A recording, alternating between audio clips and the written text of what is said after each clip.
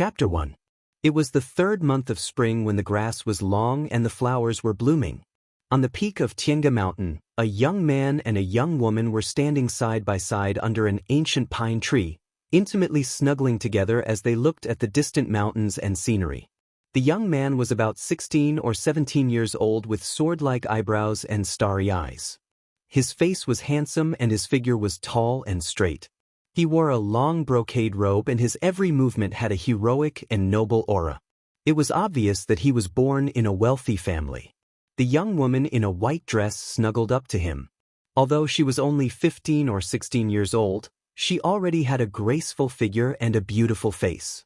She also had a fresh and elegant temperament. The young woman slightly tilted her head and looked at the young man. Her charming face revealed a faint smile as she said in a clear and sweet voice, "Big Brother Tianxing, there are still 3 days until the Sky Pillar sect comes to our Imperial Azure Kingdom to recruit disciples. At that time, all the young talents in the kingdom will gather in the Imperial City to participate in the Sky Pillar sect's entrance examination. Big Brother Tianxing, your goal has always been to enter the Sky Pillar sect. How are your preparations going?" Ji Tianxing held the young woman's small hand and revealed a confident smile. "Little sister Yunfei, the Sky Pillar sect is the #1 sect in our Tianshan region and controls 10 kingdoms in the Tianshan region. They only recruit 10 disciples from our Imperial Azure Kingdom every 3 years. Wanting to enter the Sky Pillar sect as a disciple is as difficult as ascending to heaven. However, with my current strength and talent, it shouldn't be a problem to enter the Sky Pillar sect." Hearing this, Ling Yunfei glared at him and said with a smile, "Big Brother Tianxing, you're too modest. You're the young master of the Ji family, one of the 4 great families in the Imperial City and the #1 genius of the younger generation in the Imperial City. 3 years ago, when you were still at the 9th level of the body refinement realm, you were already a top martial genius in the Imperial City. Ever since I gave you our Ling family's heirloom, the God Pearl, your Xian Jian bloodline was completely awakened. You only used 3 short years to go from the 9th level of the body refinement realm to the 7th level of the true element realm. With your cultivation speed, not to mention being the #1 in the Imperial City, you can even be called the #1 genius in the entire Imperial Azure Kingdom. Big Brother Tianxing, not only will you be able to pass the test easily, you'll even be able to secure first place and become a core disciple of the Sky-bearing sect." Being flattered by Ling Yunfei, Ji Tianxing was not arrogant at all. His face was still calm. He rubbed Ling Yunfei's head and smiled, "Little sister Yunfei, you are also very outstanding. Not only is she the daughter of the Ling family, one of the 4 great families, but she is also the most talented alchemist of the younger generation. With your strength at the 5th level of the true energy realm, you are not much weaker than me. 3 days later, you'll definitely be able to pass the test and enter the Sky Pillar sect with me. We've already been engaged for 3 years. After we successfully enter the Sky-bearing sect, I'll have my father send betrothal gifts to the Ling family and marry you as soon as possible." "Aya, Tianxing Gij, don't say any more, it's so embarrassing." Hearing this, Ling Yunfei blushed and lowered her head shyly on Ji Tianxing's shoulder. Ji Tianxing smiled and stretched out his arms to embrace her. He said in a gentle voice, "Yunfei, if I didn't meet you, I wouldn't be who I am today. My title as the #1 genius in the Imperial City is half due to you. Yunfei, when we enter the Sky Pillar sect together in the future and get married, we can be together forever. We can also cultivate together and pursue the peak of martial arts." Ji Tianxing was full of anticipation as he spoke, but he didn't see that Ling Yunfei, who was nestled in his arms, had a cold, disdainful look in her eyes. Ling Yunfei's right hand seemed to unintentionally press on his lower abdomen. Suddenly, a tyrannical origin power burst out, and a ball of crimson fire burst out from her palm. Bang! With a muffled sound, Ji Tianxing, who was caught off guard, was sent flying more than 3 meters away by Ling Yunfei's full-strength palm. He fell under the ancient pine tree with a pale face. Ji Tianxing struggled to get up and wiped the blood from the corner of his mouth. He looked at Ling Yunfei in disbelief and shouted, "Yunfei, you? Why did you do this to me?" He couldn't believe that Ling Yunfei, who had been in love with him for 3 years, would sneak attack him. At this moment, Ling Yunfei seemed to have changed into a different person. The fresh and elegant temperament on her body had disappeared. Her whole body was emitting a chill. She stared at Ji Tianxing with contempt and walked towards him step by step. Ji Tianxing, do you think that with the wealth and power of your Ji family, you can move my heart? Do you think that with the you from 3 years ago, you can make me have a good impression of you when we first met? Ji Tianxing, you are too naive. Ling Yunfei's tone was full of disdain and ridicule. Her beautiful face was also filled with a cold smile. Ji Tianxing leaned against the ancient pine tree with a pale face and looked at her in disbelief. He suddenly realized that this fiancée, who had always been gentle and elegant in front of him, had become so unfamiliar. Ling Yunfei walked in front of him and looked at him with pity. She sneered, Ji Tianxing, to tell you the truth, the reason why I have been in love with you for the past 3 years, often giving you elixirs and sparing no effort to help you cultivate, is because of that God pearl. The real name of the God pearl in your body is the God seizing pearl. I have placed it in your dantian so that it can absorb your cultivation and bloodline talent. The higher the level, the stronger the bloodline talent, the stronger the effect of nurturing the God seizing pearl. Ji Tianxing's face suddenly changed, revealing a face full of shock and anger. He shouted, Ling Yunfei, you actually used me to steal my cultivation and talent with the God-seizing pearl? You are so vicious. Under the attack of anger, Ji Tianxing's dantian was in pain and blood foam came out of his mouth. He subconsciously used his elemental energy, trying to suppress the injury in his dantian. But he suddenly realized that his dantian seemed to be sealed by some kind of power and he couldn't use any elemental energy. In a moment of desperation, he struggled to escape but found that his whole body was numb and he couldn't move at all. Seeing him like this, Ling Yunfei revealed a thick sarcastic expression and sneered, Ji Tianxing, stop struggling and give up resisting. Before going up the mountain, I had already put elemental sealing powder in your tea. Your elemental energy is sealed and your whole body is numb and stiff. There's no way you can escape. Don't forget, I am the #1 pill master in the Imperial City. In order to deal with you, I spent a whole half a month to refine the elemental sealing powder. Alright, I won't talk nonsense with you. The God-seizing pearl has already been nurtured in your dantian for 3 years. It's time to see the light of day again, hee. As she sneered, Ling Yunfei stretched out her hand and slapped towards Ji Tianxing's abdomen dantian. Red flames burst out from her palm again. Ji Tianxing was so angry that his eyes were about to split open but he was powerless to resist. He could only roar, Ling Yunfei, you sinister and despicable villain. I will never let you go. Ling Yunfei's expression became even colder. The elemental energy burst out from her palm increased by 30% and the red flames became even brighter. Bam! Ji Tianxing was hit in his dantian and instantly spat out a mouthful of blood. In the blood, there was a dark red pearl the size of a peanut. It was transparent like glass and emitted a faint red light. This was the God-seizing pearl. It contained Ji Tianxing's 3 years of cultivation and thick Xianjian bloodline power. Ling Yunfei picked up the God-seizing pearl and observed it for a moment. Her face was full of gratification. Xianjian bloodline is indeed extraordinary. 3 years to nurture the God-seizing pearl to this extent. Ji Tianxing, I really have to thank you.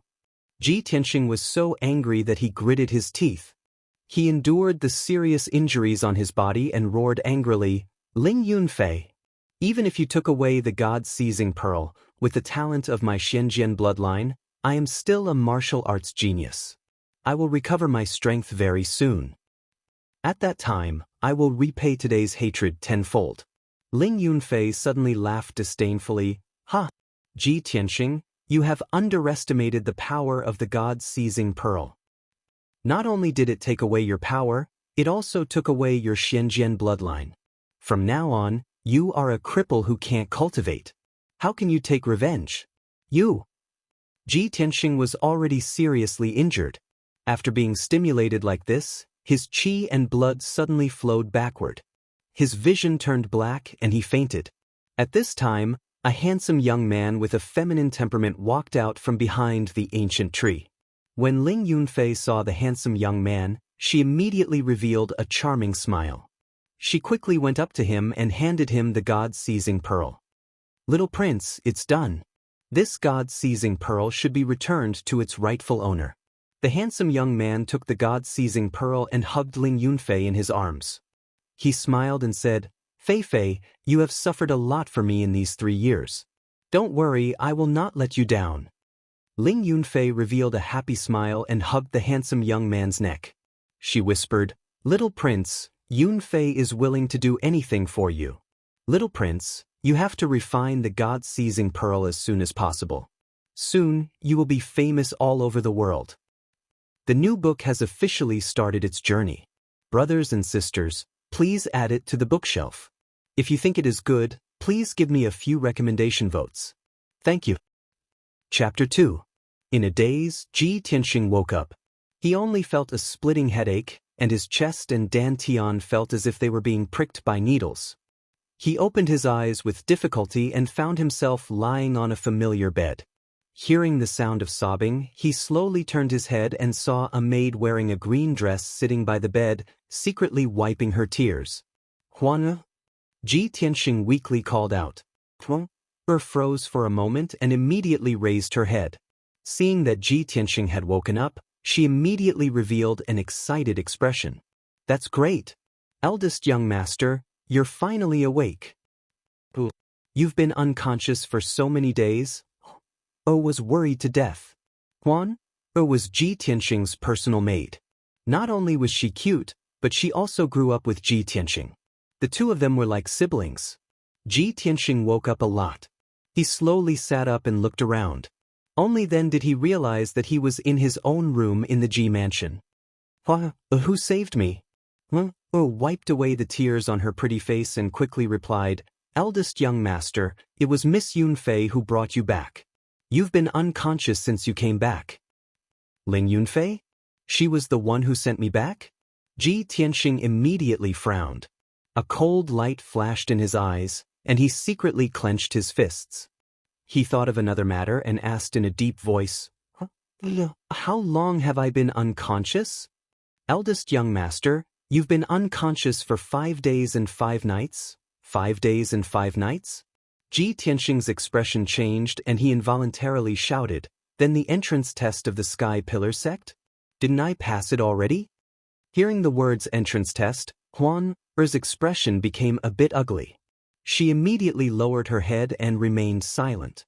Ji Tianxing saw that her expression was strange and quickly asked, "Huan, quickly tell me, what happened during the 5 days I was unconscious?" "Eldest young master?" Huan's voice carried a sobbing tone. She stuttered, not daring to say anything. Ji Tianxing had a bad premonition and became even more anxious. "Huan, tell me quickly." Huan hesitated for a moment before telling the truth. "Eldest young master, Miss Yunfei sent you back to the mansion 5 days ago. You've been unconscious the whole time, which made master very anxious. Miss Yunfei came to see you twice, and each time, she brought the Ling family's godly doctor to treat you. The godly doctor said that you are fine and will wake up after a few days of rest. The day before yesterday, the Sky Pillar sex test began. Miss Yunfei successfully passed the test and brought people to the estate to persuade Master to carry you to participate in the test. Master hesitated and was worried, but she said that your greatest wish was to enter the Sky Pillar sect. She also said that although you were unconscious, it wouldn't affect the strength test, so Master agreed." Speaking up to here, Huan paused for a moment. Her small face was filled with anger and her eyes were filled with tears. She sneaked a glance at Ji Tianxing's expression before continuing in a small voice. "Later, you were tested while you were unconscious and were only at the 3rd level of the body refinement realm. You didn't pass the Sky Pillar sex test and even became the laughingstock of the entire Imperial City. Now, everyone in the Imperial City knows about this matter." Ji Tianxing's face instantly turned as white as paper. He was so angry that his entire body trembled and he almost spat out blood. He clenched his fists tightly and roared in his heart, "Ling Yunfei, you bastard! I've treated you well for the past 3 years, but you stole my cultivation and ruined my reputation. Slut, You really have a heart as venomous as a snake and scorpion.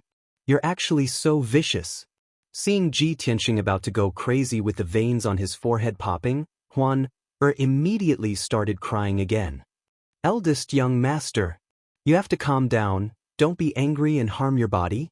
Ji Tianxing took a few deep breaths and suppressed his anger with great difficulty. But at this moment, the sound of footsteps came from outside the door. A young man dressed as a servant rushed into the room and shouted with an anxious face, "Eldest young master. Something bad has happened. Something has happened." Ji Tianxing immediately frowned and his face became even more unsightly. What happened? The young servant bowed to Ji Tianxing and quickly said, "Eldest young master, Miss Yunfei has come to the residence. She brought the marriage contract and threatened to break off the engagement. She is in the main hall right now. Master is currently pleading with her." Ji Tianxing's face suddenly became gloomy and his eyes were filled with dense anger. "I'll go take a look." He shouted in a low voice, put on his clothes and got off the bed. He quickly left the room with the young servant and rushed to the main hall of the Ji residence. Not long after, he arrived outside the main hall and saw that there were more than 10 people outside. They were all looking into the main hall. These people were the family members and young disciples of the Ji residence. Seeing that Ji Tianxing had arrived, everyone had a complicated expression on their faces as they started whispering to each other. Ji Tianxing expressionlessly walked through the crowd. Just as he arrived at the entrance of the main hall, he heard a familiar woman's voice. "Lord Ji, although you and my father agreed on a marriage contract for me and Ji Tianxing 3 years ago, this was under the condition that Ji Tianxing and I were of equal status. Now, Ji Tianxing has suddenly become a trash in the body refinement realm. This matter is known by everyone and he has become the laughingstock of the imperial city. Lord Ji, ask yourself honestly, is he still worthy of me? Our Ling family doesn't want to lose face because of him and be ridiculed by the imperial city's citizens." There was no doubt that this was Ling Yunfei's voice. "I just passed the Sky Pillar Sect's entrance test the day before yesterday. After passing the competition next month, I will officially become a disciple of the Sky Pillar Sect. Lord Ji, right now, Ji Tianxing and I are no longer people of the same world. I will become a star in the 9 heavens, and he will only be the soil underground. I must cancel this marriage contract." Following Ling Yunfei's words, a deep middle-aged man's voice sounded. "Miss Yunfei, our Ji family and your Ling family have been friends for generations. Your father and I are like brothers. Even if Tianxing suddenly met with a calamity and his cultivation declined, this matter was very sudden. Please don't mention canceling the marriage contract for the time being on account of the friendship between our 2 families. At the very least, you have to wait until Tianxing wakes up." Ji Tianxing was too familiar with this voice. This was his father, the current patriarch of the Ji family, Ji Changkong. At this time, Ji Changkong's voice sounded again. "Moreover, Tianxing is the #1 genius in the imperial city. Once his injuries recover, he will definitely rise again. Our Ji family's Xianjian bloodline is the most complete. In the future, he will definitely become a origin core expert. Miss Yunfei, please wait patiently on account of your 3 years of relationship with Tianxing." Hearing his father pleading with Ling Yunfei, the anger in Ji Tianxing's heart surged even more violently. He immediately stepped into the hall. "Father, don't beg her, tell her to withdraw." Chapter 3. In the main hall, Ji Changkong was sitting on the main seat with a painting of a flood dragon hanging on the wall behind him. He was about 40 years old and had a tall and sturdy body. His face was resolute and angular, giving him the majesty of a superior. However, his expression was not good and his eyes were filled with worry. It was obvious that he had been extremely anxious during the past few days when Ji Tianxing had been unconscious. He was pleading with Ling Yunfei when he heard Ji Tianxing's voice. He looked up at the door. Seeing that Ji Tianxing had woken up, he immediately revealed an excited smile. The stone in his heart was finally lifted. "Tianxing, you're finally awake. That's great." Ji Tianxing walked into the hall and looked coldly at Ling Yunfei. He then glanced at the 2 Ling family elders behind her. Seeing that Ji Tianxing had arrived, Ling Yunfei's face was cold as she said in an icy tone, Ji Tianxing, it's good that you're awake. Let's settle this matter today. You've already become a well-known piece of trash. Don't bother me anymore. Even if you beg me now, I won't take pity on you. Ji Tianxing's eyes were filled with anger as he sneered, Ling Yunfei. You're so vicious. So this was all your scheme. I really didn't expect that you would be so sinister and despicable when I treated you wholeheartedly and cared for you. After saying that, he raised his head and looked at Ji Changkong, who was sitting on the main seat, and said in a firm tone, Father, Ling Yunfei is a despicable and shameless bitch. I, Ji Tianxing, disdain to marry her. If she wants to break off the engagement, then let her. My Ji family will never compromise with such a person. Ji Changkong originally wanted Ji Tianxing to say a few good words to temporarily stabilize Ling Yunfei. However, he did not expect that Ji Tianxing would agree to break off the engagement on the spot. His expression changed as he shouted in shock and anger, Tianxing, are you crazy? Ji Tianxing didn't explain anything. He turned around and took the marriage certificate from Ling Yunfei's hand. He said coldly, Ling Yunfei, the Ji family takes back the marriage certificate. From now on, you and I have nothing to do with each other. Ling Yunfei was scolded by Ji Tianxing in public.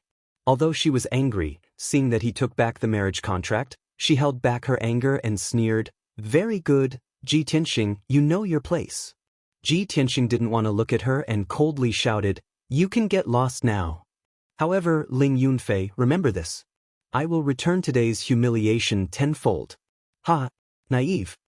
Ling Yunfei sneered disdainfully. She didn't even bother to say goodbye and left with the two elders of the Ling family. After Ling Yunfei and the other two left, Ji Changkong could no longer suppress his anger and shouted, Tianxing, are you stupid? Do you know that if you agree to break off the engagement with the Ling family, how are you going to face others in the future? The Ling family wants to destroy you. Ji Tianxing's heart was filled with anger and hatred, but he looked very calm on the surface. He said expressionlessly, Father, I have my own ideas. This engagement must be broken off. Father, please calm down. I will take my leave first. After saying that, he turned and left the hall. Ji Changkong's face was ashen. He couldn't help but smash the pear-wood table in front of him. After Ling Yunfei walked out of the Ji family, she got into a carriage outside the gate. There was a handsome young man with a feminine temperament sitting in the carriage. When he saw Ling Yunfei come in, he hugged her in his arms and asked softly, Fei Fei, is the matter settled? Ling Yunfei snuggled in his arms like a little bird and nodded, Yes, it's settled. That brat Ji Tianxing is quite tactful. He agreed without hesitation. However, I don't understand. Ji Tianxing is already crippled. Why don't we just kill him? Why do we still want to keep him alive? The handsome young man sneered and said in a low voice, The Ji family is one of the 4 great families after all. They have deep roots in the capital. If Ji Tianxing is killed, Ji Changkong will definitely go crazy. At that time, this matter will implicate us and the Ling family. It will be troublesome in the end. Ling Yunfei immediately understood and nodded. That's good. Anyway, Ji Tianxing is already crippled. After this matter is over, we can casually move a finger and kill him. After Ji Tianxing returned to his room, he let Huan leave the room and closed the door. He burned the marriage contract and sat cross-legged on the bed to check his injuries and strength. He subconsciously circulated his true essence but found that there was no true essence in his body. There was also a tearing pain in his dantian. After trying a few times, he was in so much pain that his face was pale and his forehead was covered in cold sweat. He had no choice but to accept reality. Just as Huan said, he had fallen from the true essence realm to the body refinement realm. In this world, martial artists were divided into the body refinement realm, true essence realm, Tongxin realm, and Yuandan realm. Each realm was divided into 9 grades from the lowest to the highest. As for above the Yuandan realm, it was said that there were sky origin realm martial artists who could fly. However, that was only a legend. In the past 100 years, there had not been a sky origin realm martial artist in Clear Sky Country. Ji Tianxing was the same as other martial artists. He started his cultivation from the first level of the body refinement realm. Since he was 8 years old, he used all kinds of methods to train his body and cultivate martial skills to increase his strength. 3 years ago, he broke through the 9th level of the body refinement realm. He absorbed the energy of heaven and earth and condensed it into a true essence cyclone in his dantian, reaching the true essence realm. In the following 3 years, his strength soared and improved rapidly. Last month, he successfully broke through to the 7th level of the true essence realm. At the age of 17, he was already at the 7th level of the true essence realm. He could be called the #1 genius in the capital. In addition, he had awakened the Ji family's ancestors' Xian sword bloodline. His future was limitless and he had high hopes of becoming a Yuan Dan realm martial artist. But now, it was all gone. He fell from the true essence realm to the body refinement realm and became a trash at the 3rd level of the body refinement realm. Furthermore, after he carefully checked his internal organs, he found that his Xian sword bloodline had disappeared. The truth was just as Ling Yunfei said. Not only did the God-stealing pearl take away his power, it also took away his Xian sword bloodline. The Xian sword bloodline was his biggest reliance. With this bloodline in his body, he was a martial arts genius. Sooner or later, he would be able to return to the peak. But now, the Xian sword bloodline was taken away. His hopes of rising again were destroyed. Ji Tianxing was filled with anger. The hatred in his heart had reached its limit. He could not wait to kill Ling Yunfei. His heart was filled with unwillingness. He muttered softly, "Even if my Xian sword bloodline is gone, I am no longer a genius. But my cultivation experience from these few years is still here. I want to cultivate again.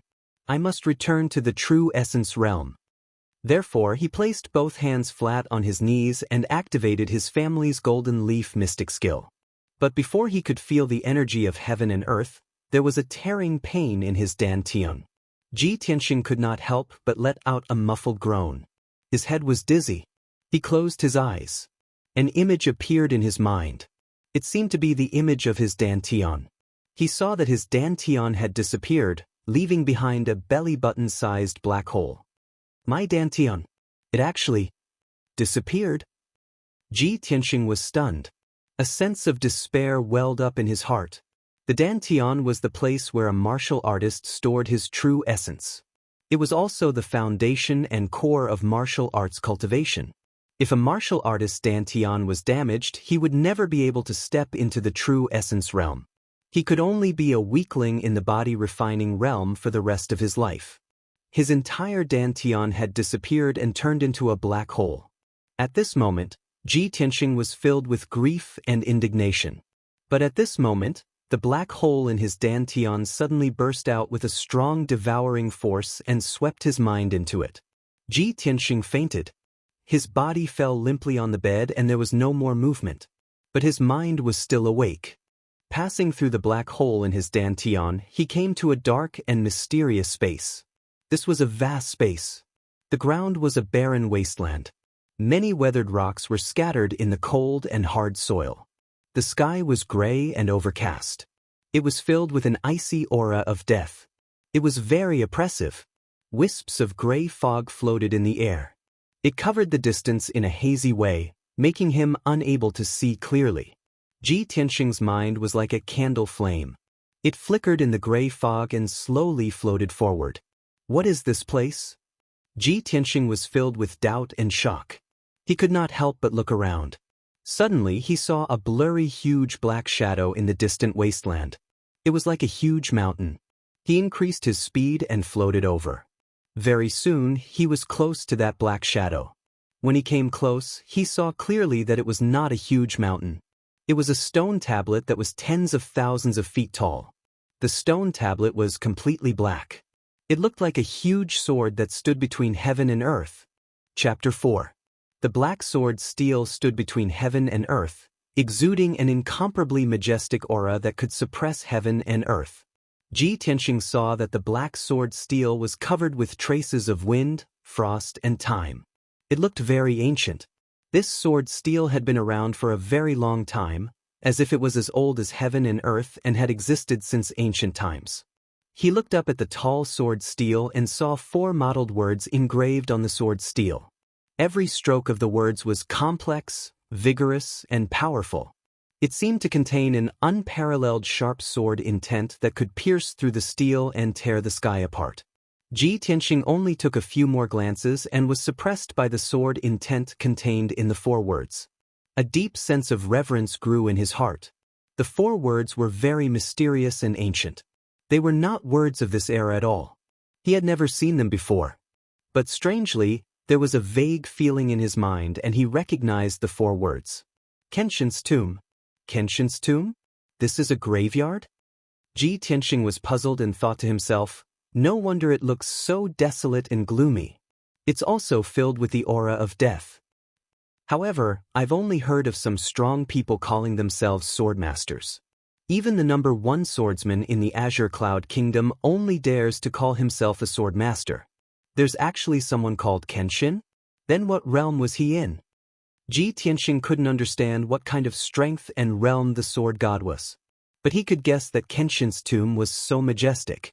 He must have been a top expert when he was alive. He retracted his gaze from the sword steel and continued to float towards the sword steel. After a while, he arrived at the bottom of the sword steel and sized up the surrounding wasteland. He saw that on the left and right sides of the sword steel, there were more than 10 black tombstones standing in a row. Ji Tianxing counted. There were a total of 18 tombstones, 9 on each side. He walked to the left row of tombstones and found that there were ancient words engraved on each tombstone. Some of the tombstones had more words, as many as hundreds of words. Some of the tombstones had fewer words, only 1 or 2 sentences or more than 20 words.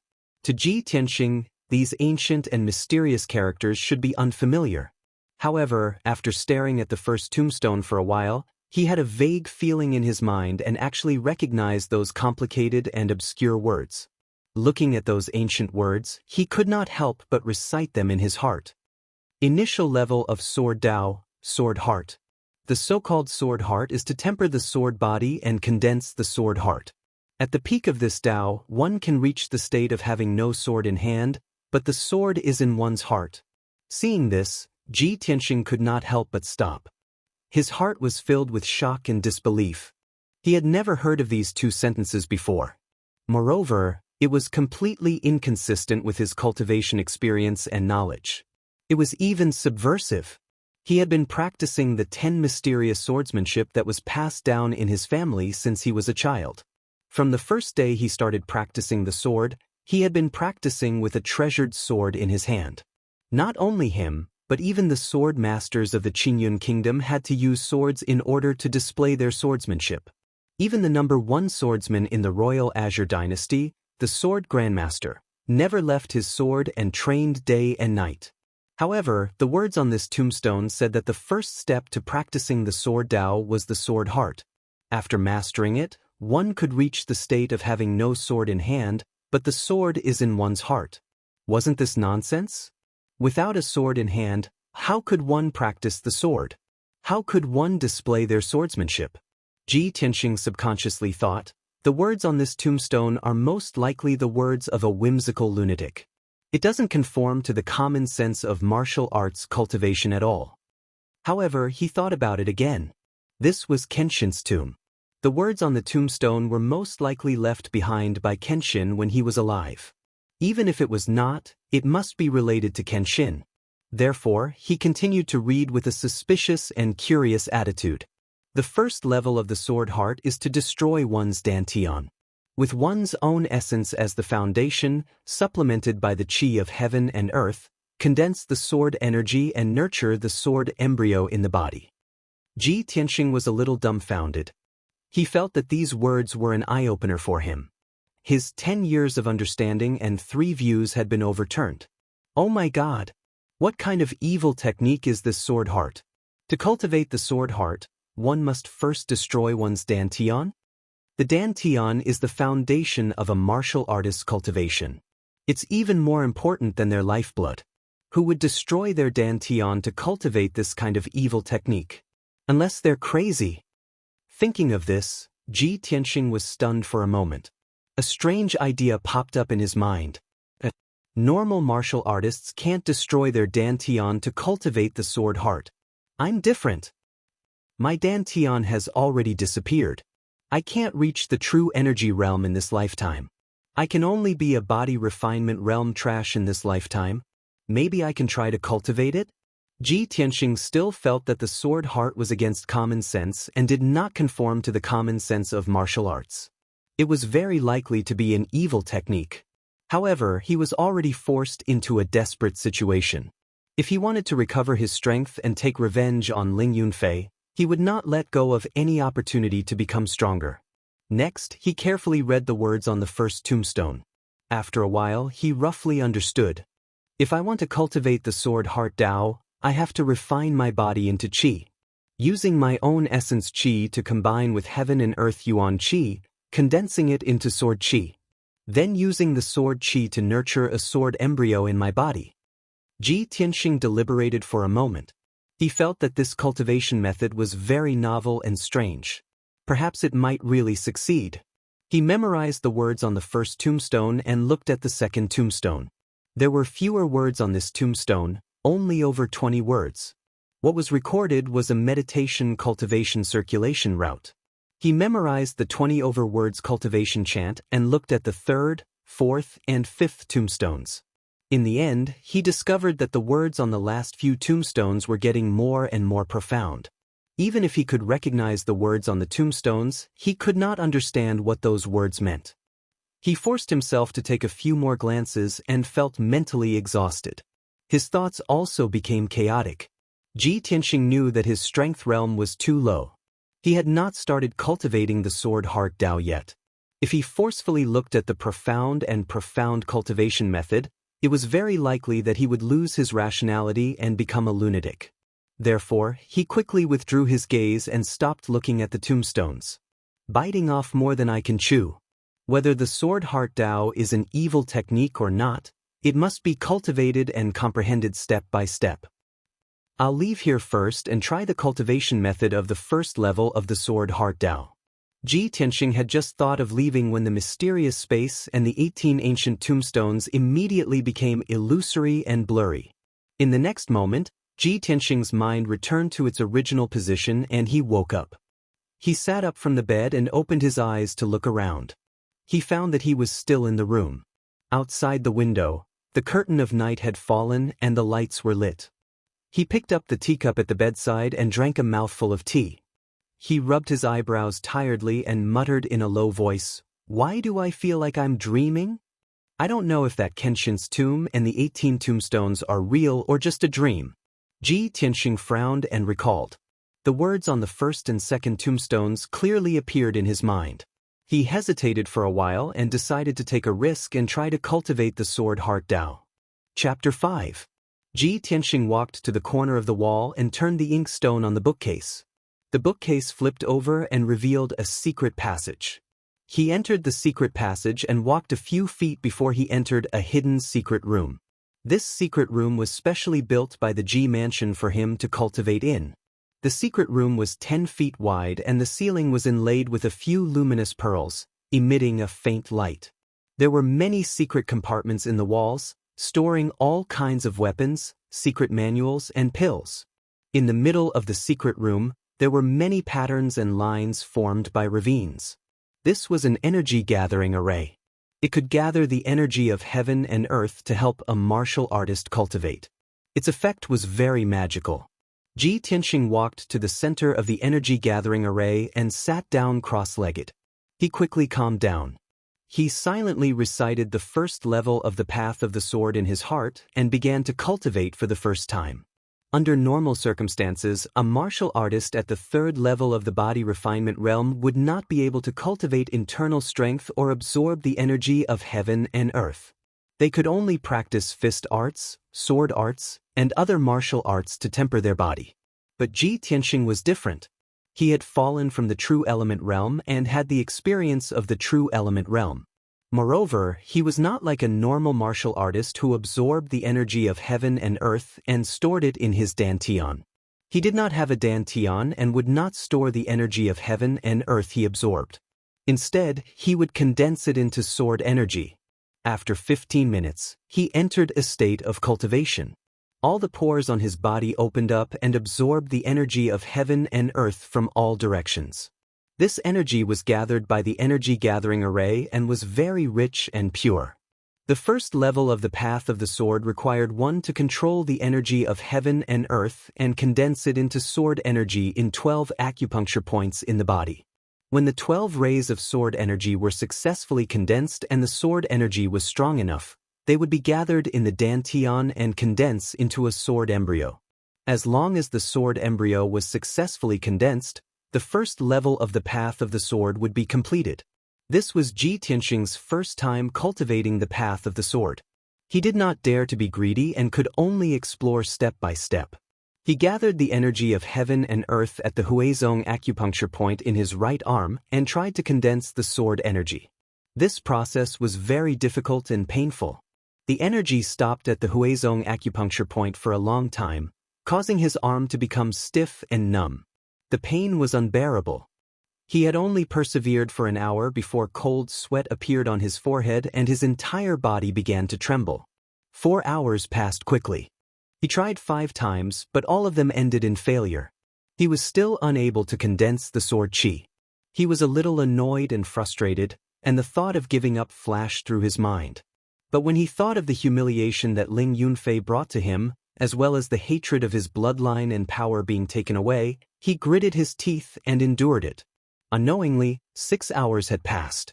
When Ji Tianxing tried to condense the sword energy for the 9th time, he finally succeeded. His spiritual qi merged with the spiritual qi of heaven and earth, forming a toothpick-sized golden sword qi, quietly floating in the Huizong meridian on his arm. Even though the golden sword energy was constantly stimulating and tempering his Huizong acupoint, causing him unbearable pain, it was still not enough. However, he was extremely excited and his heart was filled with excitement. Great! I really can cultivate the Tao of the sword heart. Even if I don't have a dantian, I can still become a sword Tao expert if I cultivate the Tao of the heart of the sword. Ji Tianxing did not rest and continued to cultivate the Tao of the heart of the sword. He wanted to condense the sword qi in the yang qi acupoint. This time, with his previous experience, the success rate of condensing the sword qi had indeed increased. He only used 5.5 hours and after 7 attempts, he managed to condense a sword qi in the yang qi acupoint.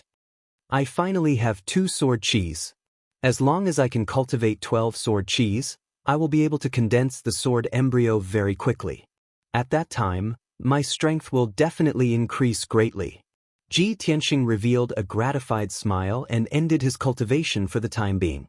When he left the secret room and returned to his room, he realized that the night had passed and it was already bright outside the window. Huan had already woken up and brought a basin and a towel to help him wash up. After he finished washing up, Huan brought breakfast in a food box. Huan served him breakfast, but she was a little absent-minded and looked like she wanted to say something but stopped. Ji Tianxing saw that something was wrong and asked her, Huan, do you have something you want to say to me? Huan hesitated for a moment before saying in a small voice, Eldest young master, yesterday you agreed to the Ling family's annulment of the marriage. This matter has already spread throughout the imperial city. The rumors outside have spread into the residence and angered master quite a bit. He seems to be a little unwell and didn't eat this morning. Ji Tianxing put down his bowl and chopsticks, his face revealing a touch of worry. The impact of this matter is too great. It's normal for father to be unable to accept it for the time being. He will only calm down after a period of time. Since he's unwell, the residents will naturally invite a doctor to take a look. There's no need to worry. I won't go see father, so as to avoid him getting angry again. I need to rest well these few days. Don't let anyone disturb me. As for the people outside, let them say whatever they want. There's no need to pay attention to them. Huan nodded obediently and continued, Eldest young master, this morning I heard from the people in the residence that Master Shui of the Spiritual Medicine Hall has come out of seclusion. Master Shui has come out of seclusion? Ji Tianxing raised his eyebrows and a smile appeared on his face. The spiritual medicine hall was one of the most authoritative medicine halls in the imperial city. Master Shui was also a famous genius doctor in the imperial city. Even the Ling family, who were experts in refining pills, had to be courteous to Master Shui.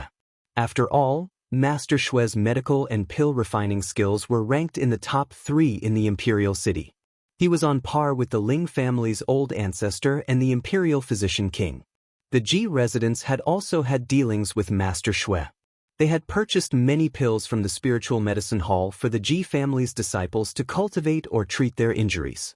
Huan looked at Ji Tianxing with a face full of hope and said seriously, Master Shui has been in seclusion for 3 months.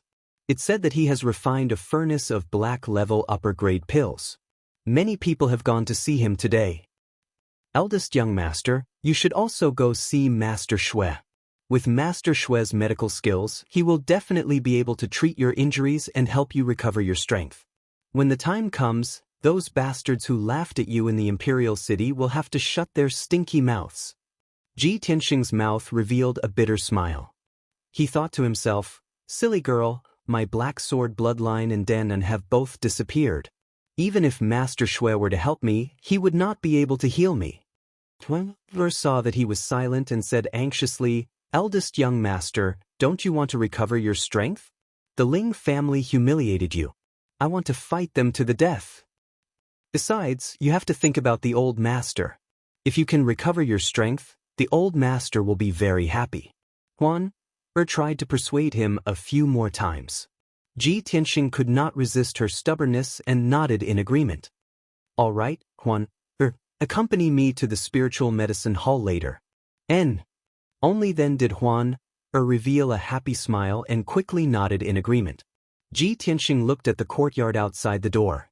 His eyes surged with light as he thought to himself, although the Sky Pillar Sect's entrance test has passed, those who pass the test will still have to participate in next month's large competition. Only those who obtain the top 10 in the large competition can become a true disciple of the Sky Pillar Sect. I still have a month's time. If I can return to the true element realm within a month, I will be able to wash away my humiliation in the large competition and get my revenge. Chapter 6. After breakfast, Ji Tianxing took Huan to the spirit medicine hall in a carriage. On the way, Ji Tianxing and Huan sat in the carriage and chatted. They inadvertently talked about Master Shui's newly refined pills. Ji Tianxing smiled and said, Huan, there will be a lot of people going to the spirit medicine hall to see Master Shui today, and there will be people from other big families among them. Huan blinked her big eyes and asked, Young master, why? Ji Tianxing explained, because profound level upper grade pills are too rare. Not to mention true energy realm martial artists, even Tongxian realm martial artists would be moved. If a profound level upper grade pill can be used, true energy realm martial artists will have a great increase in strength. Even Tongxian realm martial artists will benefit greatly from it.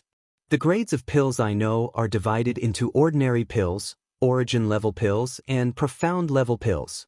Each grade of pill is further divided into low grade, middle grade, upper grade, and top grade. For example, I usually only take origin level pills. Every month, I take 20 or so pills, and it costs over 10,000 silvers. And profound level pills are even more expensive. Each pill costs over 10,000 silvers. This time, Master Shui's profound level upper grade pills can be sold for 100,000 silvers each. Moreover, he may not be willing to sell. One pill costs 100,000 silvers? Wouldn't that be enough to buy 10 houses in the imperial city? Huan was stunned. She opened her small mouth in disbelief. Ji Tianxing smiled and didn't say anything else. Not long after, the carriage arrived at the spirit medicine hall and stopped at the entrance. Before Ji Tianxing got off the carriage, he heard a burst of noise and discussion coming from the entrance. He got off the carriage and saw that the spirit medicine hall's entrance was crowded with people. There were at least 40 people. These people were all aristocratic families in the imperial city. They were all dressed gorgeously and had an imposing appearance. Ji Tianxing casually glanced around and saw many of the aristocratic family's young masters. They were all carrying luxurious gift boxes in their hands. Although the spirit medicine hall's entrance was wide open, there were only 2 black-clothed guards guarding the entrance. But the 40 or so nobles didn't dare to enter. They could only wait in a long line outside the entrance. Ji Tianxing got off the carriage and walked towards the entrance with Huan. Everyone present suddenly turned their heads and sneered and ridiculed them. "Ha! Everyone look, the Ji family's young master is here. TSK, the imperial city's #1 genius." The Ling family's engagement was cancelled. "If it was me, I would have just hanged myself." "Are you stupid? Why would you kill yourself? With the little beauty Huan, accompanying me, I can enjoy myself every night. Of course I want to live and enjoy myself." Many of the rich and powerful young masters were discussing in an eccentric manner. When they spoke, they were beaming with joy and gloating to the extreme. Ji Tianxing ignored them and walked to the entrance without changing his expression. He said to the green-clothed guard, "Please report that Ji Tianxing is here to visit Master Shui." The black-clothed guard glanced at him and expressionlessly said, "Please wait." Then he turned around and went into the spirit medicine hall. In the spirit medicine hall's guest hall, Master Shui, who was wearing a purple robe, was sitting in the main seat. He was drinking tea and chatting with the guests. Master Shui was about 60 years old. His hair and beard were all white. The long beard on his chin reached his chest. Although he was old, he had the strength of a mystic enlightening cultivator. He often took elixirs to maintain his appearance, so his complexion was ruddy. He looked like a middle-aged man in his 40s. The guest sitting next to him was a young girl in a white dress. She was beautiful and had an elegant and refined temperament. She held a luxurious white jade gift box in her hands and handed it to Master Shui. She smiled and said, "Master Shui, Yunfei heard that you came out of seclusion last night. She came early in the morning to celebrate. These 2,000-year-old jade lotus fruits are a token of my appreciation. Please accept them." Master Shui raised his eyebrows. His eyes flashed with surprise. He smiled and took the white jade gift box. Niece Yunfei is truly considerate. The 1,000-year-old jade lotus fruit is a top medicinal ingredient that can only be found by chance. Niece, you even got 2 of them at once. This old man will remember your kindness. Ling Yunfei smiled faintly and said in a tactful voice, "As the saying goes, a treasured sword is given to a hero. Only this kind of top medicinal ingredient is worthy of Master Shui's status. Moreover, Master Shui has always been on good terms with our Ling family. Yunfei came here to greet you on behalf of my father." Then this old man will thank niece Yunfei." Master Shui let out a hearty laugh as he took out a small white jade bottle from his sleeve. "Niece Yunfei, here are 2 spirit-nourishing pills. This old man refined them last night. These pills will definitely increase your cultivation and help you smoothly enter the Sky Pillar sect through the large competition." Ling Yunfei revealed a joyful expression and quickly accepted Master Shui's gift. She had just accepted the small white jade bottle and was about to say a few words of thanks. At this time, a green-clothed guard walked into the hall. He bowed and reporting to Elder Shui, the eldest young master of the Ji family, Ji Tianxing, requests an audience. Ji Tianxing? Master Shui raised his eyebrows and asked in confusion, "What is he doing here?" After saying that, he secretly glanced at Ling Yunfei. Ling Yunfei's expression also changed slightly. A trace of mockery flashed through her eyes. She quickly smiled and explained to Master Shui, "Master Shui, you have been refining pills in seclusion for 3 months and only came out last night. Perhaps you still don't know about Ji Tianxing's matter?" Ling Yunfei immediately told him about Ji Tianxing turning into a cripple and breaking off the engagement with her. Master Shui's expression changed a few times. He then shouted at the green-clothed guard, "Coax him away. A disgraced cripple still wants to beg this old man to save him?" "Understood." The green-clothed guard cupped his hands and left the hall. Ji Tianxing stood at the entrance of the elixir hall and waited patiently with a calm expression. Even though the rich and powerful children next to him whispered and looked at him with contempt from time to time, they let out mocking chuckles. However, he turned a blind eye and turned a deaf ear to them. He tried his best to suppress the anger in his heart. He knew very well that when he was still the #1 genius in the imperial city, these rich and powerful children could only look up to him and envy him in their hearts.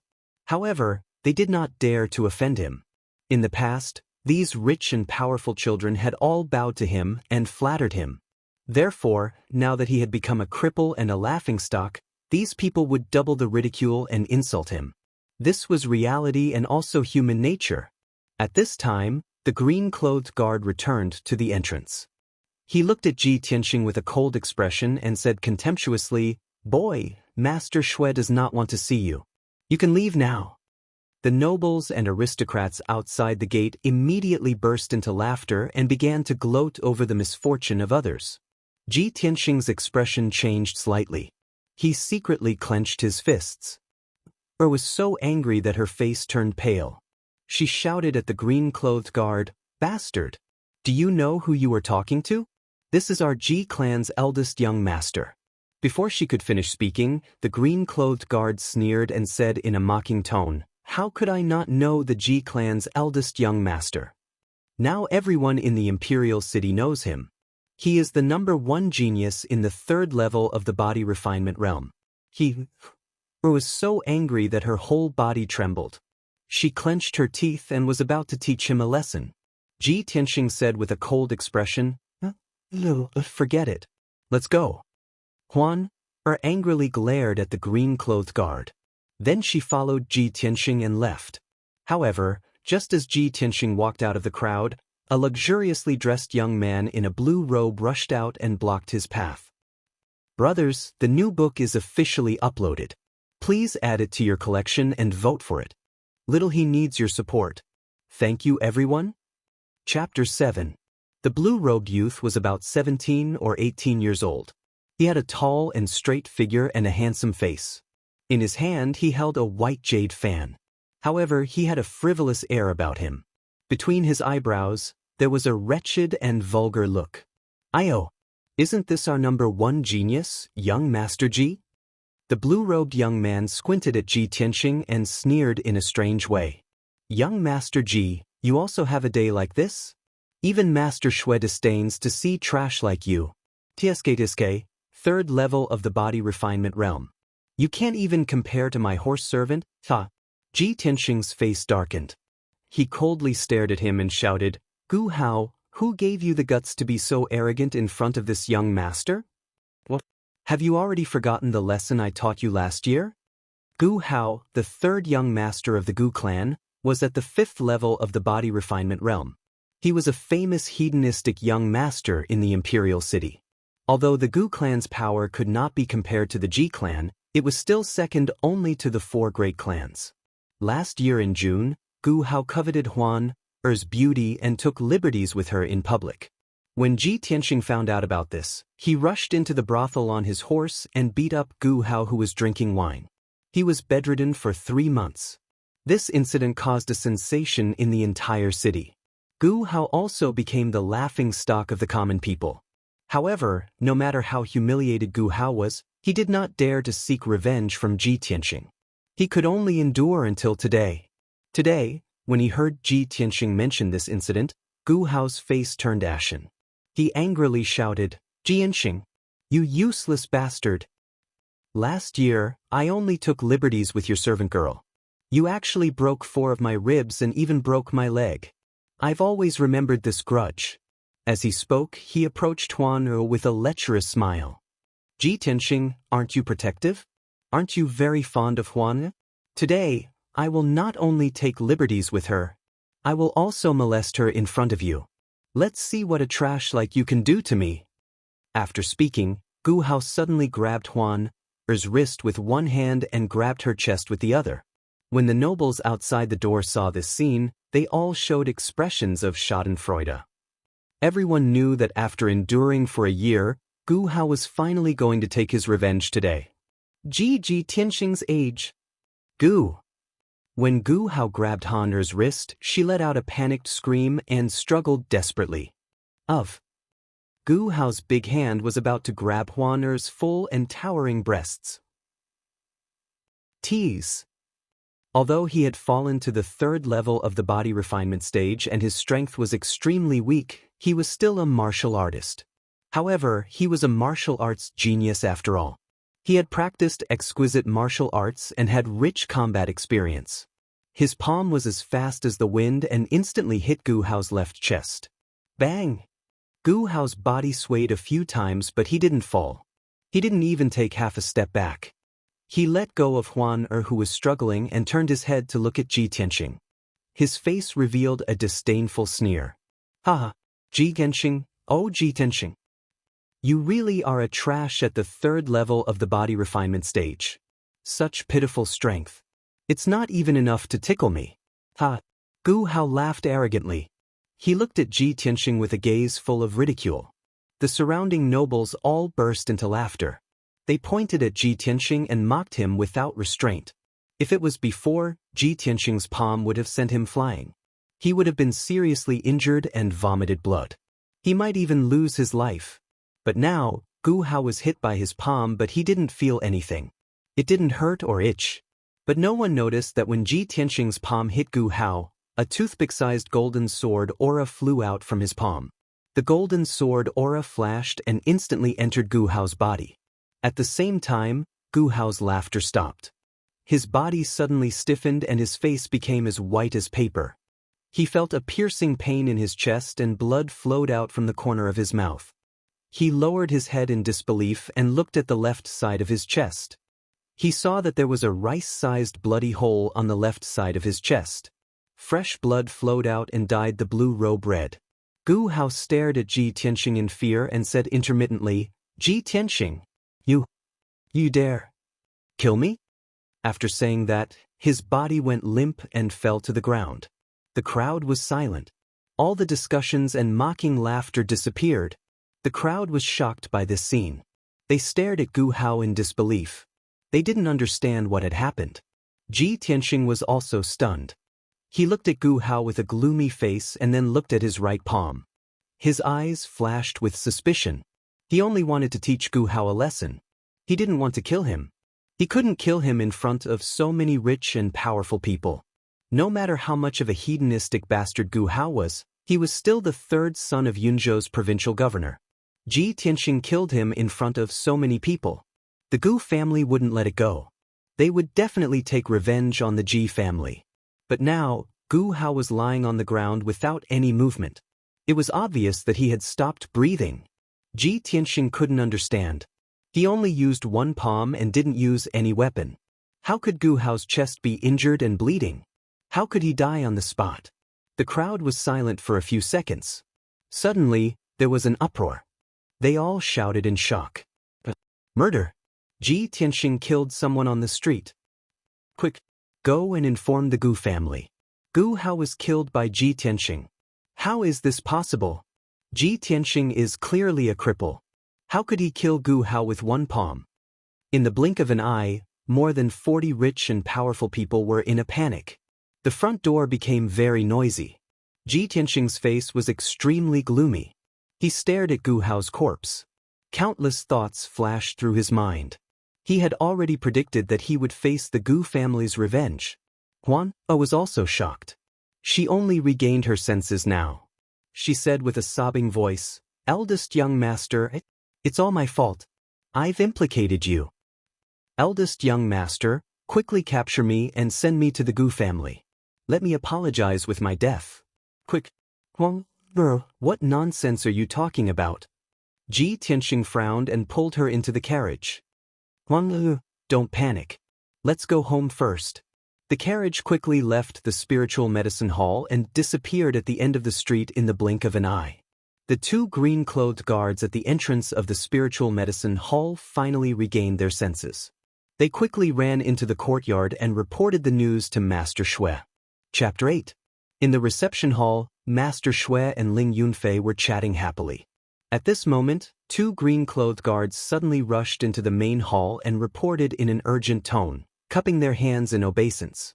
Reporting to Elder Shui, something bad has happened.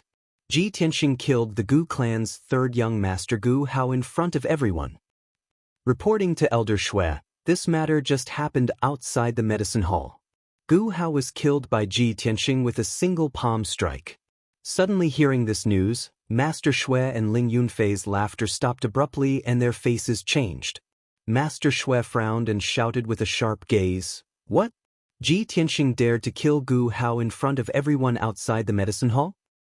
This bastard, could it be that he was rejected by this old man and killed him on the street out of shame?" Master Shui's face was gloomy and his expression kept changing. He was weighing the consequences and troubles this matter could bring. Ling Yunfei also frowned and muttered with a face full of shock, "Ji Tianxing actually killed Gu Hao? How is this possible?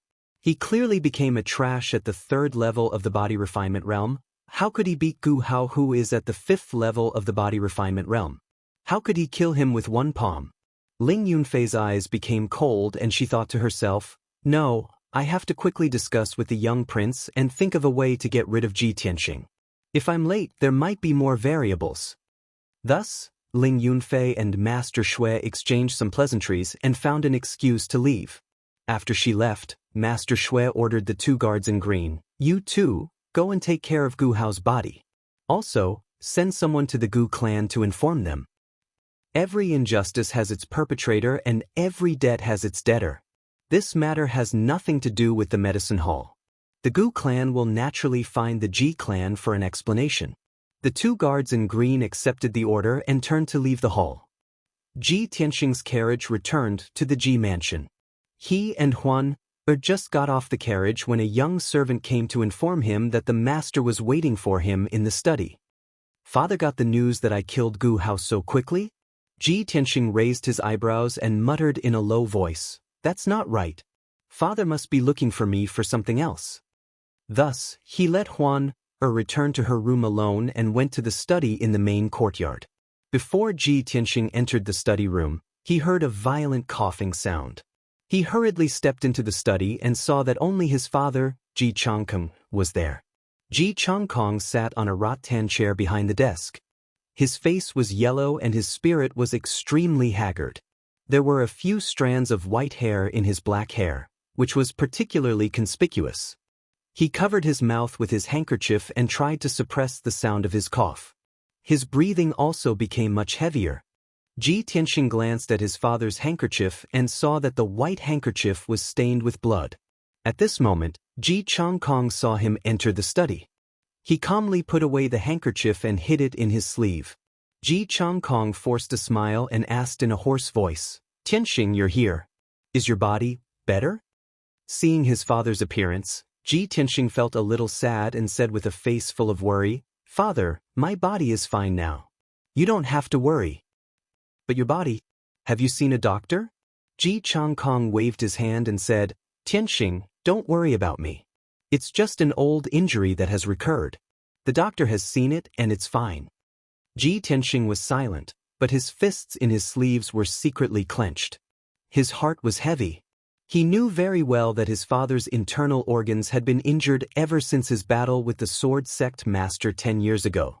After a divine doctor had seen him, they all said that there was no cure for this injury and could only be carefully nursed every day. Moreover, Ji Changkong could no longer use his true essence. Otherwise, his lifespan would be reduced and he might not live past 50 years old. In the past few years, Ji Changkong's internal injuries had recurred several times. Every time, he was tormented to the point where he wished he was dead and aged a few years overnight. At this time, Ji Changkong opened his mouth and interrupted Ji Tianxing's thoughts. With a serious expression, he said, "Tianxing, you were unconscious before, so I didn't have the chance to ask you. Later, I sent people to investigate. Before your accident, you went to Heaven Pavilion Mountain alone with Ling Yunfei. That night, you were unconscious and sent back to the residence by her. I always felt that there was something fishy about this matter. What happened between you and Ling Yunfei? Why did your cultivation dissipate overnight and drop to the 3rd level of the body refinement realm? Tell me, is this Ling Yunfei's scheme? Did the Ling family cause you to become like this?" As he spoke, Ji Changkong's face was as cold as ice. His eyes were filled with hatred and killing intent. Obviously, he had already seen through the strangeness and suspected that Ji Tianxing's crippling had something to do with the Ling family. As the head of the Ji family, one of the four great families, how could his thoughts and methods be compared to an ordinary person? Even if Ling Yunfei had a glib tongue and made up a lot of excuses to get rid of this matter, she couldn't escape his suspicion. After all, the Ji family was a family that had been passed down for nearly 100 years and was one of the four great pillars of the Qingyun kingdom. The Ji family's business was to forge weapons, and they controlled nearly half of the forging workshops in the Qingyun kingdom. Most of the millions of soldiers in the Qingyun kingdom used weapons forged by the Ji family. The divine weapons used by countless swordsmen and sword masters in the country were also made by the Ji family. The Ji family's wealth and power were enough to make the royal family wary. Ji Changkong controlled the huge Ji family and was able to defend their 100 years of foundation without declining. How could he be a mediocre person? Ji Tianxing had long expected that his father would suspect the Ling family. It was just that he hadn't found any evidence yet. Once his father got his hands on the evidence, he would definitely use all of the Ji family's wealth and power to take revenge on the Ling family. Because he was his father's most beloved son, the most proud genius of the Ji family. Ever since he was born, his mother had passed away. His father felt guilty in his heart, so he especially doted on him and devoted his life to nurturing and teaching him. Many times, Ji Tianxing felt that even if he killed the crown prince or the emperor one day, his father would not hesitate to rebel and go to war with the Qingyun kingdom for him. Now that his dantian was destroyed and he had become a cripple, his father would definitely not let the Ling family go. Even if it was a life and death struggle, his father would not give up. But this was exactly what Ji Tianxing didn't want to see. In the past 10 years, the Ji family that was at the peak of its power had become the target of public criticism. Many forces tried to overthrow the Ji family, and even the royal family had some intentions of suppressing the Ji family. The Ji family was also full of contradictions. A few collateral descendants were eyeing the position of the family head covetously. Ji Changkong's health was deteriorating and his control over the family was gradually declining. The Ji family situation was getting more and more dangerous. The Ling family was an elixir family. Their wealth and power were on par with the Ji family. Under the management of Ling Yunfei and her father, the Ling family secretly colluded with the royal family. They also won over many forces and experts, causing the Ling family's power to grow bigger and bigger.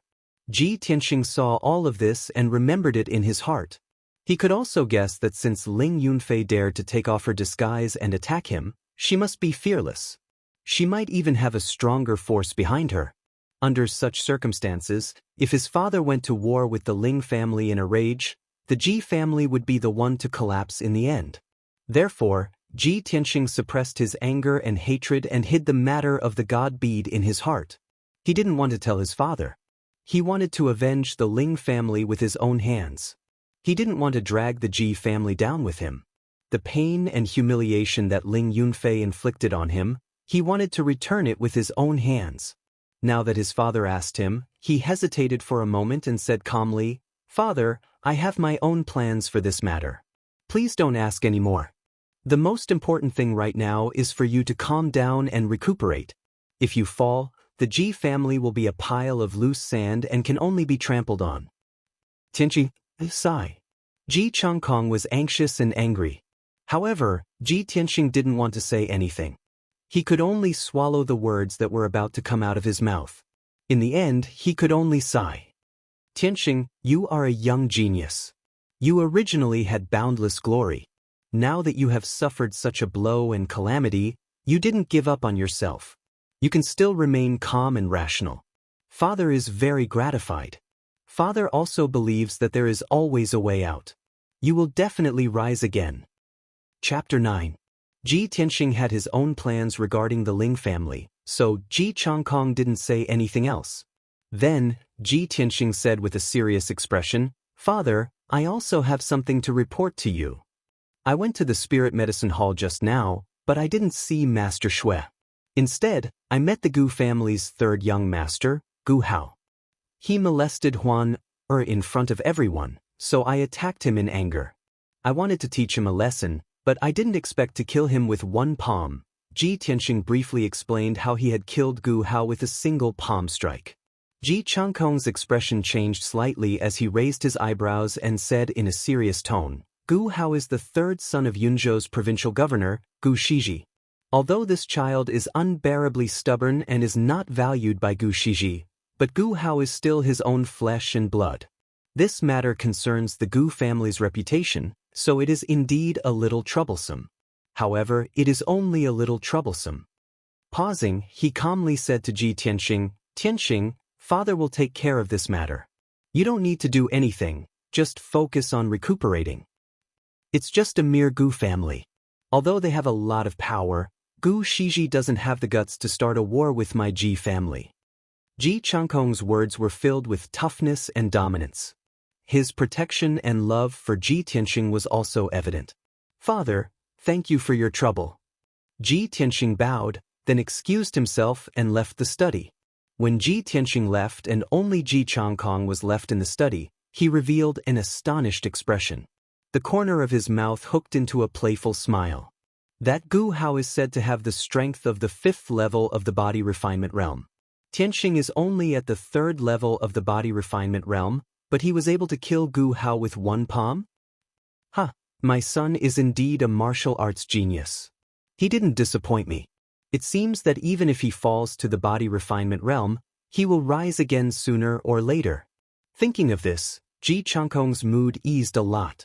The dark clouds that had accumulated in his heart over the past few days also dissipated. When Ji Tianxing returned to his residence, he saw Huan sitting in the room in a daze with tear stains on her charming face. He smiled and comforted Huaner with a few words.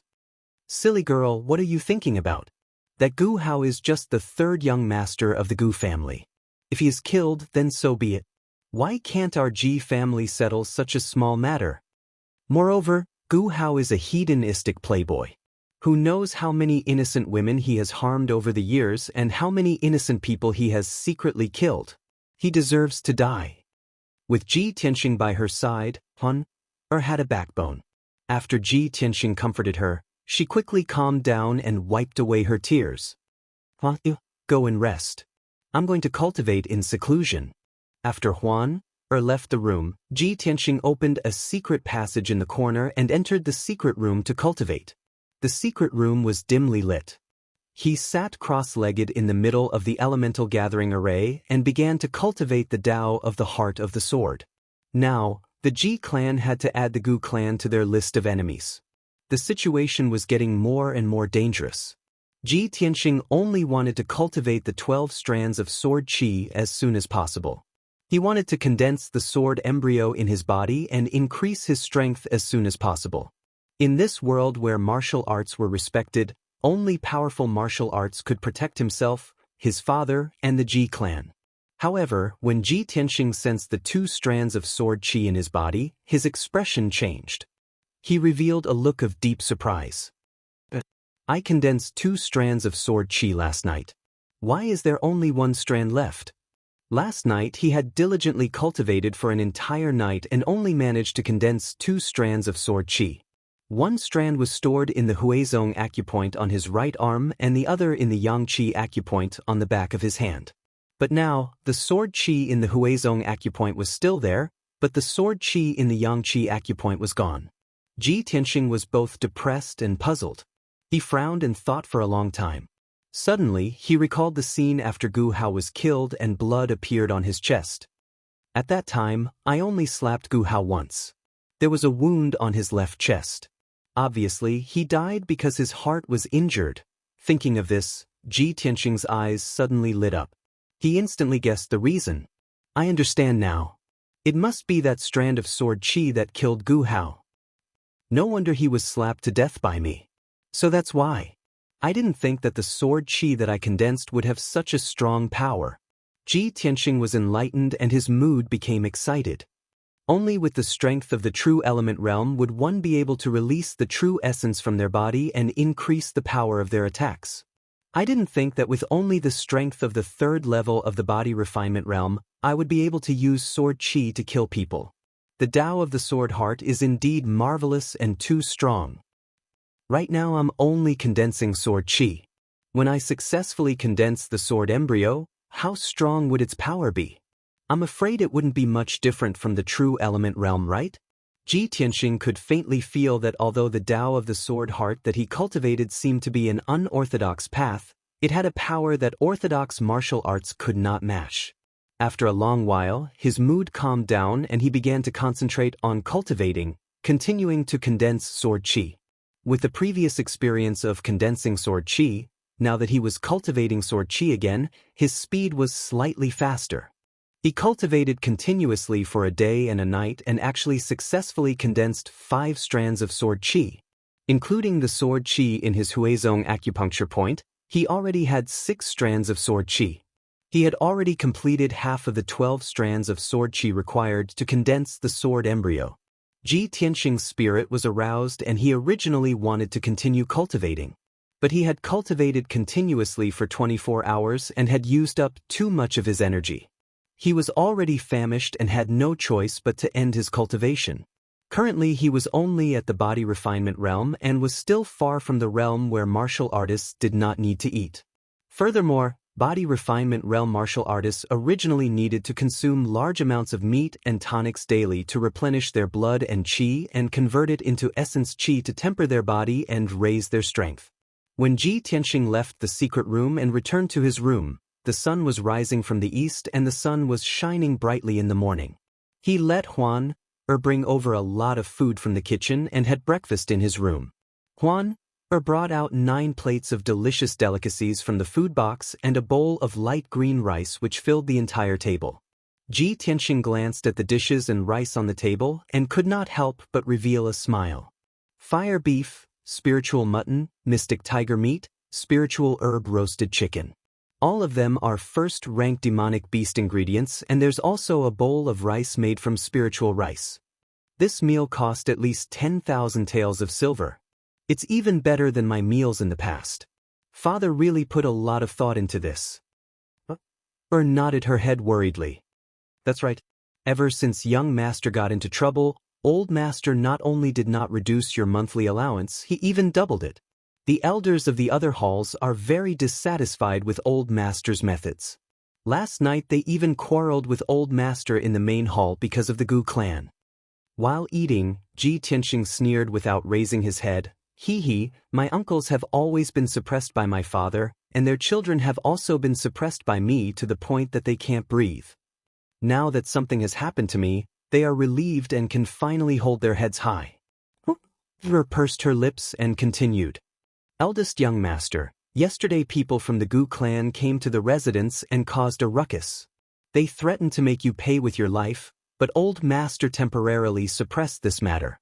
Today, the Gu clan found the help of 2 other aristocratic families and joined forces to pressure old master. Today, old master went to negotiate with them. The 3 elders of the residence not only did not help old master resolve this matter, but they also secretly rejoiced in others' misfortune. They discussed handing you over to the Gu clan to be dealt with so that the Ji clan would not be implicated. Ji Tianxing continued to eat without changing his expression. It was obvious that he had already expected the reaction of his 3 uncles. He was not surprised or angry at all. Chapter 10. After eating breakfast, Ji Tianxing's physical strength was replenished and his mental state was much better. While Huan was busy cleaning up, he walked out of his room and rushed to the martial arts hall to test his current strength. After all, he had already cultivated 6 flashes of sword energy and felt that his strength had increased by quite a bit. He really wanted to know if cultivating the Tao of the sword could increase his strength, and by how much? The Ji mansion was very large, covering an area of more than 1,000 mu. There were 7 courtyards in total and over 1,000 people in the mansion. From Ji Tianxing's cool breeze courtyard to the second courtyard's martial arts hall, he had to pass through 2 courtyards and walk for half a quarter of an hour. Along the way, Ji Tianxing met many servants and maids, as well as a few distant relatives and branch descendants of the Ji family. Although his cultivation had been crippled and he had become the laughingstock of the imperial city, this matter was already known to everyone. However, he was still the young master of the Ji family. Those servants, maids, and branch descendants had a relatively low status in the mansion and still did not dare to be disrespectful to him. Even though some of the branch descendants were secretly rejoicing in Ji Tianxing's misfortune, they still had to respectfully bow in front of him, not daring to overstep their boundaries. Half a quarter of an hour later, Ji Tianxing arrived at the second courtyard. Outside the martial arts hall, there was a square with a radius of 1,000 zhang. The ordinary descendants of the Ji family would usually practice martial arts here. Ji Tianxing was the most respected young master and also the heir to the family head position. Naturally, he would not mix in with the ordinary descendants to practice martial arts. He had a training room specially built for him by the Ji mansion and enjoyed the best treatment and cultivation resources. When he stepped into the square, there were more than a dozen Ji family descendants practicing their swords. For a long time, the gap between Ji Tianxing and these young boys and girls was too big. They could only look up to him from afar and regard him as their idol. Ji Tianxing would occasionally come to the martial arts hall and these young boys and girls would scramble to curry favor with him. If anyone could receive a word of praise and encouragement from him, they would be able to show off in front of others for several months. But now, when Ji Tianxing crossed the square and walked towards the martial arts hall, those young boys and girls stood in the distance and looked at him with complicated expressions. No one came up to him, and there were no more respectful or excited faces. Only whispers and low laughter could be heard. Ji Tianxing ignored them and did not get angry. He stepped into the martial arts hall expressionlessly. Only mediocre people would be afraid of losing their dignity and reputation. Only mediocre people would care about the schadenfreude and ridicule of the weak. Ji Tianxing didn't care. Even if his strength had fallen to the body refinement realm, he still had a tenacious and indomitable heart. In his eyes, the young men and women in the square were still weak and not worth mentioning. After entering the main hall of the drill hall, Ji Tianxing went straight to a high platform in the corner. On the 3-meter-tall stone platform, there was a black stone pillar engraved with veined patterns. It was the psychic stone used to test a martial artist's strength. Ji Tianxing walked up to the high platform and stared at the psychic stone pillar with anticipation in his eyes.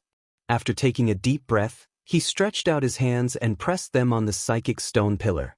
The black veined patterns on the stone pillar reacted, and a few of the veined patterns lit up with a faint white light. The white light represented the strength of the body refinement realm, and the number of veined patterns represented the specific level. Ji Tianxing counted in his heart, 1, 2, 3, 6 veined patterns, 6th level of the body refinement realm. This result made him raise his eyebrows. His eyes revealed a deep smile, and his heartbeat also doubled. I've only cultivated the sword heart Dao for 2 days, and I actually went from the 3rd level of the body refinement realm to the 6th level? Thinking back, I used a year to go from the 3rd level of the body refinement realm to the 6th level. I could already be considered a genius. Other Ji clan disciples would need at least 2 years, or even 3 years. Although I'm cultivating from the beginning, my recovery speed should be very fast. But to rise by 3 levels in 2 days, isn't this too terrifying? The wonders of the sword heart Dao made Ji Tianxing excited. His hands couldn't help but tremble. A thought immediately appeared in his mind. At this speed, before the large competition next month, I will most likely be able to return to the true element realm. There's hope for revenge. After calming down, Ji Tianxing quickly withdrew his hands. The veined patterns on the psychic stone pillar also dimmed. He swept a glance around the main hall. Seeing that there was no one else around, he relaxed. The sword heart Dao was his biggest secret. He didn't want anyone to know about it for now. His strength was quickly recovering. After a while, Ji Tianxing walked out of the main hall. Under the gaze of many Ji clan disciples, he left the martial arts hall. Although the Gu clan's matters are troublesome, with father's methods, it shouldn't be long before things settle down. I only have 1 month left. I must work hard on cultivating the sword heart Dao and quickly recover my strength. Ji Tianxing silently calculated. He prepared to return to his residence and continue his closed-door cultivation. However, just as he was passing through the 3rd courtyard, he encountered a young man wearing a green robe and holding a dark gold sword. The youth's age was similar to Ji Tianxing. His face was handsome and fair, and his figure was tall and straight. He had the temperament of a heroic noble young master. When he saw Ji Tianxing walking towards him, he immediately revealed a gentle smile and quickly walked forward. "Big brother, I was just about to look for you. I didn't expect to meet you here." Ji Tianxing stopped and raised his eyebrows. With a calm expression he said, "Ji Hao? Why are you looking for me?" Ji Hao was the son of the Ji clan's second elder. The second elder was Ji Tianxing's second uncle. Ji Hao was his younger cousin. Ji Hao was 1 year younger than Ji Tianxing. His talent was also considered good. His strength had reached the 9th level of the body refinement realm, and he had hopes of entering the true element realm this year. In the past few years, Ji Hao and Ji Tianxing had been very close. He had always followed Ji Tianxing's lead and was very respectful to him. Among the younger generation of the Ji clan, only Ji Hao was the closest to him.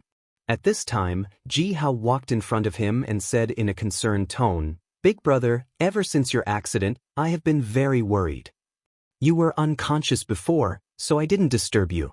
Now that I know you are fine, I was about to go visit you."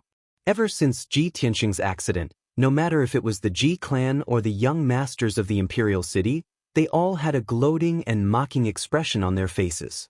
Ji Tianxing thought that Ji Hao's attitude would change, but he didn't expect Ji Hao to be the same as before.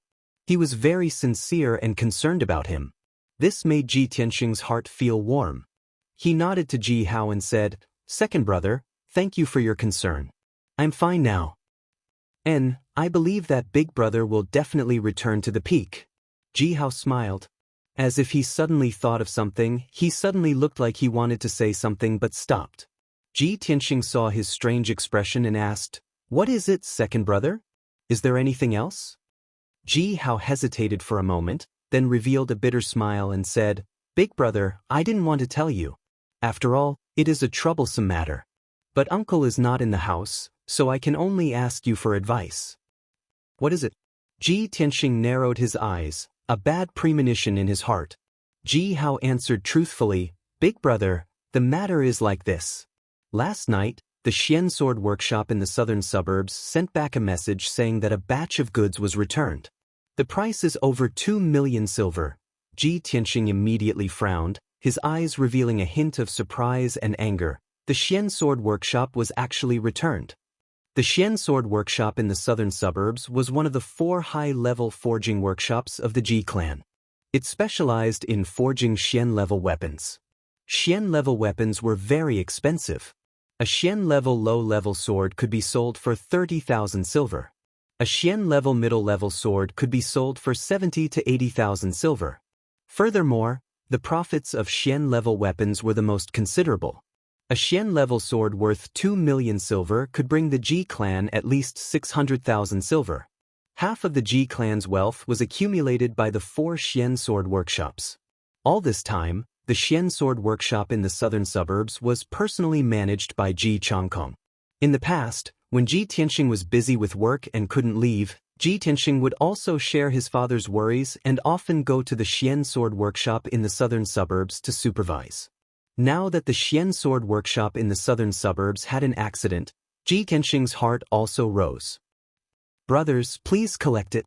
Please support it with your recommendation tickets. Thank you, everyone." Chapter 11. The Ji family was the #1 blacksmithing family in the Qingyun Kingdom. They were the authority in the world of blacksmithing and were well known in the neighboring countries. For so many years, the black-grade swords forged by the Ji family had always been praised and sought after by various experts. There had never been a problem. Things like returning the goods were very rare.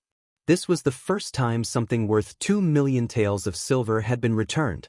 Ji Tianxing asked Ji Hao with a gloomy face, "Second brother, what is going on? Who dares to return our goods?" "It's the Gu family."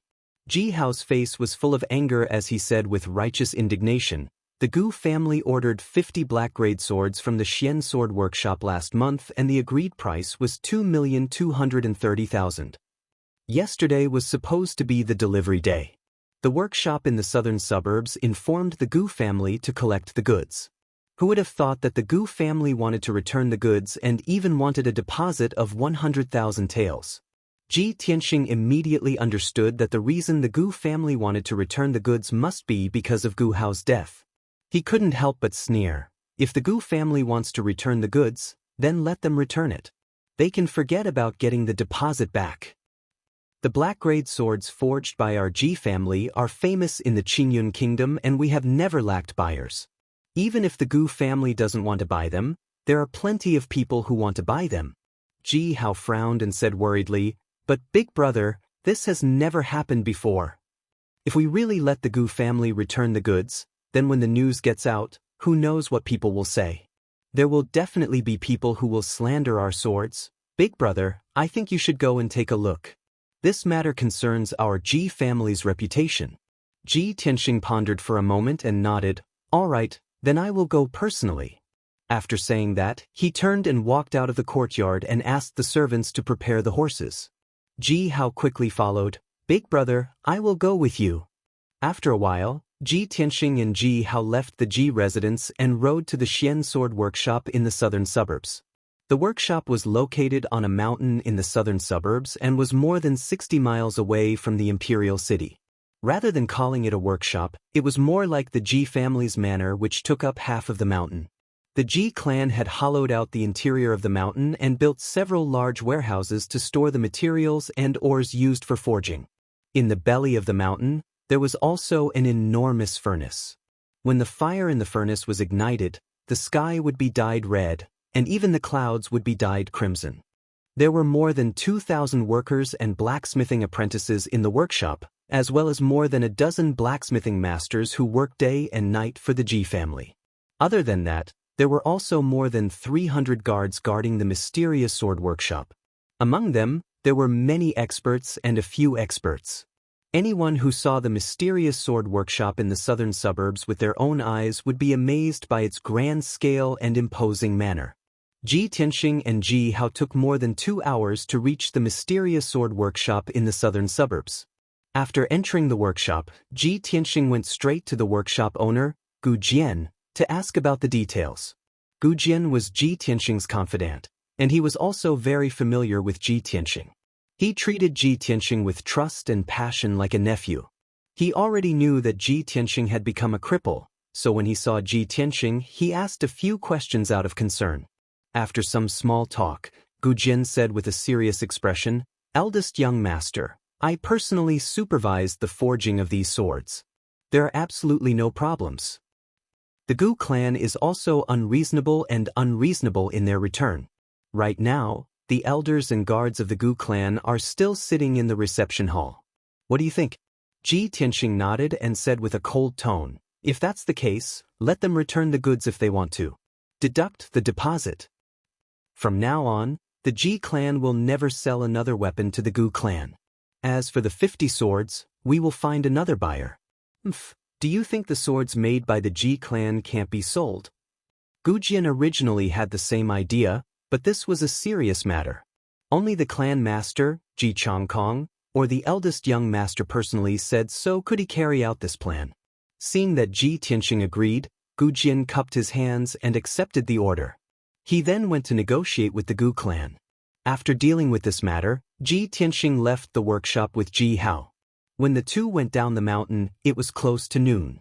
There was no one on the official road at the foot of the mountain, only the two of them were galloping. An hour later, the two of them were riding through a lush green forest. Ji Tianxing suddenly realized that there were several horse-tripping ropes in front of him on the official road about 30 meters away, blocking his path. Ji Tianxing hurriedly pulled on the reins, wanting to stop the galloping white horse. The white horse let out a neigh and galloped for another 7 to 8 meters before stopping in front of the tripwires. Ji Hao's horse also stopped beside him. It even raised its front hooves high, almost knocking Ji Hao off his horse. "Second brother, be careful. There might be an ambush here," Ji Tianxing reminded Ji Hao in a low voice. He gripped the black level upper-grade treasure sword at his waist, the Blood Dragon sword. Ji Hao immediately understood and also pulled out his black gold treasure sword with a clang. He looked around vigilantly.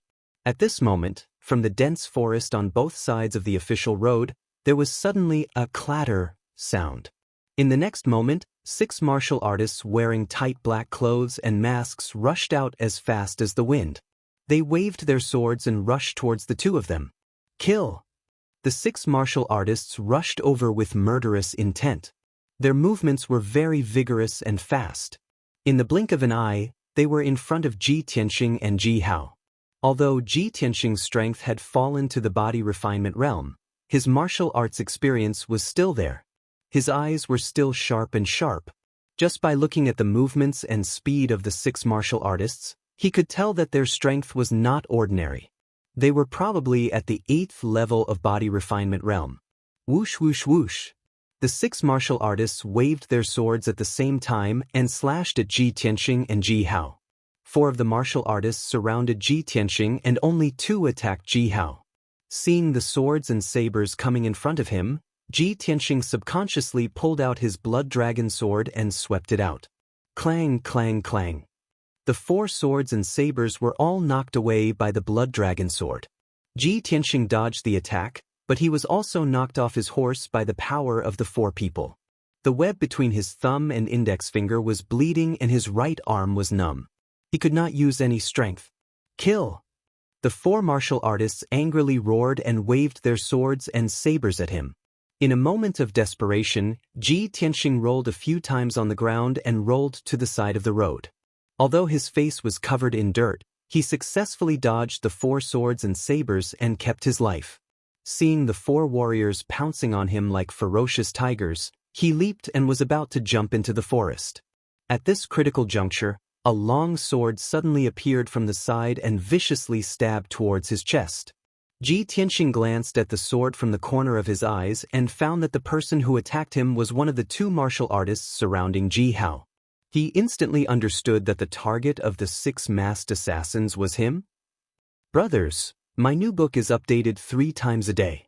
I beg everyone to vote for me. Chapter 12. At this critical moment, Ji Tianxing was about to be stabbed by the sword. Ji Hao suddenly shouted angrily and rushed over anxiously with his sword. Big brother, be careful. His figure flashed and rushed to Ji Tianxing's side. He waved his sword and knocked away the sword. Ji Tianxing was lucky enough to escape and successfully jumped into the forest. Ji Hao helped him block the sword and was immediately surrounded by several masked assassins. He waved his sword to block the attack of the masked assassins and did not forget to urge, Big brother, these assassins are coming for you. Run quickly, I will hold them back. As soon as his voice fell, his left arm was stabbed and blood immediately dyed his blue clothes red. Ji Tianxing saw that he was surrounded by several assassins and was in a very dangerous situation. He did not want to leave him alone to escape. But Ji Hao was stronger than him. If he stayed, he would only be a burden to Ji Hao. Under such circumstances, Ji Tianxing made a prompt decision and immediately turned around to escape. He ran wildly into the forest. His body was as agile as a lynx. He shuttled through the dense forest and was not much slower than on flat ground. 2 assassins entangled Ji Hao. The other 4 rushed into the forest and chased after him with all their strength. The dense forest was full of thorns and weeds. Ji Tianxing had many wounds on his body and blood dyed his clothes red. But he did not have time to pay attention to it. He could only desperately run away. But the 4 assassins were stronger and faster than him. It did not take long for them to catch up with him. Ji Tianxing saw that there was a cliff in front of him. He had no choice but to escape to the top of the mountain. After about 10 breaths of time, he escaped to an open space on the top of the mountain. The open space was more than 100 feet wide. The ground was covered with a thick layer of leaves and was surrounded by dense forest. The 4 assassins also caught up. They spread out and surrounded the open space. Little brat, keep running? Let's see where you can run to now. Prepare to die. Kneel down and beg for mercy. I will give you a quick death. The assassins sneered mockingly, like a cat playing with a mouse. Ji Tianxing had nowhere to run. A trace of despair welled up in his heart, and his expression was extremely unsightly. However, he refused to give up struggling. He would rather fight to the death than beg for mercy. He gripped the blood dragon sword and stared coldly at the masked assassins. He roared, "Who sent you to kill me? Hee, you'll know when you die." The leader of the masked assassins sneered and swung his saber at Ji Tianxing's neck. Ji Tianxing hurriedly waved his sword to block, but he was forced back a few steps by the saber. The blood dragon sword in his hand almost flew out of his hand. Taking advantage of this opportunity, the other 3 assassins brandished their swords and attacked him, leaving a few deep sword wounds on his body. On his back and thigh, there was a chopstick-length wound. Blood was gushing out of the wound, dyeing his white robe red. Ji Tianxing's face turned as pale as a sheet of paper. Cold sweat broke out all over his body. He resisted the severe pain and didn't fall down. As long as the 4 assassins attacked him 2 more times, he would die on the spot. There was no chance of survival. However, just as the assassins were about to attack again and take his life, a crisp and melodious bird's cry suddenly sounded above everyone's heads. The bird's cry sounded above the mountain peak, and Ji Tianxing could tell that it was definitely not the cry of an ordinary bird. The next moment, a huge object flew above everyone's heads and covered the scorching sun in the sky. The empty space within a radius of more than 100 feet, as well as Ji Tianxing and the 4 masked assassins, were all covered by the shadow. Everyone stopped attacking and looked up at the sky subconsciously. They saw a huge white bird that was as big as a house. It was 100 meters above the ground in the sky, looking down at them from above. The huge bird was snow white, and only its tail feathers were black. There was a crimson crest on its head, and its appearance was almost the same as a white crane. However, Ji Tianxing had never seen such a huge white crane before. The white crane's body was as big as a house, and its pure white wings were as wide as 30 meters when they spread out. He suddenly remembered that he had seen an introduction of this huge bird in a book. This is a spirit crane? It's very likely to be the spirit beast white crane mentioned in the book. Most of the beasts that lived in the mountains and rivers were ferocious beasts and demonic beasts. Even if they were captured, they were difficult to tame. However, spirit beasts were different. They all had spirituality, were human-like, and could be tamed. Ji Tianxing heard that the royal family of the Azure Cloud Kingdom raised a few spirit beasts, and it was said that the Sky Pillar sect also had many powerful spirit beasts. However, these were only what he had heard. Now that he had seen the legendary spirit crane with his own eyes, it was naturally an eye-opener and his heart was incomparably shocked. At this moment, he suddenly saw that there was a person standing on the broad back of the white spirit crane. Ji Tianxing was even more shocked. After careful observation, he realized that it was a graceful figure and a peerless beauty dressed in snow-white clothes. The young girl was about 17 or 18 years old. She wore a long white dress, had a tall figure, and had long black hair that hung down to her waist. She held a sword in a black scabbard in her hand. She stood on the back of the spirit crane with an indifferent expression, looking down at the crowd from above. The strong wind in the sky blew her clothes and long hair, causing her clothes to flutter and her temperament to be otherworldly, as if she was an otherworldly fairy. Ji Tianxing stared at her, revealing a stunned expression, and his heartbeat quickened. He was certain that even if he were to search the entire Qingyun kingdom, he would not be able to find a beauty like her. Her skin was as white as snow, and she was as beautiful as autumn waters. Such a graceful fairy in white shouldn't exist in the mortal world. She should be in the celestial palace above the 9 heavens. At the same time, the 4 dumbfounded assassins regained their senses and retracted their astonished gazes. They did not forget the mission on their shoulders. Once again, they shouted angrily and brandished their swords to kill Ji Tianxing. Kill! Go to hell! Saber light and sword shadows flashed, and the open space on the mountain peak was overflowing with killing intent. Ji Tianxing endured his injuries and hurriedly brandished his sword to block. However, the peerless beauty on the spirit crane's back suddenly drew her sword. Clang! The moment the sword was unsheathed, the blade emitted a biting cold light, like a pool of autumn water. Swoosh, swoosh, swoosh, swoosh. The peerless beauty brandished her sword and 4 3-foot-long sword rays descended from the sky, piercing towards the 4 masked assassins. In just a moment, the 4 sword rays pierced through the heads of the 4 assassins at the same time. The assassins froze on the spot. Their hands holding their swords were still in midair, but blood spurted out from their heads. In the blink of an eye, the 4 of them died at the same time. Their corpses fell to the ground and lay in the thick layer of fallen leaves, no longer moving. Ji Tianxing was also stunned. He stared dumbfounded at the 4 assassins' corpses, and his heart was in turmoil. She only swung her sword casually, but she was able to instantly kill 4 assassins from 100 meters high in the air with her sword aura? What realm has her strength reached? Chapter 13. Ji Tianxing knew very well that the lady in white's strength was far beyond the true energy realm. Although a martial artist at LV7 of the true energy realm could release his true energy as an attack, the limit of his true energy was 3 meters away from his body. Only an expert at the Tongxian realm could condense his true energy into a sword ray and kill someone within 30 meters. For the white-clothed beauty to be able to kill an enemy 100 meters away with a single strike, she was definitely an expert of Tongxian stage 7 or above. After all, his father, Ji Changkong, was an expert at LV6 of the Tongxian realm, but he was definitely not as powerful as the lady in white. Just as Ji Tianxing was shocked and secretly analyzing the situation, a muffled sound suddenly came from the forest behind him. Bang! Bang! Bang! Every dull sound was like a drumstick, shaking Ji Tianxing's heart. He felt the ground tremble with the dull sound.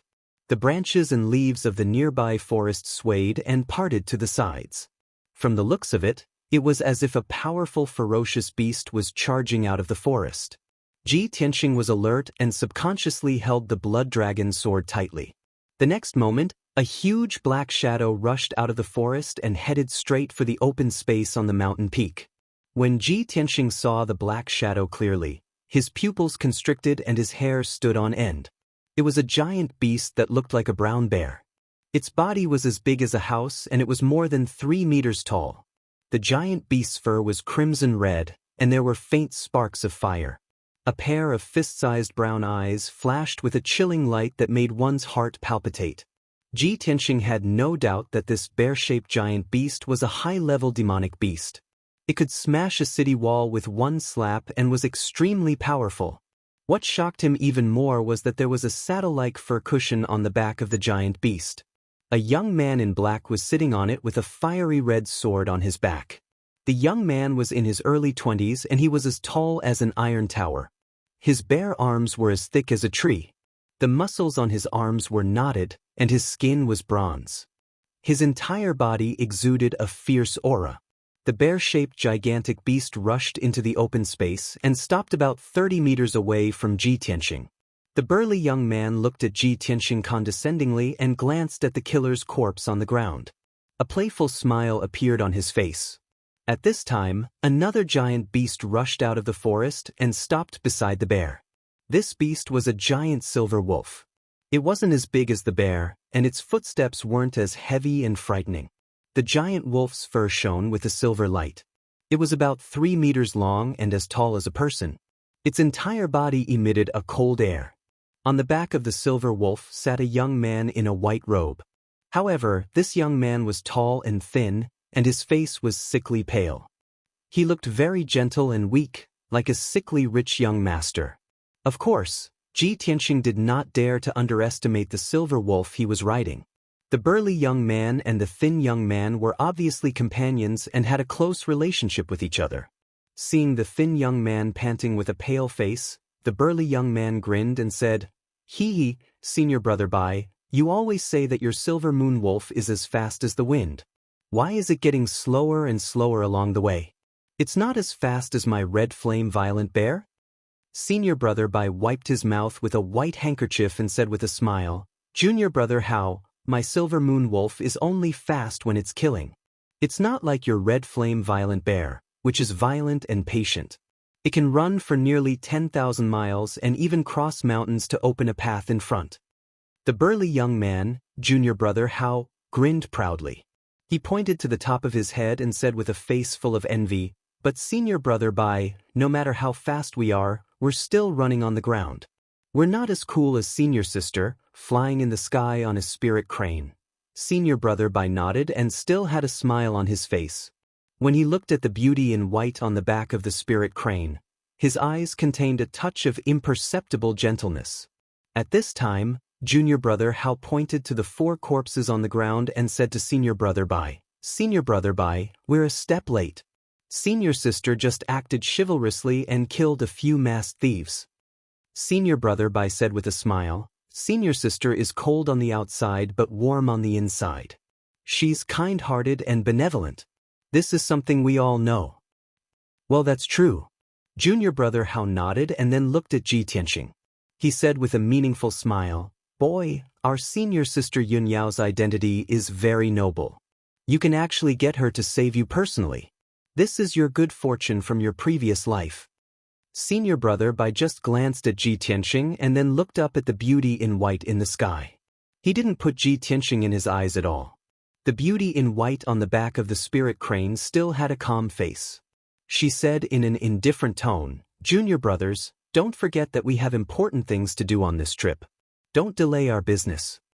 Junior brother Hao immediately restrained his smile and said seriously, Senior sister, we're just resting for a while.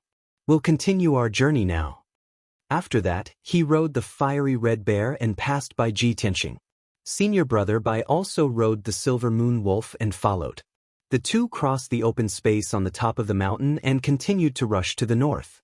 Ji Tianxing's thoughts were tumbling in his mind. He vaguely guessed something, but he didn't show it on the surface. Seeing that the spirit crane in the sky was also about to leave, he quickly cupped his hands and thanked the beauty in white. Thank you for saving me, Mississippi. Ji Tianxing will remember this kindness and will never forget it for the rest of his life. You don't have to be so polite. It's just a small matter. The beautiful woman in white replied indifferently before flying away on her spirit crane. After a few breaths, the spirit crane disappeared into the sky. The figures of the fiery red bear and the silver moon wolf also disappeared into the forest. Ji Tianxing was the only one left in the open space. The surroundings fell silent. The three of them are young but have unfathomable strength. They're even riding on spirit beasts. From the way they address themselves, they should be disciples of the sect. Listening to their conversation, they seem to be shouldering an important mission. The direction they're traveling in seems to be towards the Qingyun Imperial City. Yun Yao? Yun Yao. Ji Tianxing muttered the name of the beauty in white several times in his heart. He felt that the name was a little familiar, as if he had heard it before. All of a sudden, an idea flashed through his mind, and his eyes shone brightly. Yun Yao. It's actually her? The chief disciple of the Sky Pillar sect. She's the #1 prodigy who's famous in the Tianshan region and easily crushed the geniuses of the 10 nations with the Autumn Water Sword. Ji Tianxing finally came to a realization.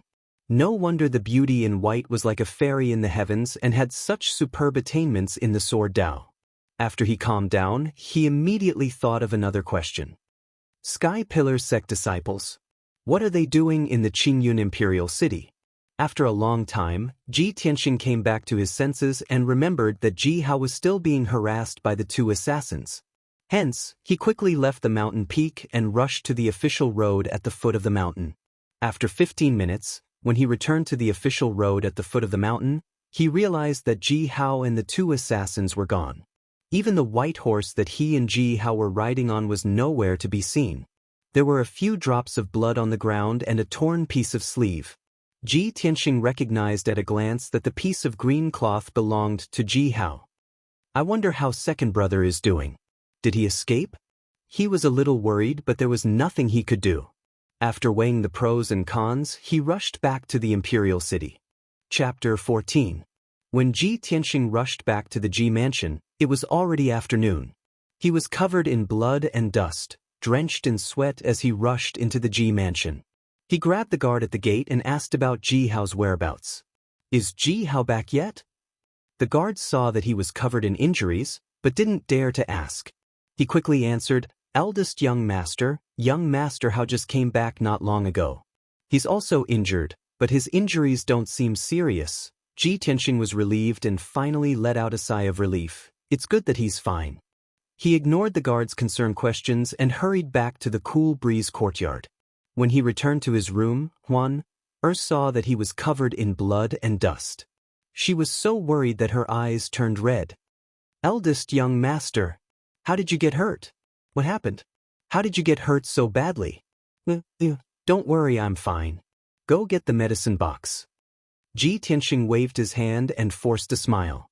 Huan quickly brought the medicine box, a basin of water and a towel, and helped Ji Tianxing clean and bandage his wounds.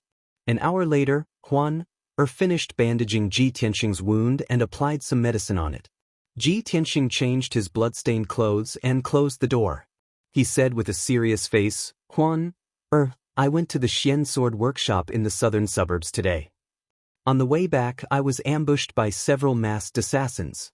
After hearing Ji Tianxing's words, Huan was shocked and angry. Despicable assassins. They deserve to die. Young master, you are the eldest young master of the Ji family. Who would have the guts to assassinate you in broad daylight?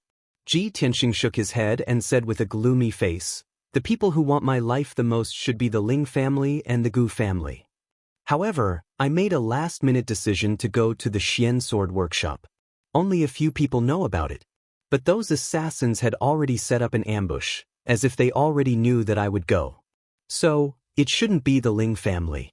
They wouldn't need to go through so much trouble to ambush me in the southern suburbs. As for the Gu family, it's very likely that they're involved. However, I suspect that there is a mole in the Ji mansion. Someone deliberately leaked my whereabouts to kill me. At this point, Ji Tianxing had a trace of suspicion towards Ji Hao in his heart. However, Ji Hao had blocked a sword for him. Moreover, he and Ji Hao had a good relationship since they were young. He did not believe that Ji Hao would want to harm him. Huan's pretty face was full of worry, and she asked tentatively, Eldest young master, why don't I report this to master? Master will definitely send someone to investigate clearly. Ji Tianxing waved his hand and said, Father is worried about the Gu family's matters, so let's not tell him for now. I have my own plans. Huan hesitated. She instinctively felt that this was inappropriate. At this moment, the door was pushed open by someone with a creak. Ji Tianxing immediately became alert and turned to look at the door. Ji Changkong stepped into the room and asked with a serious expression, Tianxing, do you also suspect that there is a traitor in our Ji clan? Ji Tianxing gave Huan a look, indicating that she should leave first. After bowing to the two, Huan obediently left the room and closed the door. Ji Tianxing looked at Ji Changkong and calmly said, Father, did you hear what Huan and I said just now? His father was an expert at the 6th stage of the Tongxian realm. He could clearly hear everything within 100 feet.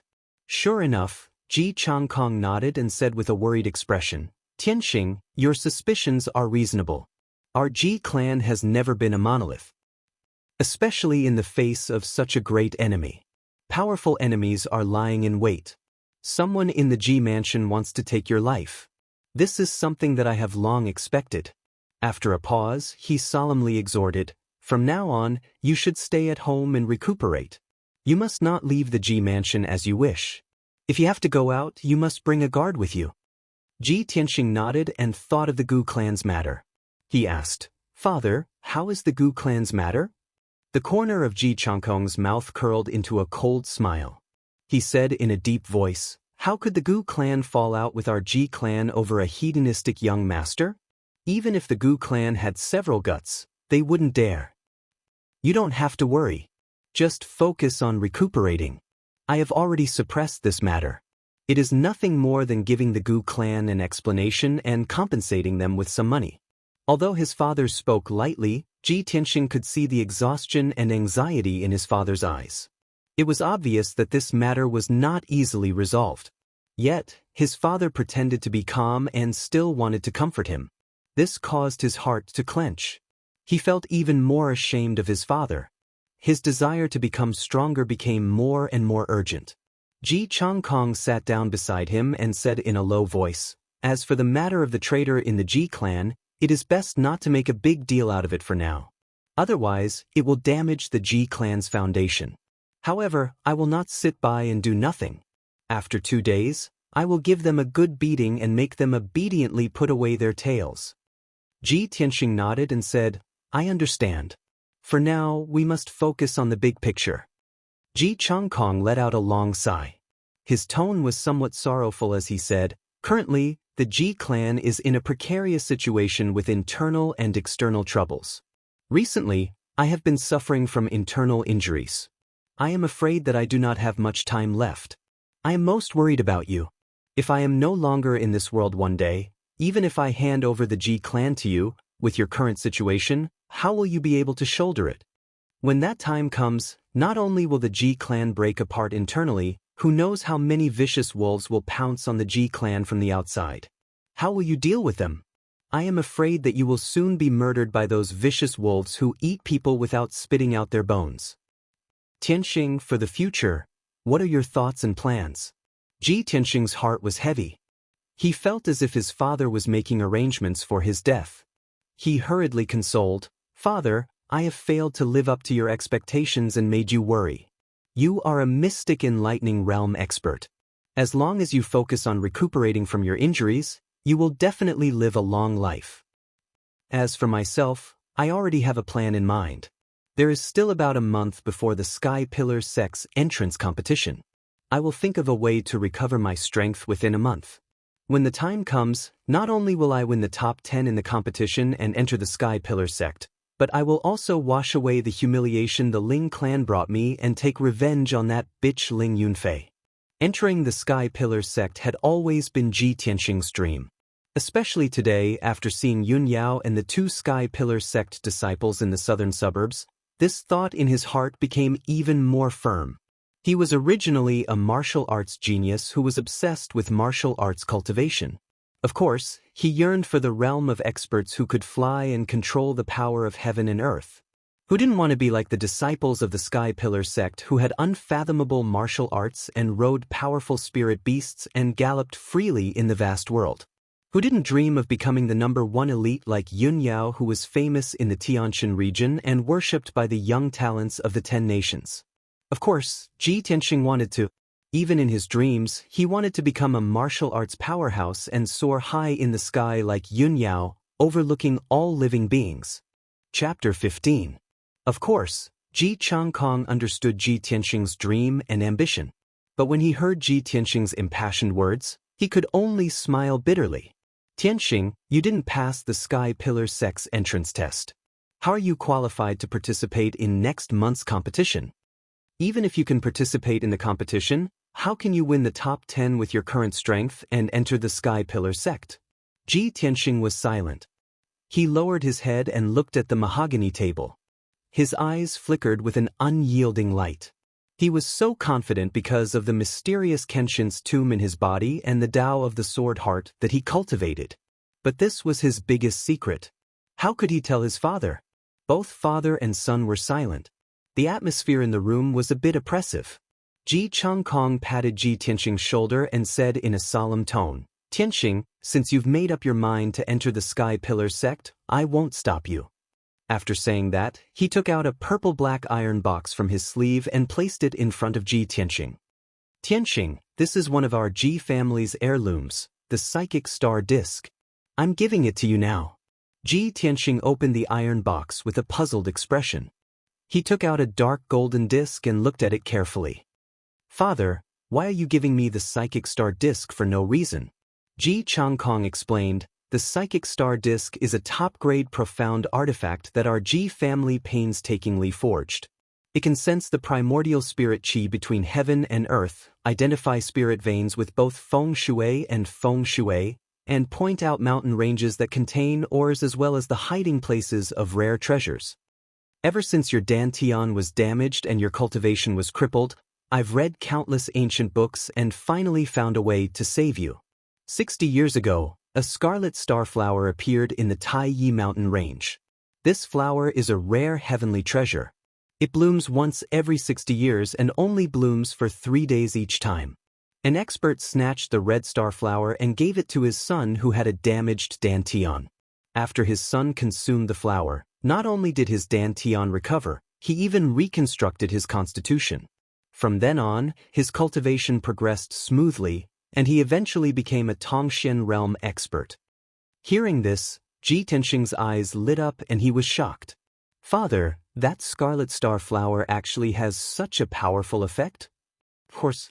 Ji Changkong nodded and smiled. "Tianxing, do you know who that expert is?" "Who?" "The ancestor of the Ji family, Ji Shenshao, is the grandfather of the current emperor. That young man with a damaged dantian is the father of the current emperor. Ji Tianxing was even more astonished, and his interest in the red star flower was piqued. When he was young, he had heard of the legends of the Ji family. He knew that the Ji family had a mysterious ancestor named Ji Shenxiao. It was said that Ji Shenxiao had reached the origin core realm 30 years ago. Since then, he had been in seclusion and had not shown himself. The imperial family of the Royal Azure Cloud Kingdom had a mysterious expert like Ji Shenxiao.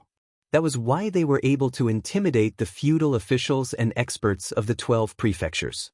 Ji Tianxing immediately guessed his father's intention and asked, "Father, you gave me the psychic astrolabe so that I can go to the Taiyi mountain range to look for the scarlet starflower?" Ji Changkong smiled and nodded, "That's right. If you can get the scarlet starflower, your problem will be solved and your strength will be restored quickly. According to my calculations, the scarlet starflower will bloom in about 10 days. At that time, various forces will be mobilized and many experts will be looking for and snatching the scarlet starflower. With the psychic astrolabe, you have a great chance of finding the scarlet starflower before them." Ji Tianxing held the psychic astrolabe with both hands and said excitedly, "I understand. Thank you, father." Ji Changkong warned with a grave expression, "Tianxing, this is an excellent opportunity for you. However, you must be careful. Your life is the most important." Ji Tianxing nodded to show that he understood and put away the psychic astrolabe solemnly. Ji Changkong left the room after explaining a few more things. After his father left, Ji Tianxing opened the secret passage in the corner and entered the secret cultivation room. After putting away the psychic astrolabe, he began to cultivate the sword heart Dao and condense sword qi. There are only 10 days left. Within these 10 days, I must condense 12 sword qi and form the sword embryo. Under the pitch-black curtain of the night, in an old house somewhere in the imperial city, there was a little light. In a hidden room in the house, a burly middle-aged man in a purple brocade robe was sitting. Beside the middle-aged man stood a 15 or 16-year-old youth in a green robe. He was tall and had a handsome face. But his face was very gloomy and his eyes contained a resentment that did not match with his age. A man wearing black tights and a veil over his face was kneeling on the ground with one knee on the ground. He cupped his hands and reported, "Young Master Hao, this subordinate deserves to die. I wasn't able to kill Ji Tianxing and even lost 4 of my brothers." Ji Hao was so angry that his face was distorted. He clenched his fists and kicked the masked man to the ground. He said in a low voice, "Trash. 4 8th layer body refinement realm martial artists and you couldn't even kill Ji Tianxing, a 3rd layer body refinement realm trash. What's the use of this young master raising you?" The masked man was terrified as he lay on the ground. He quickly begged for mercy and explained, "Young Master Hao, please calm down. There are other changes in this matter. I went to the mountain peak to check. The 4 dead brothers had their heads pierced by a sharp weapon. It seemed to be caused by a sword aura and they were all killed in one strike." Ji Hao frowned. His eyes were doubtful as he muttered, "Impossible. How could a trash like Ji Tianxing kill them?" At this time, the purple-robed middle-aged man opened his mouth and said to the masked man in a dignified voice, "You leave first." The masked man immediately felt as if he had been pardoned. He bowed and thanked the middle-aged man and quickly left the room. The purple-robed middle-aged man's lips curled into a cold smile. He said in a playful tone, "How? Ji Tianxing was obviously saved by an expert. But when you went to the southern suburbs, you didn't bring any guards. Who was it that secretly saved Ji Tianxing? Could it be that Ji Changkong secretly arranged for an expert to protect him?" Ji Hao clenched his fists in anger and said with a murderous look, "Father, it doesn't matter if I fail once. Next time I will find a real expert to deal with him." The purple-robed middle-aged man shook his head and said in a serious tone, "How? Don't underestimate Ji Tianxing. He is very smart and very vigilant. Today your plan failed. He is definitely suspicious of you. It is almost impossible for you to find another opportunity to kill him. Moreover, Ji Tianxing is now a trash and is no threat to us. His biggest backer is Ji Changkong. What we should do is to find a way to get rid of Ji Changkong."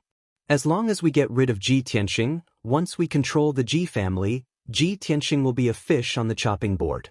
Won't he be at our mercy? Ji Hao's eyes immediately lit up. He nodded and said, "Father is right." However, Ji Chongkong is a sly old fox. How can it be easy to deal with him? The purple-robed middle-aged man revealed an expression of confidence. He sneered and said, "Even the most cunning fox has its flaws. Father naturally has a way to deal with him." Chapter 16. 3 days passed by very quickly. In these 3 days, Ji Tianxing did not leave the cool breeze courtyard at all as he cultivated in the secret room. Although there were sword wounds on his back and thighs which affected his movements. But the injuries did not affect his cultivation, nor did it affect his absorption of heaven-earth yuan qi to condense sword qi. There were already 6 sword qi in his body, and after 3 days of bitter cultivation, he finally condensed another 6 sword qi. Now that he had successfully condensed 12 sword qi, he could attempt to condense a sword embryo. But Ji Tianxing cultivated bitterly for half a day and tried 9 times, but he was still unable to condense a sword embryo. Every time he controlled the sword qi to enter his meridians and move towards his dantian, his meridians felt like they were about to be cut apart. After all, the 12 sword qi that he condensed were incomparably sharp. How could his weak meridians withstand being cut by the sword qi? Ji Tianxing endured the pain as he clenched his teeth and persevered for half a day. His clothes were completely soaked in cold sweat. But even so, he still failed and ended up in a very sorry state. He returned to his room to change into a clean set of clothes and then went to the martial arts hall. In the martial arts hall's main hall, he secretly used the spirit stone to test his strength. The result made him feel both surprised and excited. He had actually reached the 9th level of the body refinement realm. In a short 3 days, he had risen from the 6th level of the body refinement realm to the 9th level of the body refinement realm. How shocking was this? He was only 1 step away from returning to the true element realm. After returning to the cool breeze courtyard, Ji Tianxing sat in his room in deep thought. It seems like the first level of the sword heart corresponds to the first level of the body refinement realm. Once I condense the 12 sword qi into a sword embryo, I should be able to reach the true element realm. At that time, the sword embryo will be equivalent to my dantian. Just as he was deep in thought, Huaner knocked on the door to report to him. "Eldest young master Hao said he has something to talk to you about and is waiting in the courtyard." Ji Tianxing's eyebrows jumped as a strange light flashed in his eyes. "Ji Hao is looking for me?" He frowned and thought for a while before saying to Huaner, "Let him in." Huaner responded, and Ji Hao walked into the room after a while. Today, he was wearing a luxurious brocade robe, and his hair was carefully combed. There was also a faint fragrance of flowers and plants on his body, making him look even more handsome and noble. Ji Tianxing sat at the table drinking tea. He sized him up and asked, "Second brother, why are you looking for me? Why are you all dressed up?" Ji Tianxing came to the table and sat down with a smile on his face. He took out a red invitation card from his wide sleeve and placed it in front of Ji Tianxing. "Big brother, I just received the little prince's invitation. The little prince is hosting a banquet at the Spirit Flame Palace tonight and is inviting the young talents of the younger generation to the banquet to exchange pointers. Big brother, let's go together tonight." Ji Tianxing knew that the little Prince Ji Hao was talking about was the current emperor's youngest brother, Prince Luo Yan Jiling. It was said that Prince Luo Yan's congenital dantian was damaged. Since he was a child, his progress in martial arts had been slow, and he could not store the qi of heaven and earth in his internal strength. Therefore, Ji Ling could only be a trash in the body refinement realm. But the heavens were fair. While depriving him of the right to practice martial arts, they also bestowed him with outstanding wisdom and strategy, allowing him to cultivate into a gentle and elegant gentleman. When Ji Ling inherited the position of prince, the emperor bestowed the most difficult-to-control Yan and Luo prefectures to him as his hereditary fief. That was how the name Luo Yan came to be. The 2 prefectures were about 2,000 miles in size, with more than 50 million citizens. They were also frequently invaded by neighboring countries. But after Ji Ling took over the Luo and Yan prefectures, He only used 2 years to completely control them and found a way to stop the neighboring countries from invading. It was easy to imagine how much strategy and methods were needed to achieve this. Other than strategy, Ji Ling's reputation in the Clear Sky Kingdom spread far and wide. He prioritized the country and was worried about the suffering of the people. He was also kind and generous, courteous to the wise and recruited talents. In short, in the eyes of the Clear Sky Kingdom citizens, the little Prince Ji Ling was an almost perfect gentleman. He was also the most respectable male god in the hearts of millions of young ladies. Every year, Ji Ling would host 3 banquets at the Spirit Flame Palace to entertain the young talents of the Clear Sky Kingdom and win over their hearts. This banquet not only gave the geniuses a chance to learn from each other and at the same time, it could also attract talents for the Clear Sky Kingdom. That was why it was called the Dragon's Gate Banquet. The meaning of the 2 words Dragon's Gate was that the geniuses who attended this banquet would be able to leap over the Dragon's Gate and have a meteoric rise. The young martial artists of the Clear Sky Kingdom were all proud to be able to attend the Dragon's Gate Banquet. However, Ji Tianxing had only been there once 2 years ago, and he had never been there again. At that time, he already had the reputation of being the #1 genius in the imperial city. He didn't treat those young talents as his opponents and disdained to flatter and interact with them. Later on, Ji Ling sent him 2 invitations but he didn't go. Ji Ling didn't invite him again. Thinking of this, Ji Tianxing glanced at the invitation and said calmly, "Second brother, you know that I don't like the atmosphere of the Dragon's Gate Banquet. I haven't been there for the past 2 years. Moreover, Ji Ling only invited you and didn't invite me." Ji Hao was a little excited and agitated. He quickly persuaded, "Big brother, I know that you don't like the Dragon's Gate Banquet but tonight is different. I heard that the Dragon's Gate Banquet was brought forward by a month because of the Sky Pillar Sect's instructions. Moreover, the Sky Pillar Sect's people will be there tonight." Seeing that Ji Tianxing seemed to be moved, Ji Hao struck while the iron was hot and persuaded, "Big brother, I know that you've always dreamed of joining the Sky Pillar Sect. Unfortunately, you didn't pass the entrance test. Even if your strength has declined, we can still meet the Sky Pillar Sect's people at the Dragon's Gate Banquet. Perhaps things will take a turn for the better?" Ji Tianxing remained silent. The figures of Yun Yao and the 2 Sky Pillar Sect's disciples appeared in his mind. Could it be that they came to the Clear Sky Imperial City for this matter? He secretly speculated in his heart. He only felt that there must be something else going on at the Dragon's Gate Banquet tonight.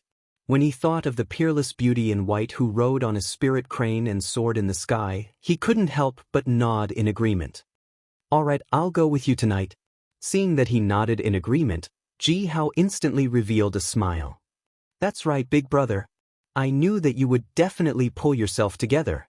He and Ji Tianxing agreed to depart at nighttime. Then, he kept the Dragon's Gate Banquet invitation and left the Clear Wind Courtyard.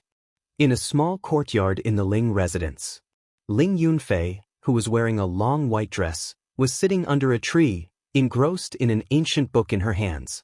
Suddenly, a white carrier pigeon flew into the courtyard and landed on the stone table in front of her. Ling Yunfei put down the ancient book and looked at the carrier pigeon in confusion. She reached out and untied a copper tube from the carrier pigeon's leg. There was a piece of paper in the copper tube. After she opened the paper, she saw a sentence on it, but there was no signature. "Ji Tianxing will be attending the Spirit Flame Palace's banquet tonight." Ling Yunfei raised her eyebrows. Her clear eyes suddenly revealed a cold sneer and murderous intent. "Huh, you're walking right into my trap? How can I let you live until tomorrow?" Chapter 17. When the lanterns were lit, the Ji mansion lit up with countless lanterns. Ji Tianxing changed into a black outfit and left the Ji mansion with the blood dragon sword in hand. The servants had already prepared 2 carriages and Ji Hao was already waiting at the entrance of the Ji mansion. The 2 boarded their respective carriages and rushed towards the Spirit Flame Palace. The Spirit Flame Palace was located in the Eastern District. It was the most luxurious palace of the young prince, Ji Ling. This palace occupied an area of nearly 2,000 mu. There were more than 10 magnificent palaces, 9 spacious courtyards, and several gardens.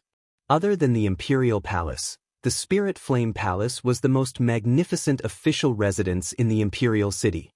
Outside the palace was the Azure Cloud River that flowed out of the imperial city. The river was about 8 zhang wide. The water was clear but not rapid. There were many colorful flower petals floating on the surface of the water. When Ji Tianxing arrived at the Spirit Flame Palace, there were already dozens of carriages parked by the roadside. He used the lanterns at the entrance of the Spirit Flame Palace to glance at the carriages. He saw the insignias on the carriages. Most of them belonged to the influential clans of the imperial city. Many young talents got off the carriages and greeted each other. They formed groups of 3 to 5 and stepped onto the Azure Cloud Bridge to enter the Spirit Flame Palace. Ji Hao got off the carriage and ignored the greetings of the other young talents. He quickly walked to Ji Tianxing's side. "Big brother, let's go in." Ji Tianxing silently nodded. He took the lead and stepped onto the Azure Cloud Bridge to walk towards the entrance of the Spirit Flame Palace. There were about 100 red lanterns hanging above the entrance. They emitted a faint red light that dispelled the darkness in the surroundings. The black armored guards at the entrance were as motionless as stone statues. They emitted a cold, murderous aura from their bodies. A middle-aged fatty who looked like a butler was expressionlessly checking the guest's invitation card. Ji Tianxing and Ji Hao came to the entrance and stood in front of the middle-aged fatty. Ji Hao quickly took out the invitation card and handed it over with a smile. The middle-aged fatty glanced at the invitation card and his gaze fell on Ji Tianxing. He asked indifferently, "Where is your invitation card?" Ji Tianxing frowned. Just as he was about to speak, Ji Hao spoke first and explained with a smile, "Steward Wang, this is my big brother, the first young master of the Ji family. Do you still need an invitation?" Steward Wang's expression immediately became playful. He said in a mocking tone, "Hee, the little prince has invited great young Master Ji to a banquet several times, but great prodigy Ji looks down on the little prince's Dragon Gate banquet. Today, prodigy Ji has become prodigy Ji, but he still dares to attend the Dragon's Gate banquet? What a joke!" When the young geniuses near the entrance heard Manager Wang's sarcastic words, it was as if they had been injected with chicken blood. They immediately surrounded him with faces full of excitement. Ji Tianxing's expression changed, and a cold light flashed in his eyes. But, without saying a word, he swung his hand and fiercely slapped Manager Wang's face. Manager Wang immediately staggered from the slap. The fat all over his body trembled, and he almost fell to the ground. He held his red and swollen face and glared at Ji Tianxing. He still hadn't recovered from his shock. He had the strength of an 8th-level body refinement realm cultivator, but he didn't see how Ji Tianxing made his move. Moreover, he didn't dare to believe that Ji Tianxing, who had already been reduced to a trash and a laughingstock, would dare to slap him in front of everyone. The surrounding young geniuses were also dumbfounded. They simply couldn't believe that this was real. Manager Wang regained his senses and immediately roared in a flustered and exasperated manner. "Ji Tianxing, you have guts, you actually dare to hit me?" Ji Tianxing looked at him expressionlessly and said in an indifferent tone, "So what?" Manager Wang immediately froze. He was so angry that his entire body trembled, but he couldn't say anything. Indeed, he was the manager of the Spirit Flame Palace and the little prince's lackey. It was fine for him to bully ordinary nobles. But Ji Tianxing was the young master of the Ji family, one of the 4 great families. How could the little prince fall out with the Ji family for him? Manager Wang didn't have any more temper. He could only stare fiercely at Ji Tianxing as he cursed his 18 generations of ancestors in his heart. Ji Tianxing withdrew his gaze and expressionlessly walked into the Spirit Flame Palace. Ji Hao followed closely behind. When he passed by Manager Wang, he didn't forget to give him a look of disdain. As for the reason for his disdain, perhaps only he knew. After entering the Spirit Flame Palace, there was a wide marble path in front of them. At the end of the path was the Green Cloud Hall. This was where the Dragon's Gate banquet would be held. The Green Cloud Hall was brightly lit.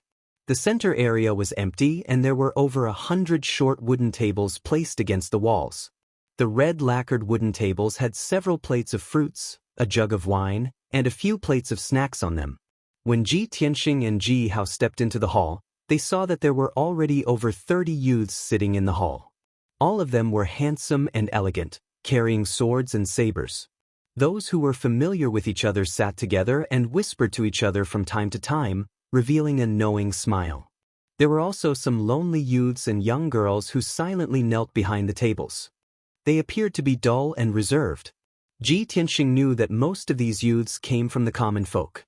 They were still unfamiliar with the imperial city and the spirit flame palace. However, the 30-plus young geniuses were all seated in a corner that was further away from the main seat. After all, their status and strength weren't enough to sit in the main seat. The main seat in the north of the hall, as well as the two main seats on both sides, were empty. Those were the seats of the little prince, Ji Ling, and the top geniuses. The seats at the Dragon Gate banquet weren't for just anyone. When Ji Tianxing stepped into the hall, the originally bustling hall suddenly quieted down. Everyone turned to look at the entrance and their gazes were fixed on Ji Tianxing. In just an instant, everyone's faces changed. Some were surprised, some were stunned, some were disdainful, and some showed a gloating expression. There were even some nobles who sneered and whispered to each other. Everyone knew that there would be a good show to watch at the Dragon Gate banquet tonight. Moreover, it was a great show that was rarely seen in 100 years. The former #1 genius of the Imperial City, the most outstanding person of the Imperial Azure Sky Kingdom, had now fallen to the 3rd level of body refinement and had his marriage contract broken off by the Ling family. He had become the laughingstock of the common people. That year, he was high-spirited and famous. He disdained to attend the little prince's Dragon Gate banquet, but tonight, he came for the first time. The youths in the hall couldn't wait to see how Ji Tianxing would lose face and be humiliated by everyone tonight. Ji Tianxing, on the other hand, remained unfazed and completely ignored everyone's reaction. He expressionlessly stepped into the hall and brought Ji Hao through the crowd. They walked to a corner of the hall and casually sat down at a table. After sitting down, he hugged the blood dragon sword and closed his eyes to rest with an indifferent attitude. He turned a deaf ear to everyone's whispers and chuckles, as if he didn't care about anything. Brothers, please add this book to your bookshelf. Next time, you will be able to see the new chapters. Thank you. Chapter 18. A quarter of an hour passed quickly. During this period of time, another 40-plus young talents entered the Azure Cloud Hall one after another. At this moment, there were already more than 80 people seated in the hall. The atmosphere was lively and noisy. The few seats near the main seat were for the top 10 young talents of the younger generation and they were still empty. Suddenly, 2 sets of footsteps came from the entrance.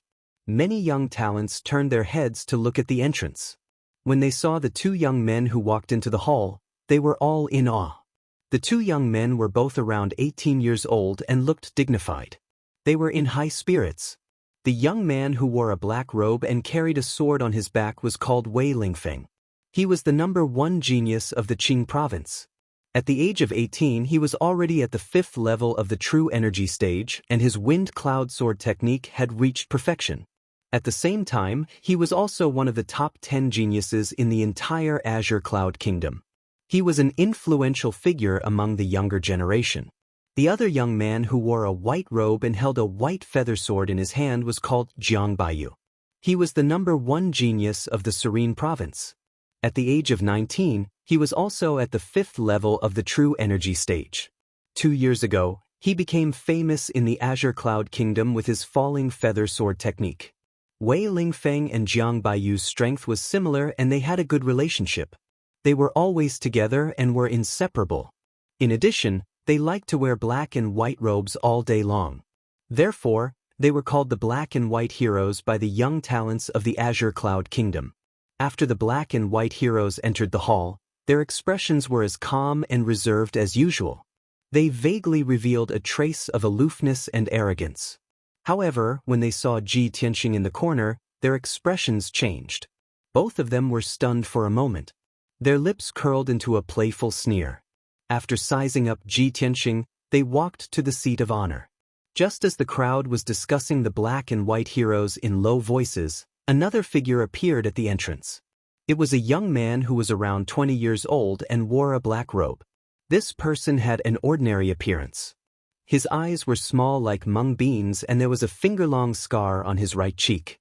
He looked rather ferocious and fierce. However, no one in the hall dared to look down on him. Instead, they all revealed a look of awe. That was because he was Jian Wuxing, a cold, arrogant, and heartless sword maniac. Most importantly, this person was at the 6th level of the true energy realm and cultivated the lifeless sword technique to kill.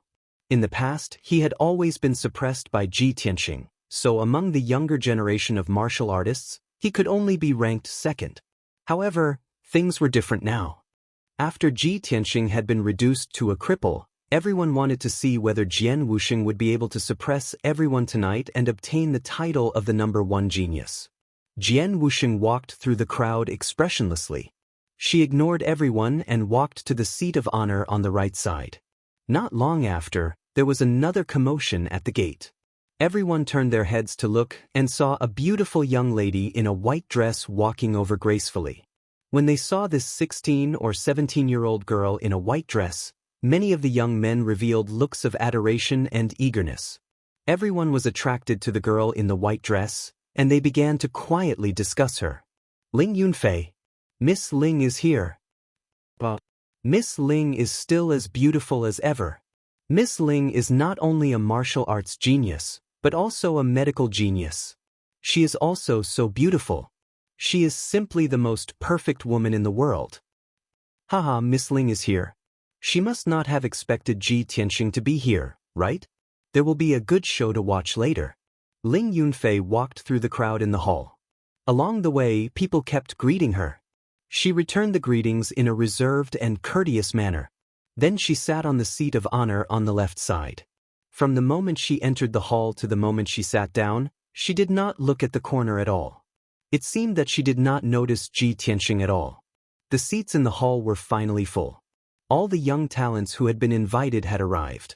At this time, a handsome, thin, and handsome young man in a brocade robe walked down from the 2nd floor. His face was handsome and fair, and his words and actions were quite noble.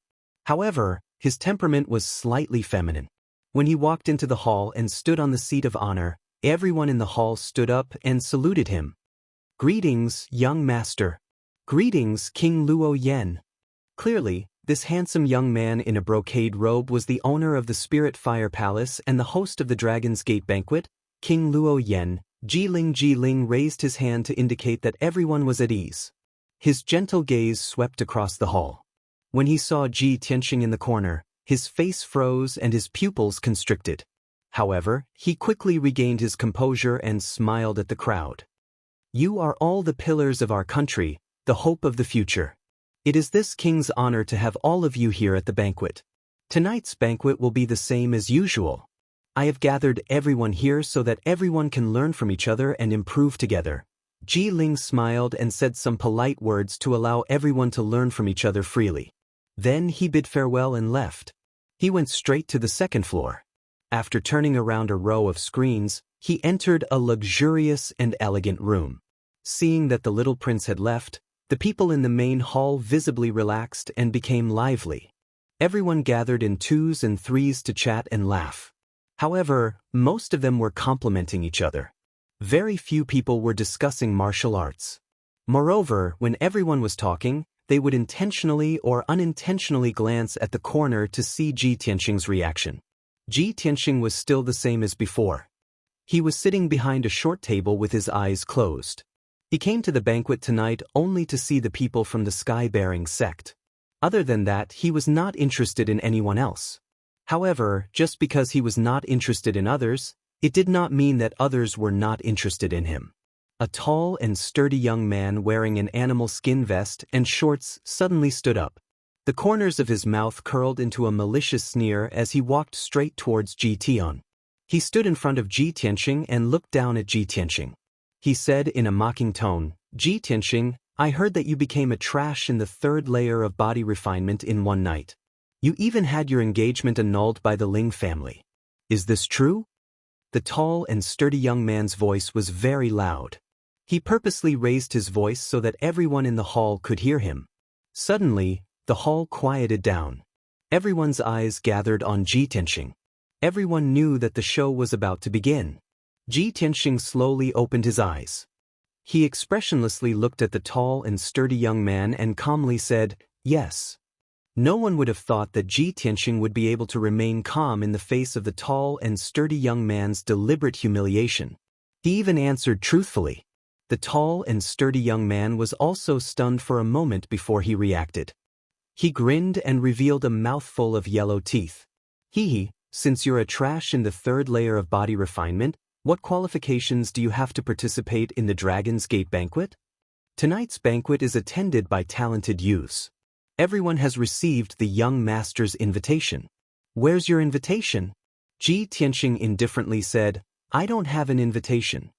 The tall and sturdy young man suddenly revealed an expression of, as expected, and laughed contemptuously. "Pa, did everyone hear that? He doesn't have an invitation. Ji Tianxing, please scram out of the Green Cloud Hall right now. This is a place for young geniuses to interact. You don't have the qualifications to sit here." Ji Tianxing remained expressionless. He only raised his eyebrows and said in a low voice, "Young geniuses? What? You think I'm not qualified?" The tall and sturdy young man clenched his fists and revealed a sinister cold smile. "Although I, Wu Zhang, am only in the 8th layer of body refinement, compared to the young geniuses here, I'm far from enough to teach a trash like you a lesson. Ji Tianxing, now you only have 2 choices. Either you scram or I throw you out." Chapter 19. Wu Zhang, 19 years old this year, was at the 8th level of the body refinement realm. He was the 2nd young master of the imperial city's Wu family. Ji Tianxing had heard of this person before and had met him a few times on certain occasions.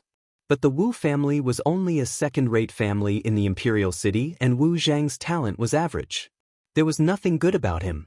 In the past, this person could not enter Ji Tianxing's eyes and was ignored by him. But tonight, Wu Zhang had humiliated him in front of everyone at the Dragon Gate banquet. Ji Tianxing stood up and expressionlessly walked to the center of the hall. He turned around and looked at Wu Zhang. He did not say anything, but everyone knew that he had accepted the challenge. The empty space in the center of the hall was originally reserved for young geniuses to spar. Nearly 100 young geniuses immediately revealed excited smiles. They looked at Ji Tianxing with schadenfreude and laughed as they discussed. Everyone was waiting for him to make a fool of himself. They wanted to see him beaten down by Wu Zhang and then thrown out of the Green Cloud Hall. That scene would definitely be exciting. Ji Tianxing did not join in the discussion, but he also did not have any intention of standing up for Ji Tianxing. He only lowered his head and drank silently. No one saw that the corner of his mouth had curled up. Under the jeering of the crowd, Wu Zhang charged at Ji Tianxing with a cold smile. "Trash, lie down for me." When he was 5 steps away from Ji Tianxing, he suddenly roared and raised his fists to smash at Ji Tianxing's head. Wu Zhang was originally tall and sturdy, and this attack contained all his strength. His fists contained a powerful force that broke through the air. He had absolute confidence that he could knock down Ji Tianxing in one move. However, Ji Tianxing remained unmoved. He looked at him expressionlessly, without the slightest trace of fear or seriousness. Only when Wu Zhang's fists were 3 inches away from Ji Tianxing did Ji Tianxing counterattack with lightning speed. His hands were still holding the blood dragon sword. He took half a step back and dodged Wu Zhang's fists. Just as Wu Zhang brushed past him, he suddenly lifted his right leg and ruthlessly kicked Wu Zhang's waist. Boom! With a muffled thud, Wu Zhang was sent flying by Ji Tianxing's kick, drawing an arc in the air before landing heavily on the ground 20 feet away. Wu Zhang was like a heavy bull. With a bang, he fell to the ground and rolled several times before coming to a stop. Blood foamed out of his mouth. His eyes were red with anger, and he roared angrily. "No! This is impossible! Ji Tianxing, you piece of trash! How can you possibly be a match for me?" However, when Wu Zhang struggled to get up, he felt a piercing pain in his waist. He couldn't even take a step or stand steadily. Anyone with a discerning eye could see that he had suffered a heavy blow from Ji Tianxing's kick. The bones in his waist had already been broken. Everyone revealed an indescribably shocked expression. The laughter and discussion disappeared as they stared at Ji Tianxing in disbelief. Ji Tianxing hugged his treasure sword and expressionlessly walked in front of Wu Zhang. He indifferently said, "Do you have the qualifications to sit here?" The words that Wu Zhang had humiliated him in front of everyone were now returned to him. Wu Zhang was so angry that he spat out blood. His entire face was twisted. Humiliation. Enormous humiliation. Was there anything more ironic and humiliating than this in this world? Wu Zhang was so ashamed that he couldn't say a single word. His eyes rolled back and he fell to the ground, unconscious. Very quickly, guards rushed in and carried the unconscious Wu Zhang away. Ji Tianxing returned to his seat and sat down. The hall fell into silence. Everyone secretly looked at him with eyes filled with shock. They obviously couldn't accept this fact. How could a trash at the 3rd level of the body refinement realm seriously injure Wu Zhang, who was at the 8th level of the body refinement realm, with just one kick? Many people suddenly understood that Ji Tianxing's strength had already recovered a bit. He was no longer a trash at the 3rd level of the body refinement realm. It was very possible that he had recovered to the 8th level of the body refinement realm. When they thought up to here, those body refinement realm young men that originally wanted to provoke and humiliate Ji Tianxing immediately gave up and became listless. Ling Yunfei's face was a little cold. Her eyes were filled with killing intent. She secretly thought, damn it, how could he recover so quickly? In just a few days, he returned to the 8th level of the body refinement realm? I definitely can't let him live peacefully. I definitely can't let him recover his strength to take revenge. Luckily, I've already made arrangements. Among the young talents in the hall, there were over 30 people who had reached the true element realm. Even if they had seen Ji Tianxing defeat Wu Zhang with one move, they still wouldn't put it in their hearts. The top 10 geniuses still didn't spare a glance for Ji Tianxing. The ordinary true element realm youths were still full of confidence. Their expressions were full of ridicule as they discussed. I really didn't think that Ji Tianxing would recover to the 8th level of the body refinement realm so quickly. He used to have the strength of the 7th level of the true element realm. His battle experience is much stronger than Wu Zhang's. Even if he only has the strength of the 7th level of the body refinement realm, he can still completely defeat Wu Zhang. So what if he recovered to the 8th level of the body refinement realm? He's just a trash in the body refinement realm. Even a 1st level true element realm cultivator can casually defeat him. Yeah, recovering to the 8th or 9th level of the body refinement realm is easy. But if he wants to quickly return to the true element realm, that is absolutely impossible. Brotherly, aren't you at the 1st level of the true element realm? Why don't you go fight with Ji Tianxing and see what level he has recovered to? I have no grievances with Ji Tianxing. Why would I go and humiliate him? You guys can just relax and watch the show. There will definitely be people who will make a move. Just as everyone was discussing, Ling Yunfei secretly turned her head and gave a meaningful glance to a dark-skinned youth behind her. The tall and skinny dark-skinned youth immediately understood and immediately stood up. He held a black iron treasure sword and walked towards Ji Tianxing with a gloomy face. When everyone saw the dark-skinned youth, they all revealed playful smiles and their eyes were filled with anticipation. Look, Hua Yunfei is about to make a move. Although Hua Yunfei is only at the 2nd level of the true element realm, defeating Ji Tianxing will be easy. I dare to bet that Hua Yunfei can beat Ji Tianxing to the ground in 3 moves. 3 moves? Aren't you overestimating Ji Tianxing a little too much? I think 1 move is enough. Hua Yunfei walked to the center of the hall and looked disdainfully at Ji Tianxing, who was in the corner. He said in a cold voice, Ji Tianxing, do you dare to fight with me? Ji Tianxing raised his eyes slightly and glanced at him expressionlessly. He then looked at Ling Yunfei, who was sitting on the left side of the seat of honor. When he looked at Ling Yunfei with his cold eyes, Ling Yunfei was also looking at him with a mocking sneer on her face. Seeing that Ji Tianxing was silent, Hua Yunfei bellowed, Ji Tianxing, if you don't dare to accept the challenge, then kneel down obediently and beg for mercy. Perhaps I will let you go. A cold light flashed in Ji Tianxing's eyes. He immediately stood up and walked towards Hua Yunfei. Brothers, please add it to your collection and recommend it. Chapter 20. Facing Hua Yunfei's provocation, Ji Tianxing actually accepted the challenge. Everyone in the hall was shocked and astonished. They stared at the two of them, waiting to see Ji Tianxing being trampled by Hua Yunfei. Ji Tianxing walked to the center of the hall and stood 10 steps away from Hua Yunfei. His right hand tightly gripped the unsheathed blood dragon sword. Hua Yunfei also pulled out his black iron sword. His body emitted a cold, murderous aura. With a low roar, he stabbed his sword at Ji Tianxing. Ji Tianxing watched this. The black iron sword emitted a sharp sword aura. With a sharp sound, it pierced through the air and arrived in front of Ji Tianxing. Ji Tianxing did not hesitate to counterattack with his sword.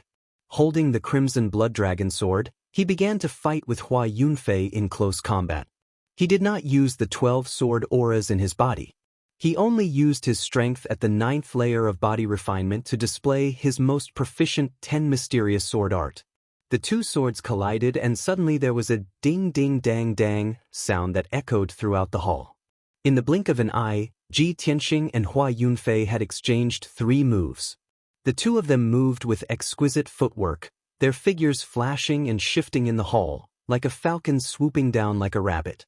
The two swords flew up and down like dragons coming out of the sea. They were like white cranes spreading their wings, constantly releasing a dazzling cold light. Many of the young geniuses in the hall were dumbfounded. Their faces revealed complex and strange expressions. No one would have thought that Ji Tianxing would be able to tie with Hua Yunfei at the 2nd layer of the true element realm. It was hard to determine the victor. Some people began to whisper in low voices.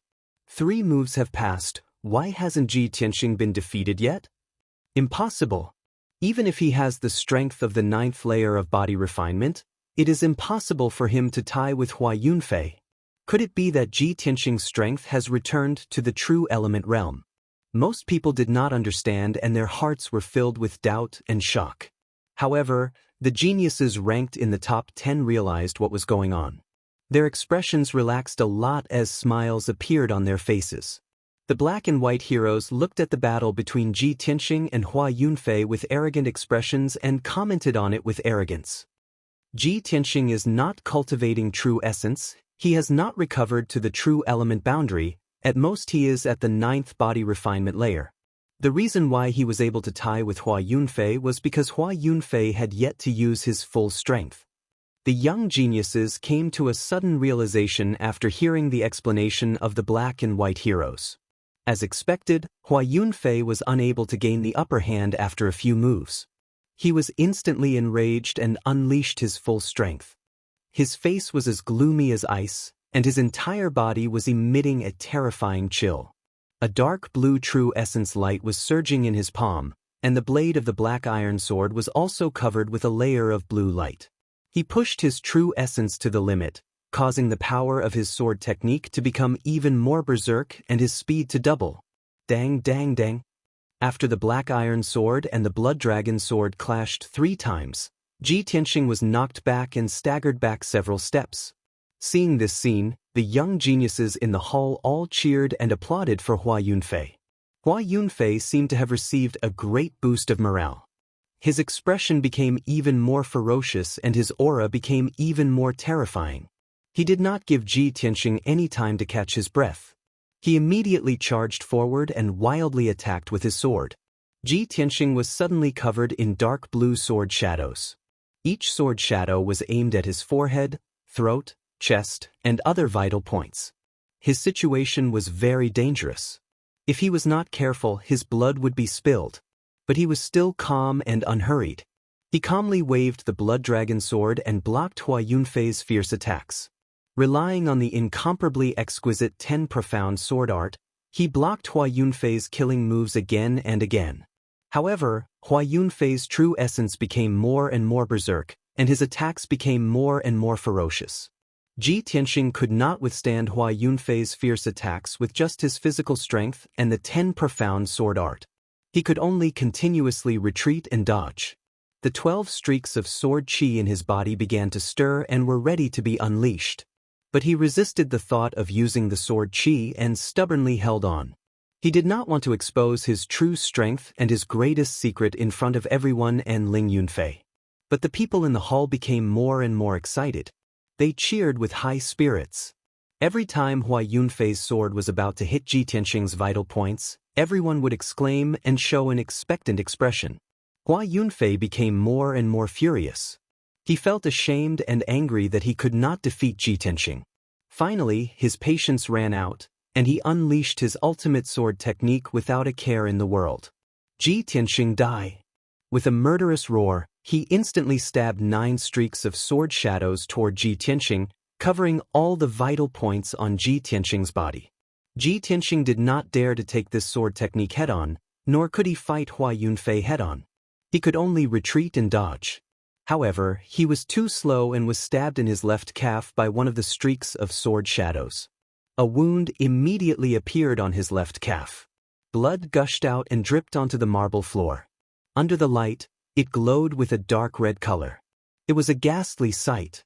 Ji Tianxing's body stiffened, and his retreating speed slowed down. Hua Yunfei was overjoyed.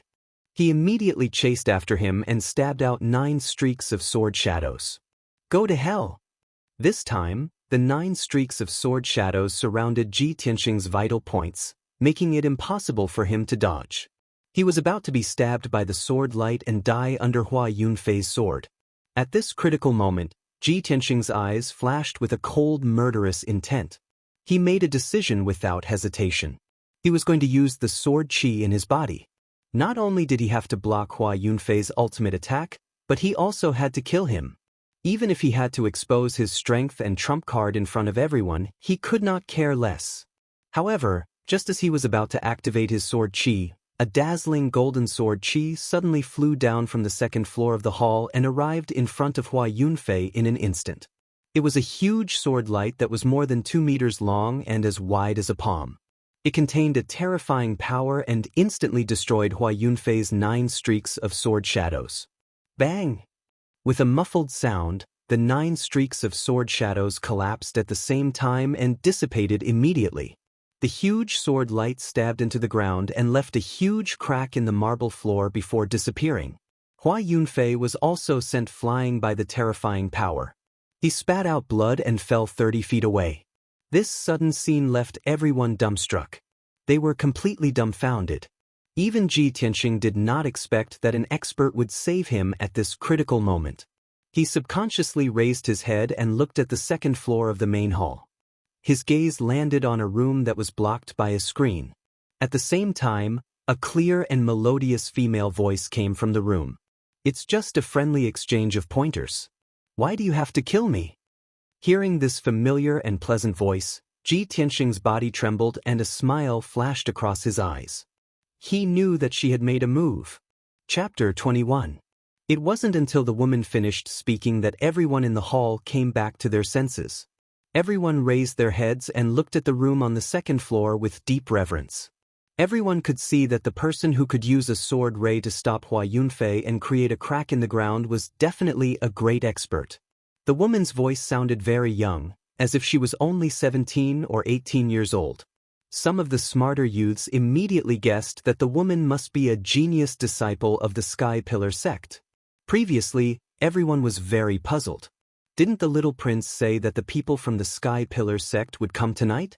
Why hadn't they appeared yet? At this moment, everyone finally came to a realization. It turned out that the people from the Sky Pillar sect had arrived long ago, but they disdained to sit in the hall with them. The entire hall quietened down to the point that one could hear a pin drop. Everyone looked at the 2nd floor with reverence and didn't dare to make any noise. Since they knew that the people from the Sky Pillar sect were on the 2nd floor, who would dare to be rash? Hua Yunfei, who had been injured and spat out blood, got up in a sorry state and glared at Ji Tianxing with incomparable resentment. His heart was filled with monstrous rage and killing intent, but he could only forcefully endure it and didn't even dare to let out a fart. The genius disciple of the Sky Pillar sect had already warned him. If he dared to make a move again, the next sword ray would definitely kill him on the spot. Ling Yunfei's expression was somewhat unsightly as a cold light surged in her eyes. She secretly glanced at Ji Tianxing, then raised her head to look at the 2nd floor, revealing a thoughtful expression. Damn Ji Tianqing. He was clearly about to die under Hua Yunfei's sword, but he was actually saved by the Sky Pillar sect's disciple. What does he have to do with the Sky Pillar sect? Why would that woman save him? She couldn't understand and couldn't see what was so special about Ji Tianqing that was worthy of the Sky Pillar sect's help. However, she thought about it and temporarily suppressed the anger in her heart. There were too many people at the Dragon's Gate banquet. It was indeed inappropriate to let Hua Yunfei kill him in public. However, Hua Yunfei has also tested Ji Tianqing's strength. He has indeed not recovered to the true energy stage, and is at most at the 9th level of the body refinement stage. Since that is the case, once he leaves the Spirit Flame Palace, he will not be able to return to the Ji Mansion alive. The dozens of young talents in the hall didn't dare to open their mouths. The room on the 2nd floor was also silent. No one dared to open their mouths. The atmosphere in the field was somewhat stifling, as if even the air had frozen. At this time, young Prince Jiling walked down from the 2nd floor. He had a modest smile on his face and opened his mouth to smooth things over. He told everyone not to be restrained and to continue exchanging pointers and showing off their strengths. Of course, in order to ensure that there would be no more grudges, he sat on the main seat and didn't return to the 2nd floor to serve the people of the Sky Pillar sect. Only then did the atmosphere in the hall ease up, and everyone's mood became much more relaxed. Hua Yunfei suppressed his anger and humiliation and silently retreated to tend to his injuries. Ji Tianqing didn't stay either. He silently cupped his hands towards the room on the 2nd floor, then turned around and walked out of the hall. In any case, his goal for coming to the banquet tonight was to see the people of the Sky Pillar sect. Now that he had achieved his goal, the people of the Sky Pillar sect couldn't appear in front of everyone, so he naturally had to leave. Ji Hao didn't leave with him and stayed in the hall to continue drinking and chatting with the other young talents. In an exquisite private room on the 2nd floor, the furnishings were abnormally luxurious, and the air was filled with a faint sandalwood fragrance. At a pearwood table near the window sat 2 young men and a woman in a white dress. One of the young men was tall and sturdy like an iron tower. His skin was a bronze color, and his arms and chest were muscular. He emitted a ferocious aura. This person's name was Hao Meng, and he was ranked 9th among the Sky Pillar sect's true disciples. He was born with divine strength and was incomparably valiant. The other young man was thin and tall. His face was sickly pale and he looked very weak. In reality, he was ranked 6th among the Sky Pillar sect's true disciples. His surname was Bai and his name was Wu Qin, but very few people knew his real name. The powerhouses of the various countries in the Heavenly Qin territory only knew his nickname, White Impermanence. As for the woman in the white dress, she was slender and graceful, and her face was fair and beautiful. Her limpid eyes contained an unfathomable aura. Her waist-long black hair was draped behind her like a black waterfall, making her seem even more ethereal and otherworldly like a fairy. She was the chief disciple of the Sky Pillar sect, the peerless genius who suppressed the young elites of the 10 nations, Yun Yao. The 3 of them tilted their heads slightly and looked at the hall downstairs through the wooden window lattice with calm and indifferent gazes. Hao Meng stared at Ji Tianqing and watched as he turned around and left the hall, his back disappearing into the darkness outside the hall. He retracted his gaze and turned to look at Yun Yao. He asked with a smile, "Eldest senior sister, that kid can clearly defeat his opponent. He's just hiding his strength. Why did you help him?" Bai Wuchen also looked at Yun Yao with a gentle gaze, waiting for her answer. However, Yun Yao continued to look at the hall below silently without any intention to explain. As the chief disciple of the Sky Pillar sect and the top genius of the Heavenly Qin territory, why would she need to explain her actions to others? Hao Meng smiled embarrassedly and scratched his head. In order to cover up his embarrassment, Bai Wuchen also hurriedly changed the topic. He looked at the crowd in the hall indifferently and said in a contemptuous tone, "If it weren't for completing the task given by the sect, why would eldest senior sister participate in such a low-level and boring banquet?" Obviously, he was very disdainful of the self-proclaimed young talents in the hall. In his eyes, The group of young people who looked dignified on the surface but were actually sinister and despicable were simply as laughable as clowns. Hao Meng grinned and said, "However, Senior Brother Bai, I think this little prince is quite capable. We asked the little prince to find a way to gather the young geniuses of the Qingyun nation, but we didn't expect him to gather so many people in a day." Bai Wuchen smiled slightly and didn't comment on this. In his eyes, the Qingyun nation was just a small and remote country. Even the top talents in the nation weren't worth mentioning in his eyes. Yun Yao frowned slightly and said in a calm tone, "It seems that we won't be able to find the people we're looking for tonight." She looked at Hao Meng and asked, "Junior Brother Hao, are the people who passed the sex entrance test and are qualified to participate in next month's competition all here tonight?" Hao Meng quickly replied, "Eldest senior sister, I asked the little prince before and he said that only a portion of the people who passed the test came to the banquet. Among the young geniuses who came to the banquet tonight, there are some who didn't pass the entrance test but their aptitudes are quite good." Yun Yao nodded slightly and said to the two, "Junior Brother Bai, Junior Brother Hao, go find the two deacons who are in charge of recruiting disciples and are in charge of next month's competition. Investigate the list of people who passed the entrance test and see if you can find any clues." Hao Meng was stunned and asked doubtfully, "Eldest senior sister, aren't you coming with us to meet up with the two deacons?" Yun Yao shook her head gently, "I'm going to the Taiyi Mountains. It'll take me a few days." Bai Wuchen raised his eyebrows and asked doubtfully, "Eldest senior sister, why are you going to the Taiyi Mountains?" Yun Yao said in a low voice, "It's said that there's a kind of spiritual medicine in the Taiyi Mountains called the red star flower. This flower is nurtured by the fire of the stars and only blooms once every 60 years. If I can get my hands on this flower, I can cure junior sister's illness and save her from the torture of the extreme cold poison." Hao Meng and Bai Wuchen's expressions changed slightly at the mention of junior sister. Their eyes were filled with pity and sympathy. Bai Wuchen quickly said to Yun Yao, "Eldest senior sister, I'll go with you." Yun Yao shook her head gently and said calmly, "No need. The red star flower is a top-grade spiritual medicine and has a strong spirituality. Whether we can find it or not depends on luck. It's not useful with more people. You just need to investigate the people the sect is looking for and complete the mission as soon as possible." Brothers and sisters, if you think this book is good, please lend a hand and add it to your bookshelf. If you can even vote for it, little he will be even more grateful. Chapter 22. After Ji Tianxing left the Qingyun Hall, he walked out of the Spirit Flame Palace in the cool night wind and stepped into a carriage parked by the side of the road. He didn't need to say anything. The coachman, Old Lei, naturally understood and drove the carriage into the darkness, heading back to the Ji mansion. Ji Tianxing sat in the carriage and simply wrapped the wound on his calf with a piece of cloth. Then he frowned and thought about what had just happened. Not long after, the carriage drove into a dark bluestone path. Although the path was a bit remote and there were only a few houses nearby, it was the only way to return to the Ji mansion from the Spirit Flame Palace. Large trees grew on both sides of the path, making it seem dark and depressing in the night. The carriage moved forward at a moderate pace. Only the sound of hooves could be heard in the night sky.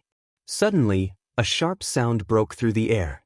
The coachman, Old Lei, let out a muffled groan. His body rolled off the carriage and fell to the ground. Ji Tianxing instantly woke up. He immediately opened the curtain of the carriage and rushed to the coachman's side. He saw the coachman, Old Lei, lying motionless on the ground. He was already on the verge of death. There was a sharp arrow in his chest. Blood poured out from the wound and dyed his clothes red. Ji Tianxing's face became very gloomy. His eyes flashed with cold, killing intent. He knew that there were assassins lying in ambush here. Sure enough, the sound of footsteps could be heard from the path ahead. Two figures wearing black clothes were rushing over. Ji Tianxing made a prompt decision and rushed into the forest beside the path. He madly ran in the direction of the Ji mansion. The dense foliage was pushed aside by him, making a rustling sound. The two vigorous figures rushed over like the wind and chased him into the forest without hesitation. The two people madly ran with murderous intent. The treasured swords in their hands shone with a cold light under the curtain of night. Although Ji Tianxing ran like his life depended on it, his left calf was injured and he couldn't increase his speed. After a few short breaths, the two vigorous figures caught up to him. With a low shout, they launched an attack. Whoosh, whoosh. The two swords were raised high up in the air, almost simultaneously chopping towards Ji Tianxing's head. The branches and leaves between the two assassins and Ji Tianxing were instantly torn into pieces by the sharp sword qi and scattered in all directions. At the critical moment, Ji Tianxing could only stop in his tracks. He held the blood dragon sword with both hands and turned around to swing it horizontally to block the other party's assassination. Clang, clang. The three swords clashed fiercely, producing a crisp metallic sound. A powerful impact came from the blood dragon sword, making Ji Tianxing's arms numb. He couldn't help but take a few steps back. He instantly determined that the other party was a true element realm martial artist. Sure enough, when he took a closer look, he discovered that the two assassin swords were shrouded in a faint layer of true essence. Judging from the red and yellow true essence radiance, the other party should be at the first or second stage of the true essence realm.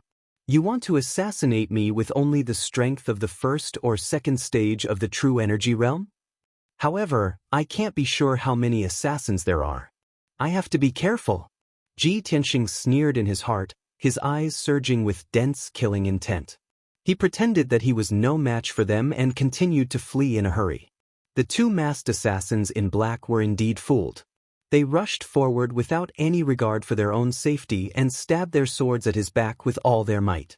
Perhaps they were too confident, or perhaps they were too eager to kill Ji Tianxing and leave this place as soon as possible to avoid exposing their identities. Both of them had used their ultimate moves to assassinate Ji Tianxing, but they had neglected their own defenses, leaving them wide open and revealing many flaws.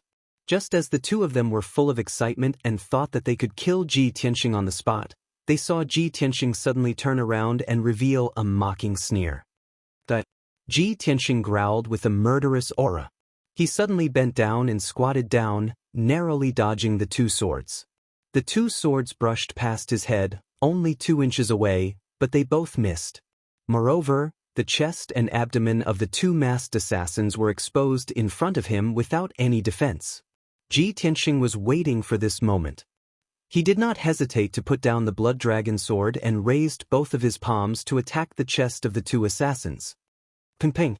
With a muffled sound, his palms solidly hit the two assassins.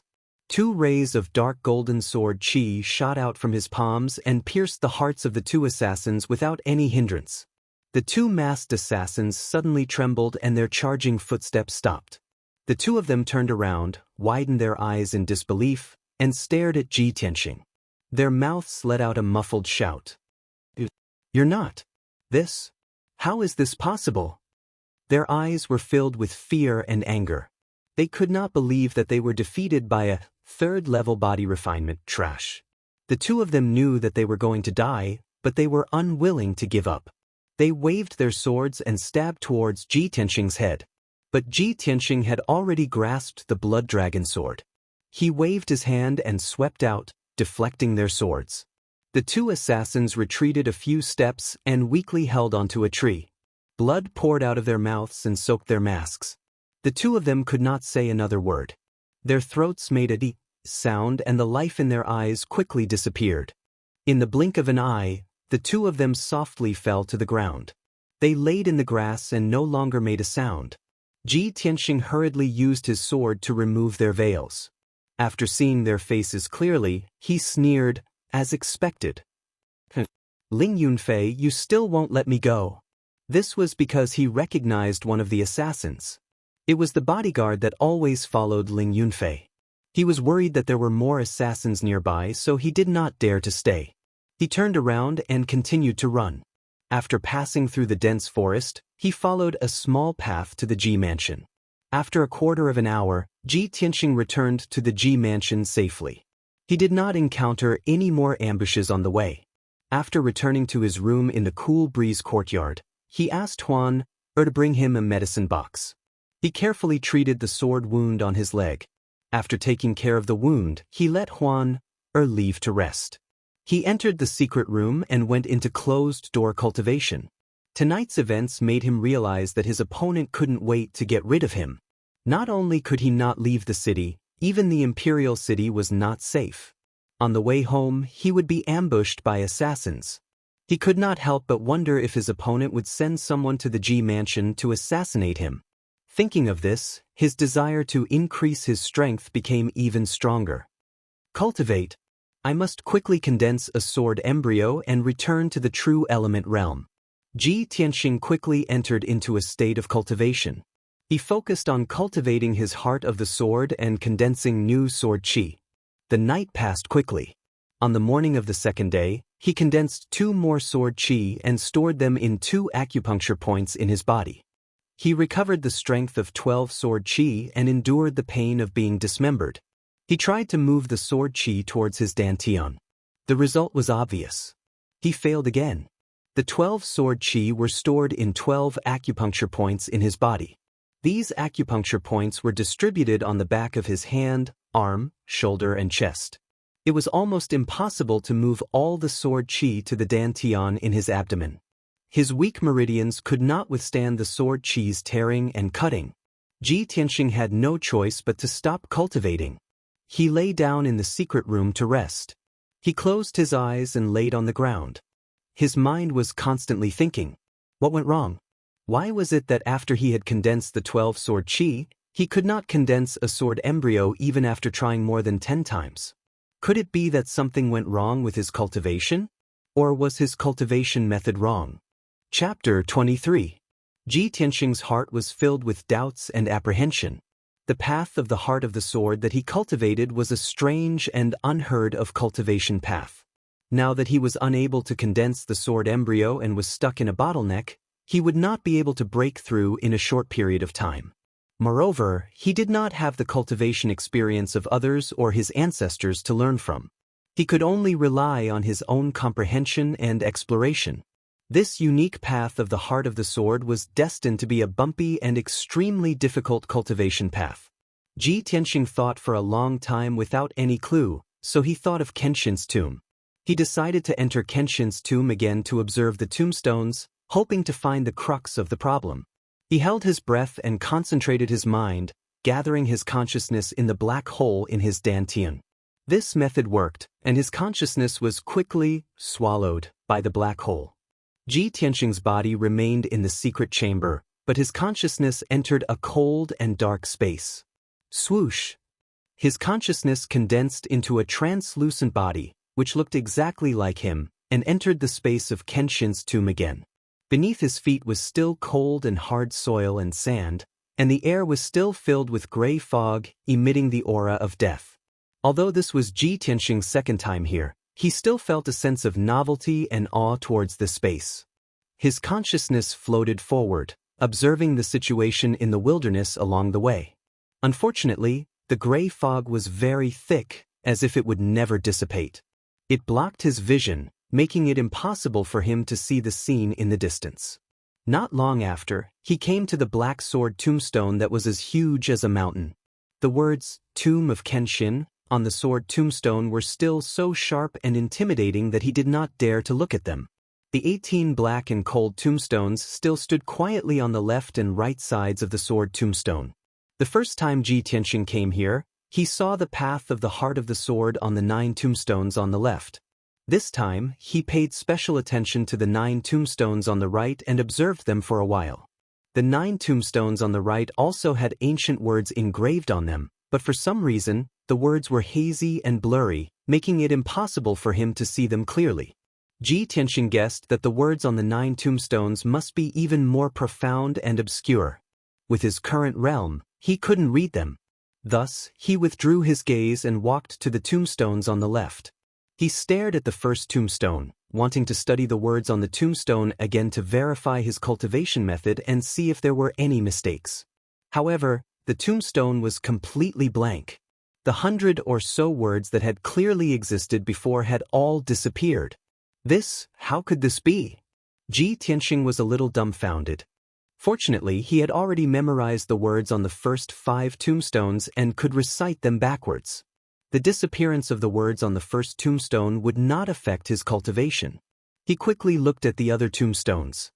Fortunately, the words on the other tombstones were still clearly visible. Ji Tianxing frowned as he pondered. The words on the first tombstone record the first level of the way of the sword heart, the method to condense sword qi and nurture the sword embryo. Now that I've cultivated 12 flashes of sword qi, I'm only one step away from condensing the sword embryo, but the words on the tombstone have disappeared. Could it be that my cultivation method is not wrong and the reason why the words on the tombstone have disappeared is because I don't need those cultivation chants? Thinking of this, his heart calmed down slightly and he continued to analyze and speculate. If my cultivation method is not wrong, then the problem must be with me. Currently, my biggest difficulty is that I'm unable to transfer the sword qi from the 12 apertures to my dantian. My meridians can't withstand the cutting of the sword qi. If I forcefully transfer the sword qi, it will definitely cut off all the meridians in my body. Then even if I don't die, I will become a cripple and can't even take care of myself.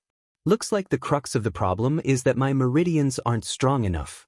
I must think of a way to strengthen my meridians. Ji Tianxing was once the #1 genius of the Clear Sky Kingdom. He was quick-witted and had rich experience in martial arts cultivation. Even if he cultivated a unique martial art like the path of the sword, he could use his wisdom to understand it thoroughly and analyze the crux of the problem.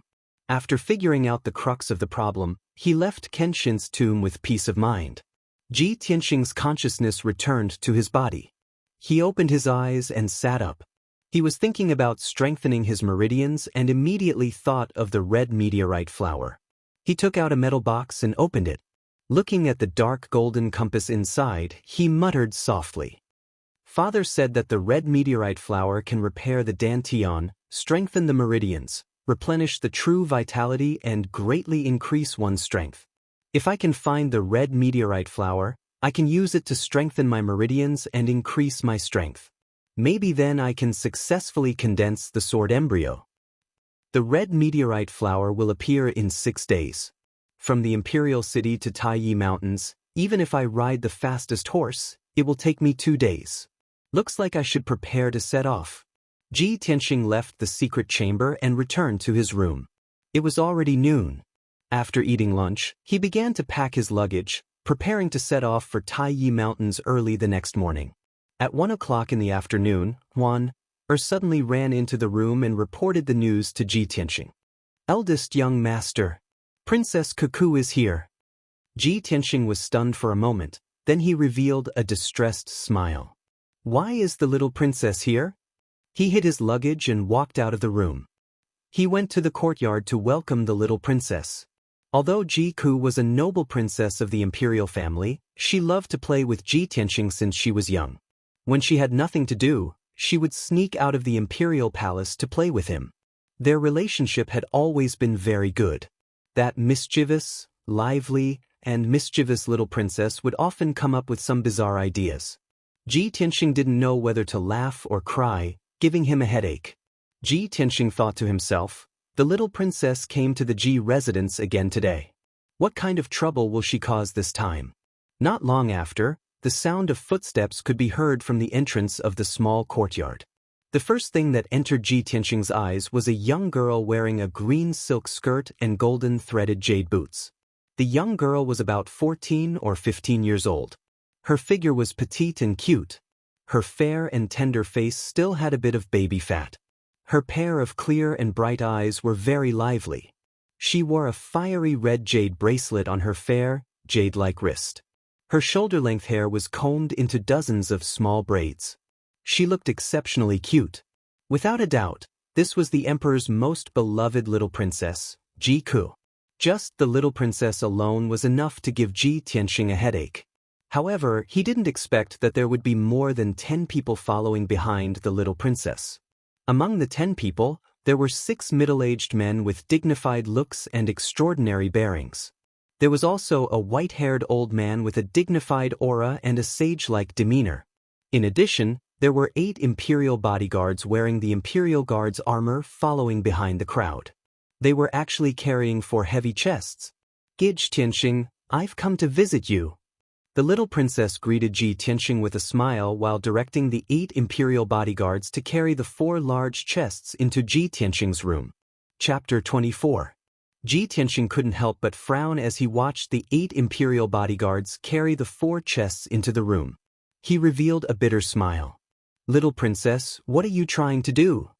The little princess, Ji Ku, immediately pouted and said in a reproachful tone, "Brother Tianxing, do you not welcome me? What a waste of my painstaking efforts to specially bring gifts to see you." Ji Tianxing hurriedly waved his hands. No, how could I not welcome the little princess visit? After he finished speaking, he looked at the 7 people behind the little princess and asked in confusion, Ku, these people are? Of course they are this princess's gifts to you." The little princess raised her small face to look at him, revealing a sincere smile. The 6 dignified middle-aged men's expressions immediately became strange. They pretended to cough twice to hide their awkwardness. The little princess came back to her senses and hurriedly explained, "Big brother Tianxing, I came to see you once when you were injured. Unfortunately, you were unconscious. Later, I heard about your situation and wanted to come see you again, but I didn't have the chance to leave the palace. That's why I brought a few great masters today, as well as my palace's imperial physicians, to have them treat you. Big brother Tianxing, don't worry, I will definitely help you recover from your injuries." Ji Tianxing finally understood why the little princess came to the Ji mansion this time. A trace of warmth flowed through his heart. He smiled and said to the little princess, "Ever since my accident, the people around me have only seen me as a joke. Those who have a grudge with me all want me dead. I didn't expect that Cuckoo would still remember me and care about me." The little princess looked at him seriously and said in a solemn tone, "Brother Tianxing, you have to believe me. No matter what kind of suffering and torment you are going through, I will never abandon you and leave. I will always remember you, always care for and support you." Although in Ji Tianxing's eyes, the little princess was still a naughty little girl who hadn't grown up yet. But he could clearly see that the little princess's eyes were filled with sincerity and determination. There was also a trace of emotion hidden within.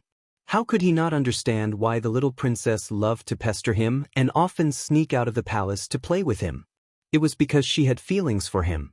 However, he had an engagement with Ling Yunfei before, and he had wholeheartedly protected Ling Yunfei, so the little princess hid her feelings very deeply. Thinking of this, he couldn't help but reveal a smile and nodded, "Coolly, thank you." The little princess smiled sweetly and naturally held his arm as they walked into the room. "Brother Tianxing, I heard that Ling Yunfei came to the Ji mansion to cancel the engagement. In my opinion, it's good that this engagement is cancelled. Big brother Tianxing, don't take it to heart. You are so outstanding. Ling Yunfei is not worthy of you." "I've already guessed it. This woman has ulterior motives. She deliberately approached and used you. Despicable woman. She's too scheming." Speaking of Ling Yunfei, the little princess took it to heart. She had a look of deep hatred and her face turned cold from anger. Speaking of Ling Yunfei, Ji Tianxing's eyes flashed with a trace of coldness, but he quickly suppressed it. The two entered the room and sat down. After chatting for a while, the little princess asked the imperial doctor and several masters to treat Ji Tianxing. After the little princess's introduction, Ji Tianxing found out that the white-haired old man was her palace's imperial doctor. As for those middle-aged men with dignified appearances and extraordinary bearings, they were all martial Dao and alchemy grandmasters. They had extremely high attainments in their respective fields. As for the 4 heavy boxes, they were all filled with various elixirs and martial arts manuals. There were also some alchemy materials.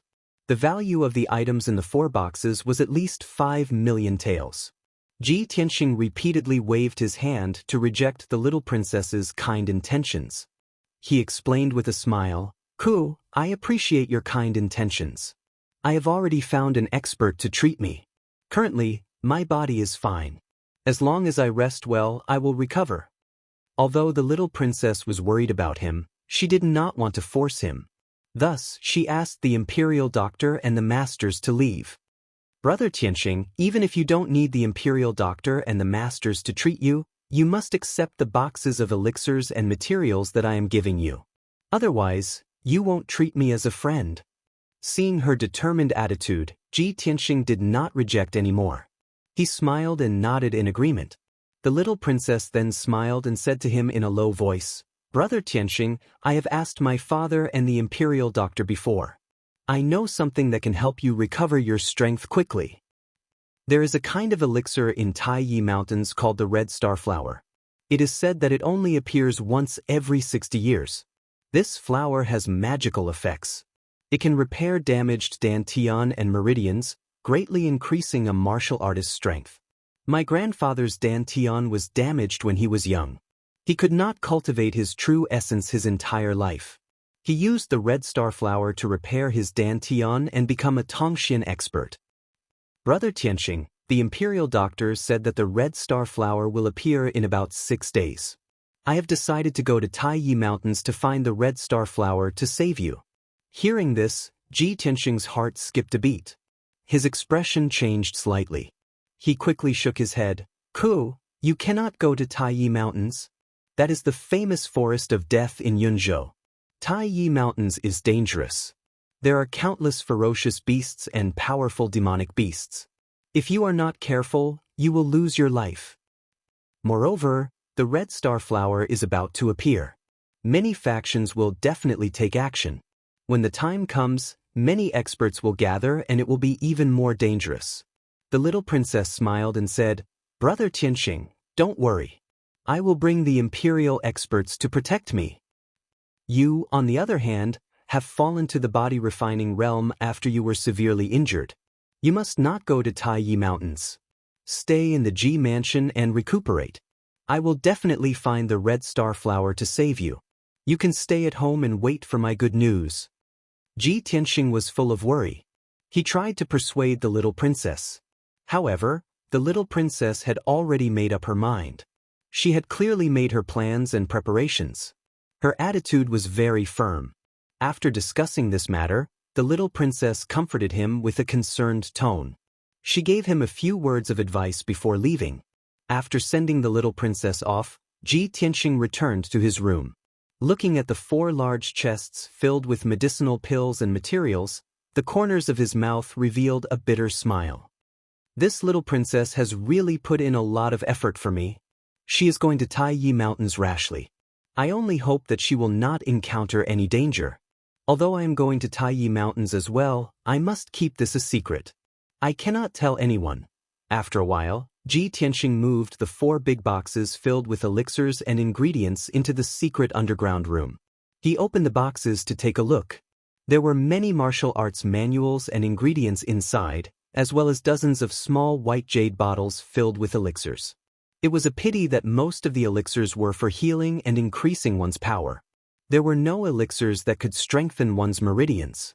When night fell, Ji Tianxing left the secret room and returned to his room to rest. After a night of recuperation, early the next morning, he carried a bag and quietly left the Ji Mansion. He rushed to Taiyi Mountains. Chapter 25. After leaving the imperial city, Ji Tianxing rode his horse and sped towards the west. From the imperial city to Yunzhou's Taiyi Mountains, he had to cross Qingzhou, which was a total of 2,000 miles. Even if Ji Tianxing rode his frost snow windchaser, which could travel 800 miles in a day, it would still take him 2.5 days to arrive. This time, he was going to Taiyi Mountains to search for the red meteorite flower. For safety reasons, he was especially careful. Other than his father, Ji Changkong, and himself, there was no third person who knew about it. To hide his identity, Ji Tianxing wore a black iron mask and a large black cloak. He sped along the official road to Yunzhou and met many caravans along the way. However, most people would give him a few more glances out of curiosity. However, in Qingyun country where martial arts were prevalent, it was not uncommon to wear a mask or veil to hide one's identity. On the second evening, he finally entered Yunzhou and found an inn to stay in. At this time, he was still 300 miles away from Taiyi Mountains. There were still 4 days before the red meteorite flower appeared. On the third afternoon, Ji Tianxing finally arrived at Taiyi Mountains. He entered a small town at the entrance of the mountains, Taiyi Town. His journey was peaceful and he did not meet any obstacles. However, he was still tired after traveling for 2.5 days. He urgently needed to rest. After entering Taiyi town, he looked for an inn to stay in. However, the town was located in a remote area. It was small and old. There were only 2 streets in the town and there were more than 200 families living there. The streets were narrow and crowded. Ji Tianxing searched the entire town and only saw one inn. This Lai Fu Inn was built with red bricks and green tiles. It was one of the largest buildings in the town. After all, the inn had a 3-story building and a spacious courtyard. Usually, there were not many people in the town. There were only a few vendors and shops. The inn's entrance was even more deserted. However, when Ji Tianxing walked to the entrance of the Lai Fu Inn, he saw 3 tables of people eating and drinking in a boorish manner. Those people were travel-worn like him, and all of them carried swords and sabers. Their movements revealed a faint murderous aura. Obviously, they were all martial artists who had traveled to Jianghu. Ji Tianxing pondered for a moment and guessed the purpose of these cultivators. They were most likely here for the red star flower in the Taiyi mountain range. At this time, a servant in green with a cloth towel draped over his shoulders ran out of the hall and asked him with a smile if he wanted to stay in the inn. Ji Tianxing asked for one of the best rooms, then walked into the hall without making a sound. The manservant shouted towards the main hall, then led the frost and snow-chasing wind horse into the backyard from the side to feed the horse. As soon as Ji Tianxing entered the hall, the warriors who were eating and drinking at the tables all cast scrutinizing gazes at him. He was wearing a mask and a black cloak, so no one could see through him. Those martial artists quickly withdrew their gazes and continued to eat and drink with their heads lowered. The hall was very quiet, and the atmosphere seemed to be somewhat oppressive. Ji Tianxing took out 20 taels of silver and gave it to the innkeeper. He asked the innkeeper to prepare a few dishes before he went upstairs. The 2nd and 3rd floors of the inn were the rooms for accommodation. The best room he asked for was on the 3rd floor, close to the left wall of the backyard. There was a large pagoda tree that was more than 20 feet tall near the window. Ji Tianxing took off his mask and began to eat after the manservant delivered the food. After eating, he took a hot bath and sat on the bed to rest. He silently thought about his next plan. There are still 3 days before the red starflower appears. It's not suitable to enter the Taiyi mountain range today or tomorrow. The red star flower hasn't bloomed yet. It's too early to find it. It's even more dangerous. After thinking for a while, he decided to rest in the Laifu Inn for 2 days. He would enter the mountain the day before the red star flower bloomed. Unknowingly, a few hours had passed. Soon night fell. During this time, a few more groups of people entered the Laifu Inn, making the inn more and more lively. Ji Tianxing stayed in the room and didn't show his face. He even asked the manservant to deliver the food to his room. By the evening of the 2nd day, the rooms in the inn were almost full. The martial artists coming and going were talking and laughing loudly. They were shouting and yelling, causing the hall and backyard to be filled with a hubbub of voices. It was very noisy. Ji Tianxing stayed in the room for too long and felt a little stuffy. He went downstairs for a walk. He was still wearing his black cloak and mask. When he walked into the backyard, he saw a few tables in the courtyard. Beside each table sat 2 or 3 martial artists with powerful auras. They were all holding swords and sabers in their hands and were shouting loudly. The Bloodblade Hunter team is recruiting members. Our Bloodblade Hunter team has been hunting demonic beasts in various big mountain ranges all year round. We have rich experience in exploring. The Assassin team is recruiting members. Anyone who has reached the True Element realm can join this team. We will explore the Taiyi mountain range together and search for the red star flower. Brave warriors, come to our brave team. We are the famous adventurer team in the Cloud region. Ji Tianxing glanced at the martial artists in the adventurer team. He couldn't help but sneer. These people are really laughable. Everyone wants to take the treasures of heaven and earth for themselves. If people who don't know each other form a team, so what if they find the red star flower? Won't they still have to fight each other in the end? He had no interest in these adventurer teams. Just as he was about to turn and leave the backyard, he was stopped by a tall and sturdy youth. The tall and sturdy youth wore brown leather armor and held a treasured saber in his hand. he grinned and said, "Brother, join our brave team. If you act alone, I'm afraid you will die under the claws of demonic beasts before you find the red star flower. If we act together, we will have a chance." Ji Tianxing calmly dodged to the side and said in a low and hoarse voice, "No need." The tall and sturdy youth looked at his back and muttered with some regret, "Could it be another expert? Experts all like to act alone. There are too many people looking for the red star flower this time. There are also many experts. I'm afraid it will be hard to find it." Ji Tianxing left the backyard and walked into the hall. At this time, the hall was already packed with people. There were a total of 12 tables of guests. Many martial artists were eating and drinking around the tables. They kept bringing out jar after jar of good wine. The sound of wine cups and bowls clinking against each other was endless. Ji Tianxing walked slowly through the hall. He listened carefully and realized that these martial artists came from all over the world. They had accents from all over the place. Moreover, many of them only got to know each other after coming to the Laifu Inn. They either formed a small team with the same goal or acted as a go-between to do business. All in all, the Laifu Inn had never been so lively before. The hundreds of martial artists who gathered in the inn were from all walks of life. The big and small forces were tangled and complicated. However, everyone had the same goal. That was the red star flower in the Taiyi mountain range. Chapter 26. After returning to his room on the third floor, Ji Tianxing took off his mask. His expression was solemn and his heart was heavy. He had expected that when the red star flower bloomed, many forces would rush to the Taiyi mountain range to snatch it. However, he did not expect that there would be hundreds of martial artists gathered in an inn in Taiyi town. These martial artists were basically at the true energy realm, and there were even a few experts at the 7th level of the true energy realm. There were a few martial artists at the body refining realm, but they were all here to join in the fun and had no hope of snatching the red star flower. To Ji Tianxing, the martial artists in this inn were all potential competitors or enemies. There were already so many martial artists staying in the inn. How many forces and martial artists were not staying in the inn and were hiding in the dark? When he thought of this, Ji Tianxing felt his heart grow heavier. When night fell, he sat cross-legged on his bed to cultivate after dinner and continued to condense the sword qi. Although the number of sword qi had reached the limit, he absorbed the qi of heaven and earth to make each sword qi more condensed and powerful. By the time he had condensed and strengthened all 12 sword qi, 6 hours had passed.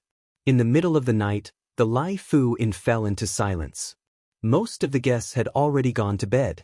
Only the main hall was still lit. After Ji Tianxing finished cultivating, he walked to the window and was about to close it and sleep. However, from the corner of his eye, he suddenly caught sight of 2 silhouettes in the corner of the backyard. They were silently creeping about.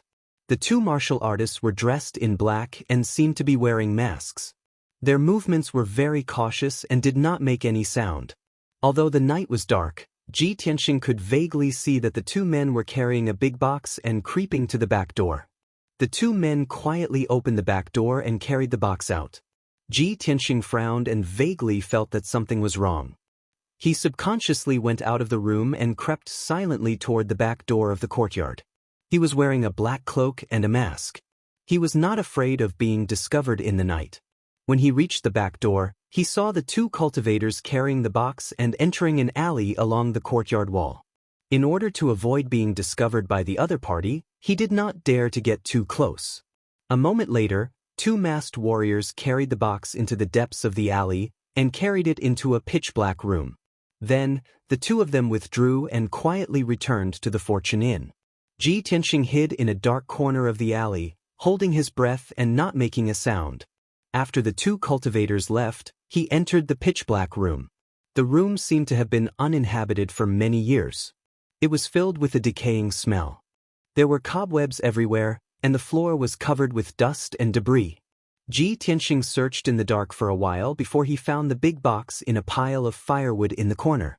He tried to lift it, but the weight of the box was very heavy, as if it was filled with steel or stone. Puzzled, he took out a match and lit it, using the weak light to check the box. With just a glance, he frowned, and his eyes were filled with doubt. The iron box was locked, and the lock was a palm-sized gear.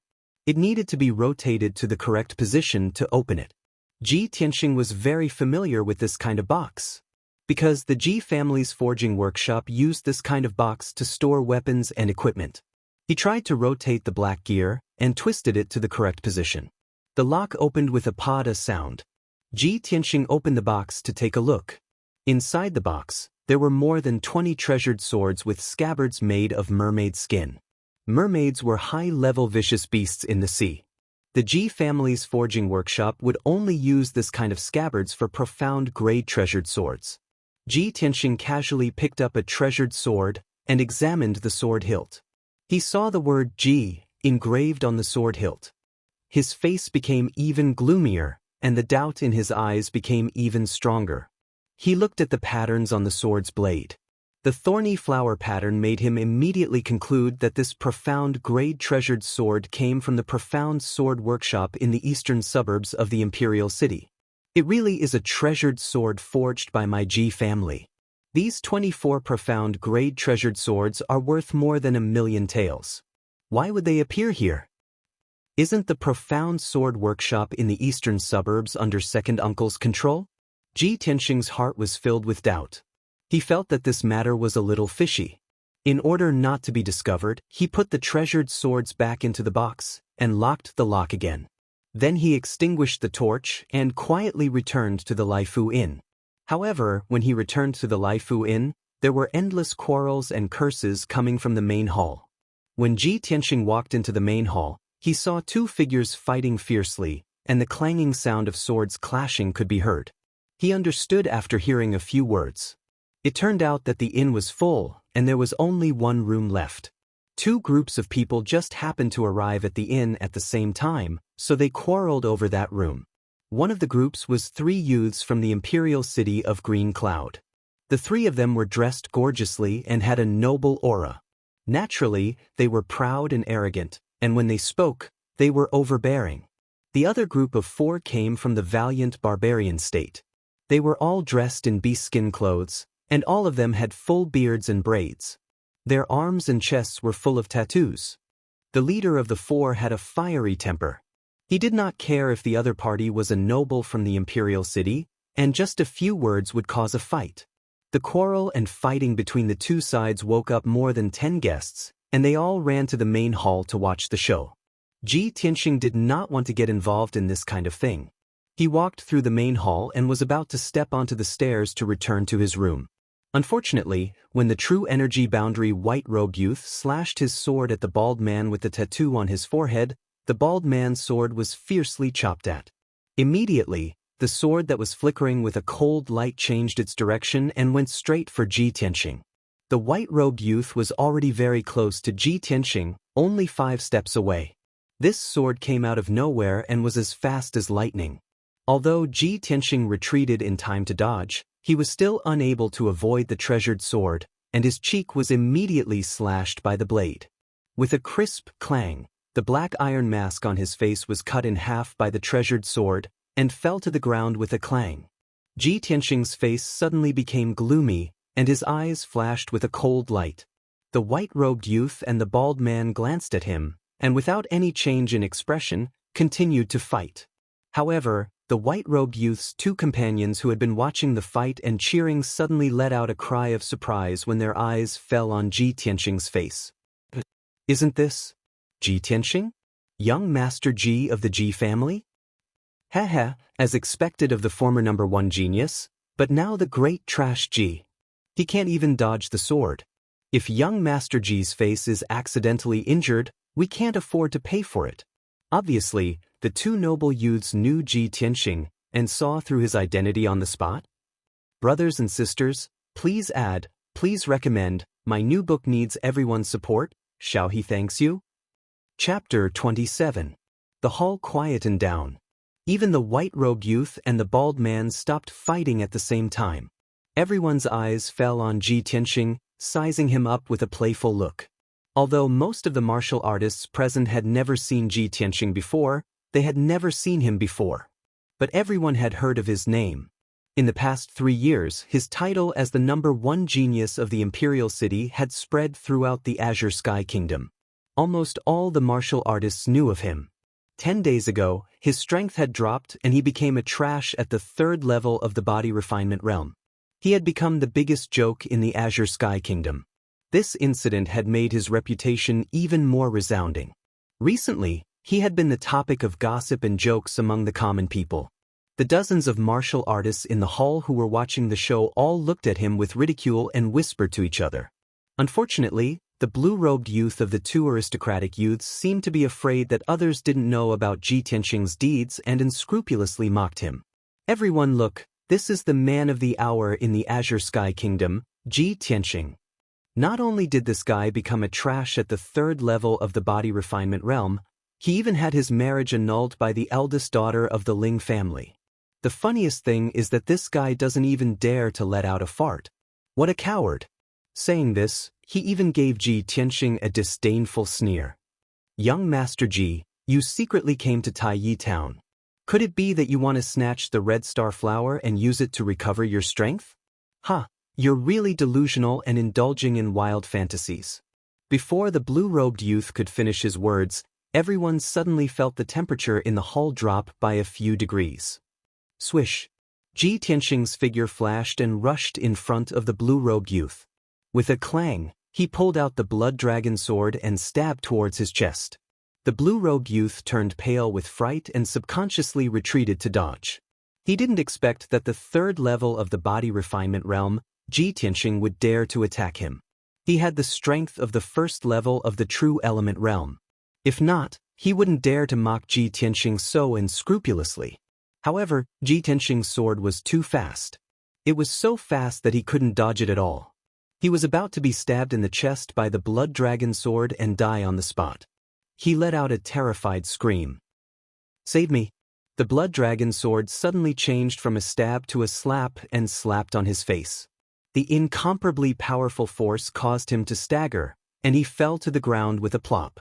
He only felt dizzy, and his head was as heavy as paste. He struggled a few times but couldn't get up. A burning pain came from his cheek. He subconsciously reached out to touch his cheek, only to find that half of his face was swollen like a steamed bun, and blood was dripping from the corner of his mouth. At this moment, Ji Tianqing arrived in front of him and placed the blood dragon sword on his neck. Ji Tianqing looked down at him condescendingly. His entire body was filled with cold, killing intent, and the corners of his mouth curled up into a disdainful sneer. If you say I'm trash, then what are you? The blue-robed young man was so embarrassed that he wanted to die. His face turned red, but he couldn't say a word. The hall was silent. Everyone stared at Ji Tianqing and the blue-robed young man in disbelief. No one dared to believe that Ji Tianqing, who was rumored to be trash in the body refinement realm, could defeat the blue-robed young man in one move. This was simply unbelievable. Could it be that the news from the Imperial City was fake? Or could it be that Ji Tianqing's strength had already recovered? The expressions of many cultivators became complicated as they secretly speculated in their hearts. The blue-robed young man's two companions were also shocked by Ji Tianqing's aura. They stood rooted to the ground with stiff expressions and didn't dare to act rashly. Trash! Ji Tianqing glanced at the blue-robed young man in disdain. He put away the blood dragon sword and turned to leave. Everyone in the hall looked at his back, but no one dared to stop him. The blue-robed young man was humiliated to the extreme. He was so angry that he trembled and almost vomited blood. After Ji Tianqing returned to his room, he didn't feel sleepy at all. What happened in the hall was just a small interlude. He didn't take it to heart. He sat quietly by the window, secretly monitoring the dark backyard. 4 hours passed, but there was still no movement in the backyard. It was close to dawn. The darkness before dawn was the time when people were the most sleepy and relaxed. Ji Tianqing's mind was also a little tired. He thought to himself, will those people not appear tonight? At this moment he suddenly saw the two black figures appear again. They were silently creeping towards the back door. He was immediately full of energy. He quietly crept into the backyard and followed the two black figures out of the back door. After a while, the two black figures entered the small alley and carried the big box out of the shabby room. The two clearly had good strength. They carried the big box and easily climbed over the high wall at the end of the alley. They silently rushed out of Tay Town. Ji Tianxing quickly followed them. He kept a distance of 30 meters from the two black figures. He quietly rushed towards the east of the town. The east of Tay Town was a low-lying mountain range. There was a large river at the foot of the mountain. It flowed towards the hanging cloud city. After a quarter of an hour, dawn arrived. A trace of white appeared on the horizon. The two black figures had already rushed out of Tay Town. They entered the mountain range on the east side of the town and rushed towards the depths of the mountain range. Ji Tianxing followed the two black figures into the mountain. He followed them for a distance of 10 miles. Then he stopped in front of a shabby temple halfway up the mountain. The sun was rising from the east. A layer of thin fog still covered the mountain. The sound of birds chirping could be heard from the forest not far away. There were still sparkling dew on the wild grass and leaves. The shabby temple was silent. More than half of the mountain gate and walls had already collapsed. There were many spider webs hanging on the roof beams and eaves. Ji Tianxing watched the two black figures carry the big box into the shabby temple. Then he quietly climbed up a big tree outside the courtyard wall. He used the cover of the dense foliage to hide in the treetops. He secretly monitored the situation in the temple. Not long after, 3 martial artists rushed from the foot of the mountain. They entered the shabby temple with vigilant expressions. The leader was a middle-aged man with a body as thin as a bamboo pole. His skin was dark and his cheeks were long and narrow like a horse's face. The 2 martial artists beside him were dressed in black. They seemed to be his attendants or bodyguards. After the 3 of them entered the shabby temple, the 2 black figures immediately came forward to greet them. The 2 sides whispered a few words. Then, the horse-faced man ordered his attendants to carry the big box and hurriedly left the shabby temple. Although Ji Tianxing could not hear the contents of their conversation, he could guess that they were making a deal. He frowned in confusion. He secretly speculated in his heart, they are making a deal with the Ji clan's weapons. Why are they being so secretive and secretive? Could it be that they have some ulterior motive? After a while, the horse-faced man and his 2 companions went down the mountain. The 2 black figures in the courtyard then prepared to leave. It seemed that they were in a good mood because the deal had been successfully completed. The 2 of them walked out of the shabby temple side by side with smiles on their faces. They were even whispering to each other. Ji Tianxing had been following them from afar. He could only see their backs. He had always felt that the tall and sturdy martial artist was somewhat familiar. Now, when he saw the appearance of the 2 black figures, his face suddenly became gloomy. It's actually him? Su Zifeng, second uncle's right-hand man? Chapter 28. Su Zifeng was a capable subordinate of the Ji family's second elder. He was deeply trusted and valued by the second elder and had always been in charge of the workshop in the eastern suburbs. In the past, he had entered the Ji mansion many times to report the situation of the workshop to the second elder. Ji Tianxing was no stranger to Su Zifeng. In his impression, this person was shrewd and capable. He handled matters steadily and saw the big picture. He was indeed worthy of an important position. But he never would have thought that Su Zifeng would appear in Tay Town and surreptitiously trade with a group of mysterious people for the Ji family's magical weapons. Could it be that this person is stuffing his own pockets and stealing magical weapons from the workshop to sell privately? That box of magical weapons is worth more than 1 million taels of silver. No, I must investigate this thoroughly. Ji Tianxing secretly held the blood dragon sword tightly. His eyes flashed with a frightening cold light. At this time, Su Zifeng and the black-clothed youth walked out of the ruined temple side by side and were about to walk down the mountain. Ji Tianxing suddenly jumped down from the treetops and landed on the grass with a swoosh, blocking Su Zifeng and the black-clothed youth's path. Su Zifeng and the black-clothed youth were not prepared for someone to descend from the sky. They were immediately startled and stared at Ji Tianxing with vigilance. After seeing Ji Tianxing's face, Su Zifeng's expression suddenly changed. He stammered, eldest young master? Why is it you? Ji Tianxing stared at him with a sharp gaze and asked in a deep voice, Su Zifeng, you have big guts. You dare to steal the Ji family's magical weapons and trade privately. Su Zifeng's expression became extremely ugly. He hurriedly explained, "Eldest young master, you misunderstood. I am loyal and devoted to the Ji family. How could I do such a thing?" Ji Tianqing approached him with a cold expression and coldly shouted again, "Misunderstanding? Good. Then take out the contract from the transaction just now." Every business transaction of the Ji family's blacksmithing workshop had to be recorded in the accounts. Any transaction that was worth more than 10,000 taels of silver required a contract from the workshop owner. Especially that box of profound weapons and treasured swords. Its value exceeded 1 million taels of silver, and it required the patriarch or elder to personally sign a contract. When Su Zifeng heard the two words, hand contract, his face immediately became even more unsightly.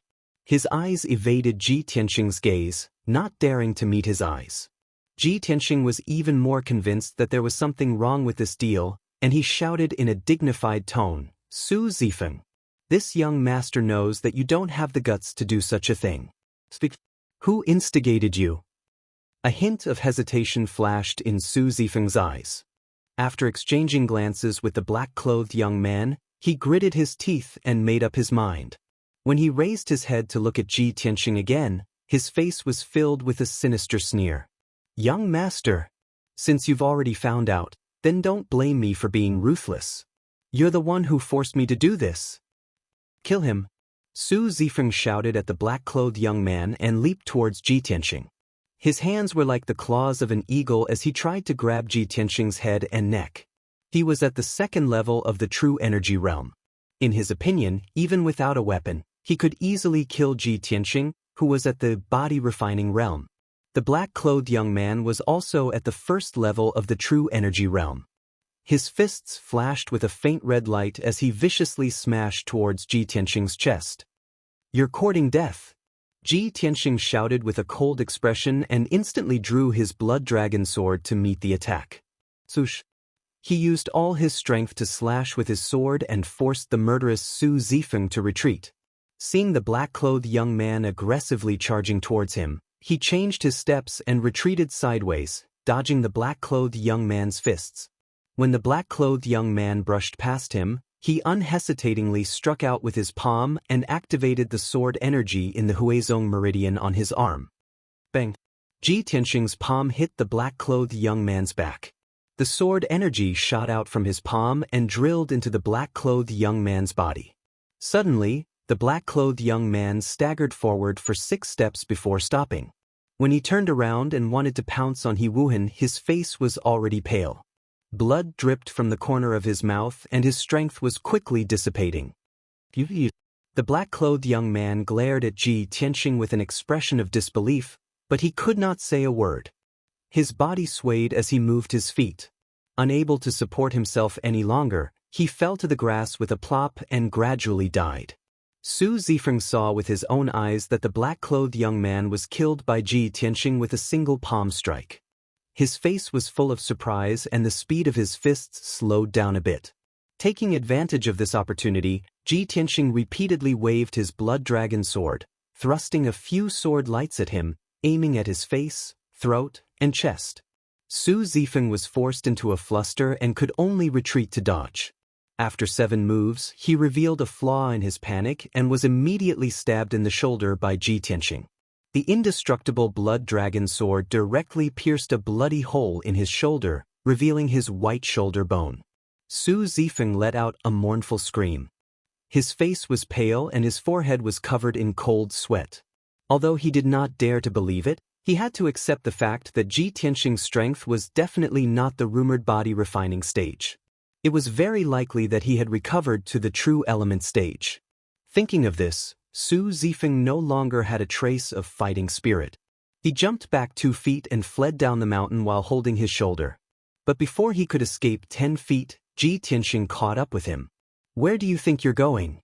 Ji Tianqing roared angrily and rushed behind Su Zifeng like a gust of wind. With a shake of his hand, he stabbed Su Zifeng's back and fell to the ground on the spot. Before Su Zifeng could struggle to get up, Ji Tianqing stepped on his shoulder, stomped him to the ground, and pressed the blood dragon sword against his neck. "Speak. Who ordered you to do this?" Su Zifeng was pressed on the grass and could not move. He knew that he could not escape this calamity and actually revealed a sinister sneer. I didn't expect young Master Ji to hide so deeply. However, you want to force clues from me? In your next life. As he spoke, his breath became weaker and weaker, and dark red blood kept flowing out of his mouth and nose. After a short while, he closed his eyes and no longer made a sound. Ji Tianxing hurriedly turned him over and checked his pulse, only to find that he had shattered his heart meridians and committed suicide. Damn it! He would rather die than let go. Who made him a suicide warrior and did not care about his life? Ji Tianxing muttered to himself as he put away the blood dragon sword with a gloomy expression. Su Zifeng's suicide caused a layer of haze to shroud his heart, and he increasingly felt that this matter was of great importance. If this matter was directly related to his second uncle, it might endanger the Ji family's foundation. He rummaged through Su Zifeng and the black-clothed youth's corpses to see if he could find any clues. Unfortunately, the two of them only had some broken silver and miscellaneous items on them. There were no useful clues. Ji Tianxing sighed helplessly and could only leave the ruined temple and go down the mountain. After 15 minutes, when he reached the foot of the mountain, two figures walked out of the ruined temple. The leader was a youth in a green robe. He was tall and handsome, and his temperament was extraordinary. It was Ji Hao. The middle-aged man behind him was dressed as a guard. He wore black leather armor and carried a sword. The middle-aged man glanced at the two corpses not far away and said with a gloomy expression, "Young Master Hao, this matter has been discovered by young Master Ji. What should we do?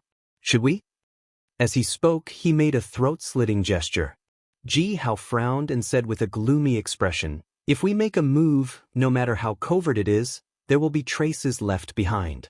It is far better to kill with a borrowed knife." This is Yunzhou, the Gu family's territory. Although Yunzhou Provincial Governor Gu Shiji is far away in the imperial city, I remember that Gu Hao's birth mother lives in Hanging Cloud City, 100 miles away. Let the Gu family know that Ji Tianxing has come to Tai Town and wants to enter the mountain to find the red star flower.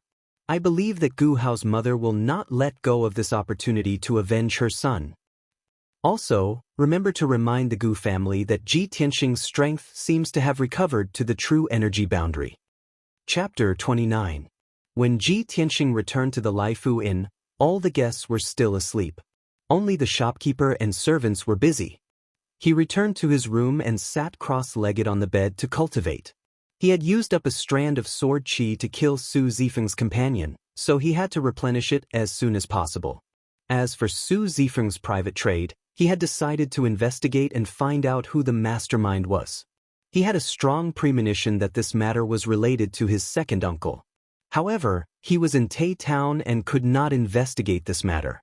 He could only return to the imperial city and make further plans. After a while, he entered a state of cultivation and absorbed the qi of heaven and earth to condense sword qi. Time passed quickly, and when it was noon, the inn became lively again. There was a hubbub of voices, and it was clamorous and noisy. Ji Tianxing cultivated all the way until dusk.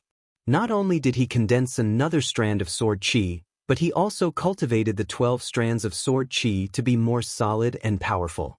After dinner, he went to bed early to rest. However, in the latter half of the night, when he was sleeping soundly, he suddenly heard a kacha sound from outside the window. He immediately woke up and subconsciously reached for the blood dragon sword beside the bed.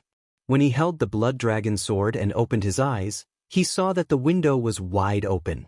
A black figure jumped up from the treetops outside the window and landed in the room. He rolled on the ground and pounced toward the bed. This person's movements were very agile and vigorous. His speed was extremely fast.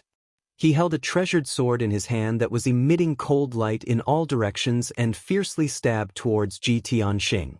Moreover, his palm and sword were shining with a faint yellow true essence light.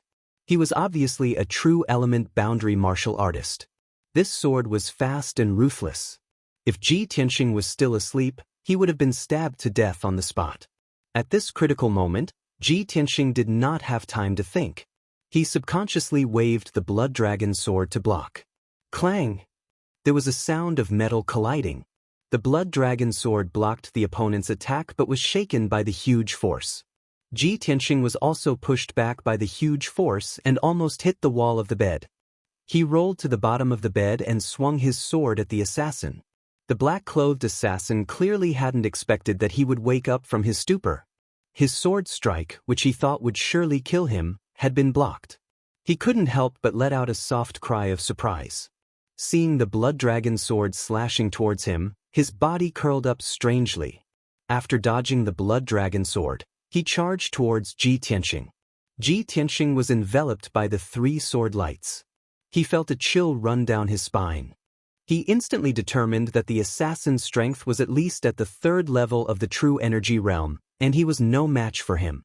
At this critical moment, he could only wave his sword with all his might to block the attack. Ding ding dang dang dang, sounds of collision rang out again. He was once again forced back 5 steps and knocked over a vase that was half a man's height. The vase was smashed into smithereens, and the sound of shattering spread throughout the inn, waking up many guests. Taking advantage of Ji Tianxing's unsteady footsteps, the assassin in black was overjoyed and pounced over, brandishing his sword to stab Ji Tianxing's throat.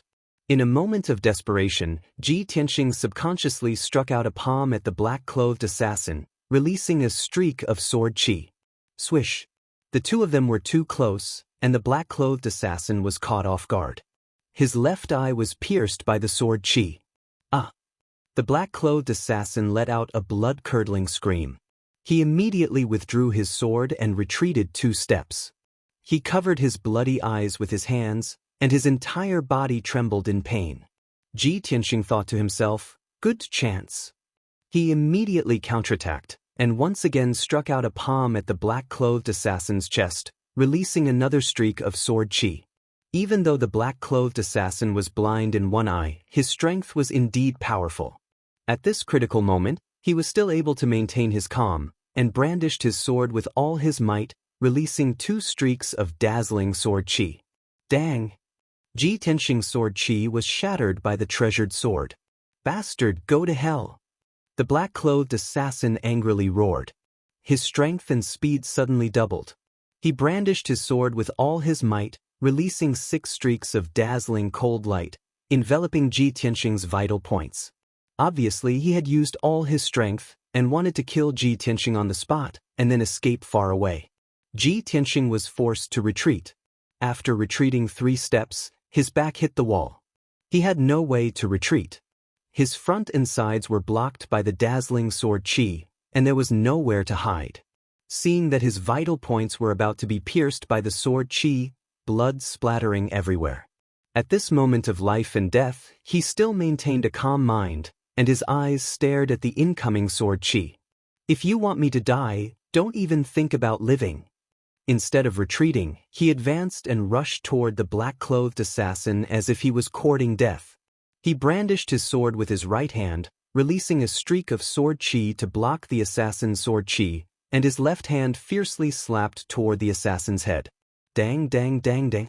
After the 2 swords clashed 4 times, the blood dragon sword was finally sent flying, and it smashed into the wall behind Ji Tianxing. His left shoulder and right abdomen were also hit by the sword chi, and there was a finger-long cut on them. Blood immediately gushed out. At the same time, his left palm also hit the black-clothed assassin's head. Bang! With a muffled sound, the sword chi from the yang chi acupoint on his wrist shot out and silently drilled into the black-clothed assassin's head. Ah!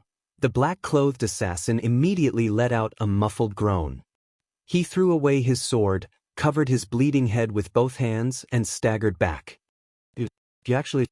He stared at Ji Tianxing, and his blood-covered face was full of horror.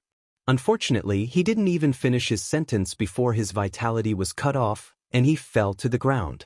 Ji Tianxing had released 3 sword chis in a row, and his body was very weak. He endured his injuries and picked up the blood dragon sword from the corner of the wall. He cut a few strips of cloth from his robe and bandaged the wounds on his left shoulder and right abdomen. At this moment, the guests in the inn were alarmed, and they all opened their doors and windows to look outside. A few warriors rushed up to the 3rd floor with swords and sabers, and arrived at the door of Ji Tianxing's room. The door was kicked open with a bang. The warrior who rushed into the room first was a young man wearing brown leather armor and holding a long saber. Ji Tianxing raised his head to look at this person, and he recognized him as the leader of the warriors' adventurer group. The 5 martial artists following closely behind him were all his subordinates. A group of people poured into the room, and 2 of them were holding oil lamps in their hands. When everyone saw the injured Ji Tianxing and the body of the black-clothed assassin lying on the ground, they immediately understood what was going on. Fortunately, they had all heard the noise and came to check the situation. They had no malice toward Ji Tianxing. "Brother, are you okay? Do you need help?" The leader of the warriors' adventurer group walked up to Ji Tianxing, grinned, and asked in a friendly manner. Ji Tianxing shook his head and continued to bandage his wounds.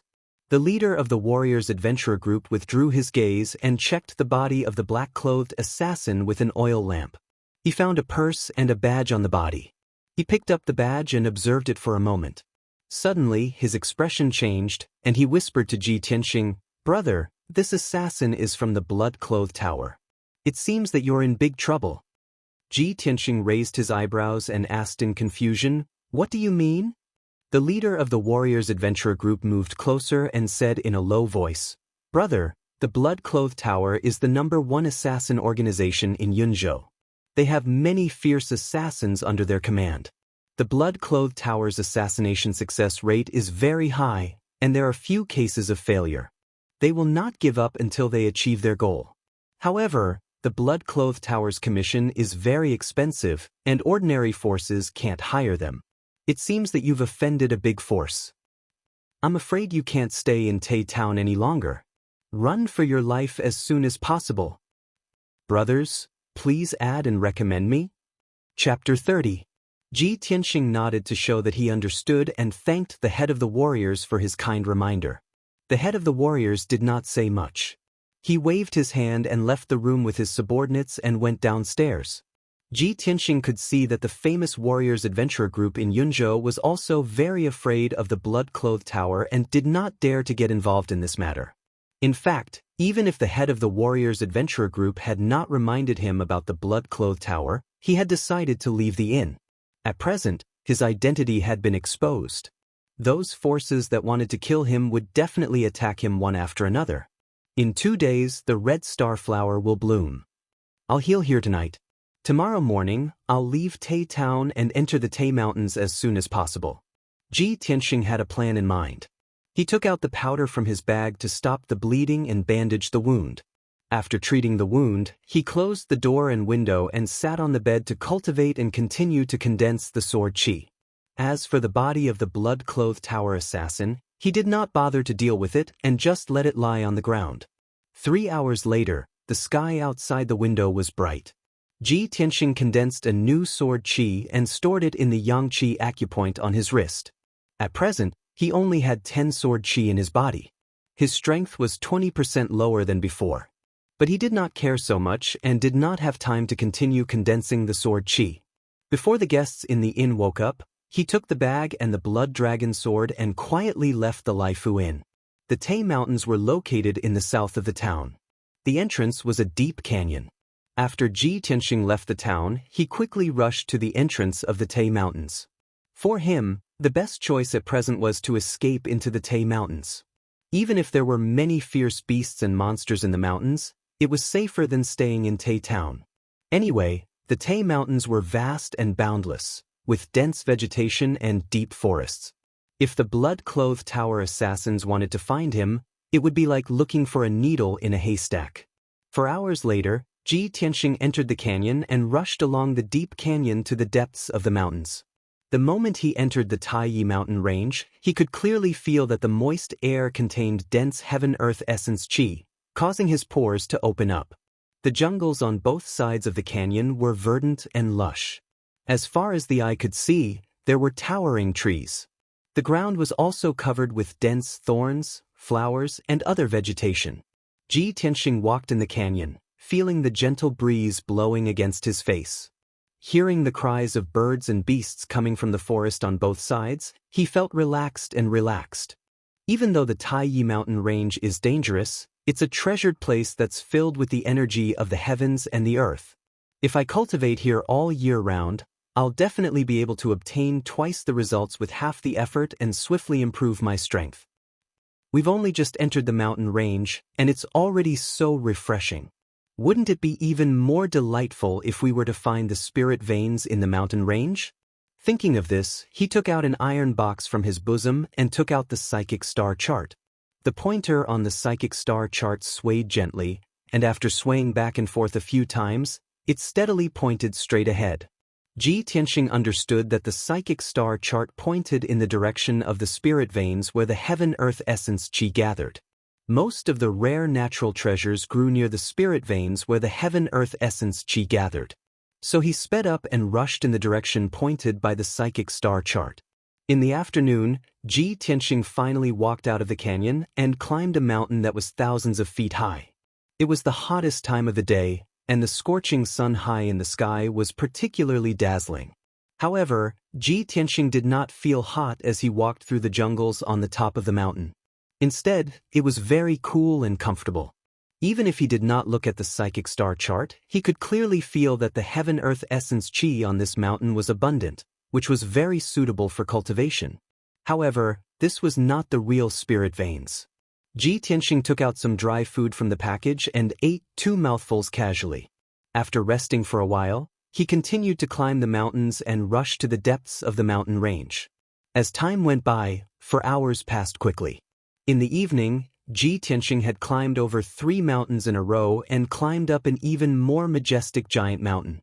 This giant mountain was about 2,000 feet high, and the top of the mountain was shrouded in white clouds and thick fog, which did not dissipate even when the mountain wind blew. Seeing that the sun was about to set, Ji Tianxing stayed halfway up the mountain and prepared to spend the night on this giant mountain. According to the instructions of the psychic star chart, this giant mountain was a treasure land where the heaven-earth essence qi gathered, and it was easy to find rare herbs and exotic flowers and fruits. Moreover, it was extremely dangerous to walk in the mountain range at night. A martial artist who had the heaven-earth essence qi in his body was like a bright lamp in the dark night, and would definitely attract the besiegement of countless fierce beasts and monstrous beasts. Before it got dark, Ji Tianxing found a relatively dry cave halfway up the mountain. He chopped a few tree trunks and moved a few big stones to block the entrance of the cave, and then sat down in the cave to cultivate. Night fell, and the sky was filled with stars, but the mountain was so dark that one couldn't even see one's own fingers. From the mountains and forests in all directions, there were frightening roars of monstrous beasts, which made one's hair stand on end. Ji Tianxing concentrated on condensing sword qi, and after cultivating for an hour, he found that the heaven-earth essence qi on this mountain was abundant. He could clearly feel that the endless heaven-earth essence qi was like a tide, surging from all directions and gathering in his body. The effect of cultivating in this mountain was twice as good as cultivating in the secret room of the Ji mansion. In the past, when he cultivated in the secret room of the Ji mansion, he needed 6 hours to condense sword qi. However, in this simple and crude cave, he only used 4 hours to condense a strand of sword qi. 8 hours later, in the middle of the night, he successfully condensed 2 sword qi and recovered the strength of 12 sword qi. He stopped cultivating, hugged the blood dragon sword in his arms, and leaned against the cave wall to rest, waiting for dawn to come. But the terrifying roars of monstrous beasts kept coming from all directions, making him unable to sleep. His nerves were tense, and he did not dare to let down his guard. Occasionally, there would be all kinds of muffled sounds, as if there were huge monstrous beasts fighting each other. He even felt the ground shake a few times, as if there were huge monstrous beasts running in the mountain. Ji Tianxing originally thought that the monstrous beasts would gradually calm down. But he did not expect that the monstrous beasts' roars coming from all directions would become denser, and all kinds of loud noises would become closer. He finally realized that something was wrong, and clenched the blood dragon sword with both hands, listening to the movements outside the cave. Suddenly, a pair of walnut-sized scarlet eyes appeared in the darkness outside the cave. An extremely dangerous aura came, accompanied by a thick smell of blood. Ji Tianxing looked out through the crack in the cave, and vaguely saw a fiery red monstrous beast that looked like a tiger squatting outside the cave, staring at the cave entrance. Oh no! That monstrous beast found me. Chapter 31. At that moment, Ji Tianxing's nerves were stretched taut as cold sweat broke out on his back. He did not expect that a few large rocks and tree trunks would be able to block the entrance of the cave and the fiery red demonic beast outside. But he was trapped in the cave and had nowhere to run. He did not even have a chance to fight back. At this moment of life and death, the only thing he could do was to hold his breath and not make a sound. But he had underestimated the intelligence of the demonic beast. The fiery red demonic beast squatted outside the cave for about half an hour before it could no longer suppress its bloodthirsty desire. It slowly arched its body towards the entrance of the cave and stretched out its large claws. It easily pushed aside a few large rocks and rolled them into the bushes. Even the crisscrossing tree trunks blocking the entrance of the cave were easily pushed aside by its large claws. With the entrance of the cave unblocked, Ji Tianxing and the fiery red demonic beast stared at each other. Only now did Ji Tianxing see clearly that this fiery red demonic beast was 3 meters long. Its body was covered in red fur and its large mouth revealed 2 chopstick-long fangs. It's actually a flaming tiger, a mid-tier demonic beast. Ji Tianxing's body stiffened, his eyes filled with fear and anxiety. In this world, demonic beasts were also divided into strong and weak demonic beasts. Ordinary low-tier demonic beasts had the combat strength of a refinement realm martial artist and were common in large numbers. A mid-tier demonic beast's combat strength was basically the same as a true energy realm martial artist and could use the yuan qi of heaven and earth to attack. A high-tier demonic beast's combat strength was equivalent to a mystic comprehending realm martial artist. As for the stronger demonic beasts, they had already formed their demonic core and were powerful martial artists. Their strength was equivalent to a origin core martial artist. Ji Tianxing could clearly feel that this flaming tiger's strength was at least at the 5th level of the true energy realm. Looking at the flaming tiger, his expression was grave as he muttered to himself, "I'm really unlucky to encounter a mid-tier demonic beast on my first day in the mountain. This is a flaming tiger comparable to the 5th level of the true energy realm. If I'm not careful, I'll lose my life." The flaming tiger's scarlet eyes stared at him, revealing a bloodthirsty look as saliva dripped from its mouth. It approached the cave entrance step by step and stretched out its claws to grab Ji Tianxing out of the cave. The cave was too small and Ji Tianxing had nowhere to hide. At this critical moment, he gritted his teeth and made up his mind. With a low shout, he brandished his sword and rushed out. "Damned beast, get out of the way!" The blood dragon sword was unsheathed and drew a cold light in the night sky, ruthlessly slashing at the flaming tiger's claws. The flaming tiger was very vigilant. It wasn't in a hurry to kill Ji Tianxing with all its strength. It immediately withdrew its claws.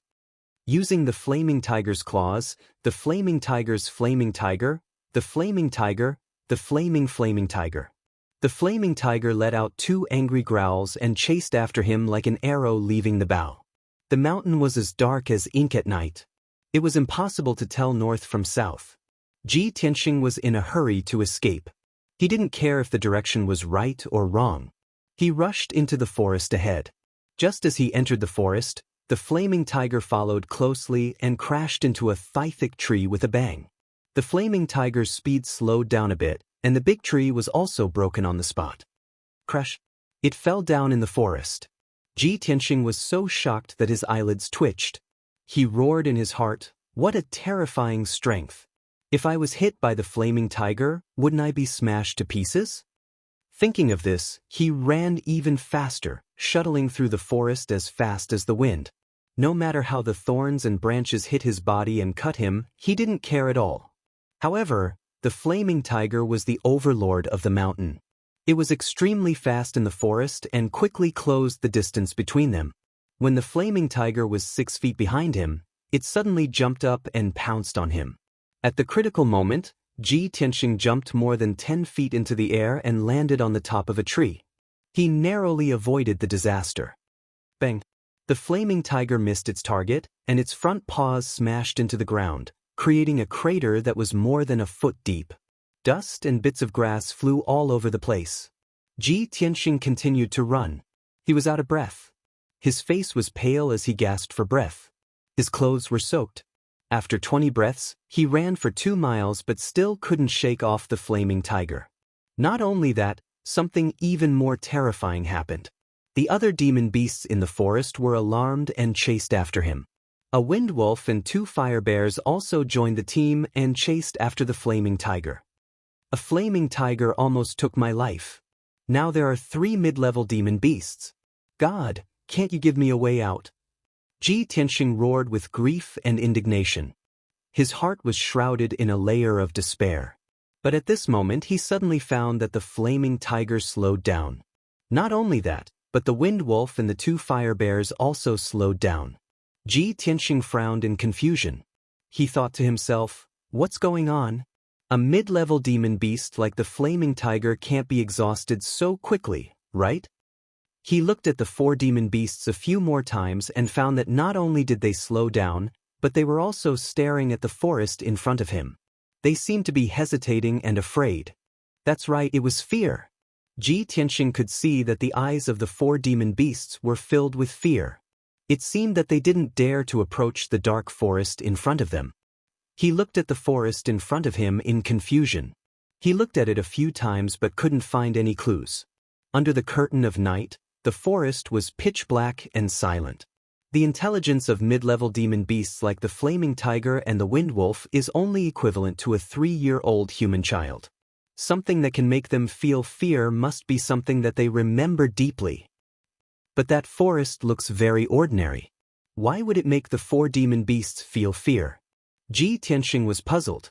As he fled towards the forest, he glanced around. At this time, he suddenly realized that he didn't recognize the direction in his panic. He actually ran from the middle of the mountain to the peak. He continued to run towards the dark forest and looked back at the 4 demon beasts behind him. Although the flaming tiger and the wind wolf were drooling over him, their chasing speed was getting slower and slower. When he ran to the edge of the dark forest, the 4 demon beasts actually stopped chasing him. They stopped about 30 meters away from him. Roar! Roar! The 4 demon beasts stared at him and let out a low roar filled with unwillingness.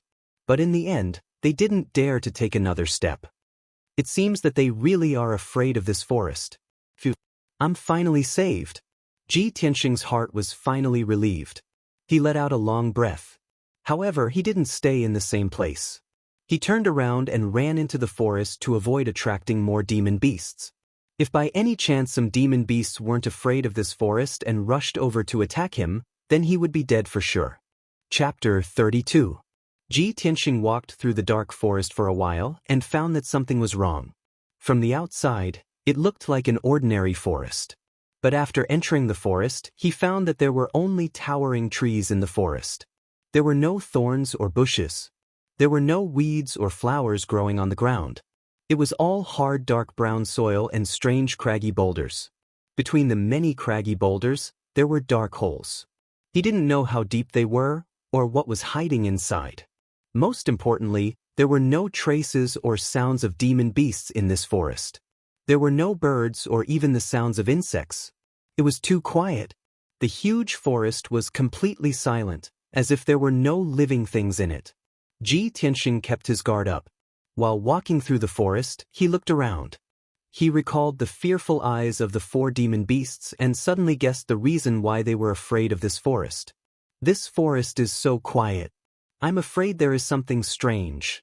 At this moment, not far behind him, under a craggy boulder, an icy blue light suddenly lit up. It was a beam of ice blue light that was as thick as an arm. It came out from the dark hole under the huge rock and silently reached behind Ji Tianxing like a tentacle.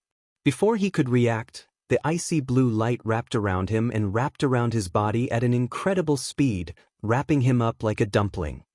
What the hell is this? Ji Tianxing was shocked. He subconsciously let out a low shout and struggled with all his might.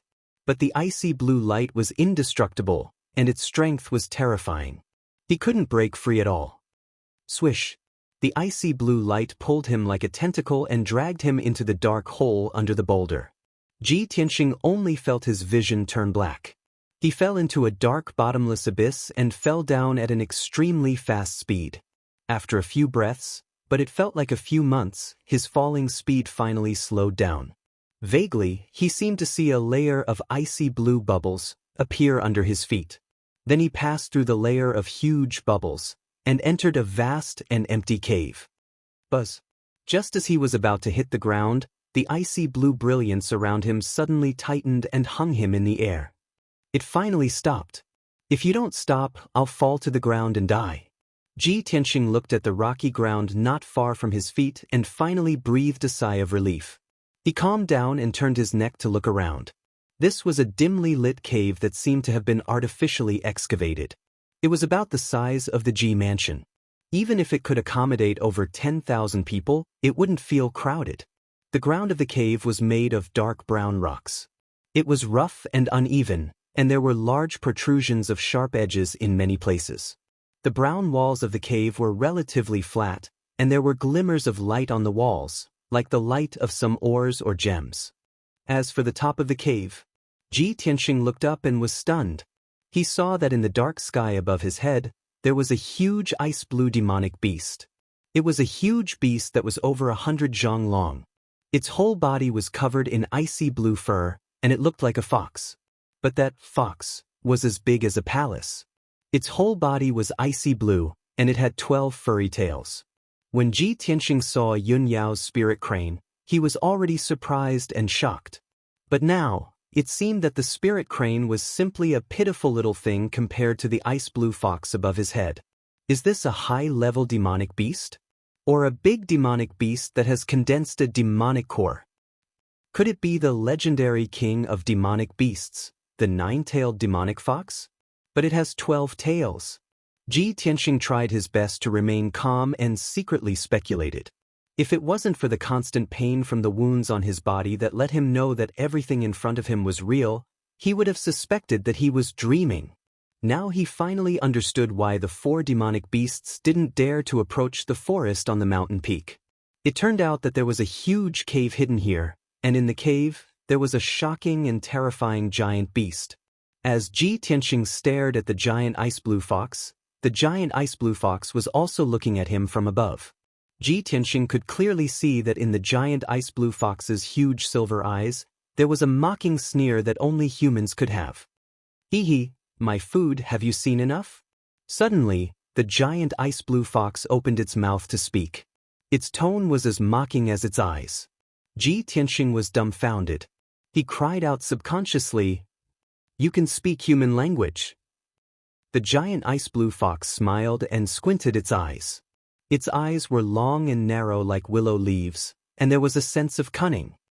With my intelligence and strength, what's so strange about me being able to speak human language? Ji Tianxing suppressed the shock in his heart and quickly asked, "Legend says that the king of demonic beasts, the nine-tailed demonic fox, can speak human language and can even transform into a human form to charm humans. Are you the legendary nine-tailed demonic fox?" Nine-tailed demonic fox?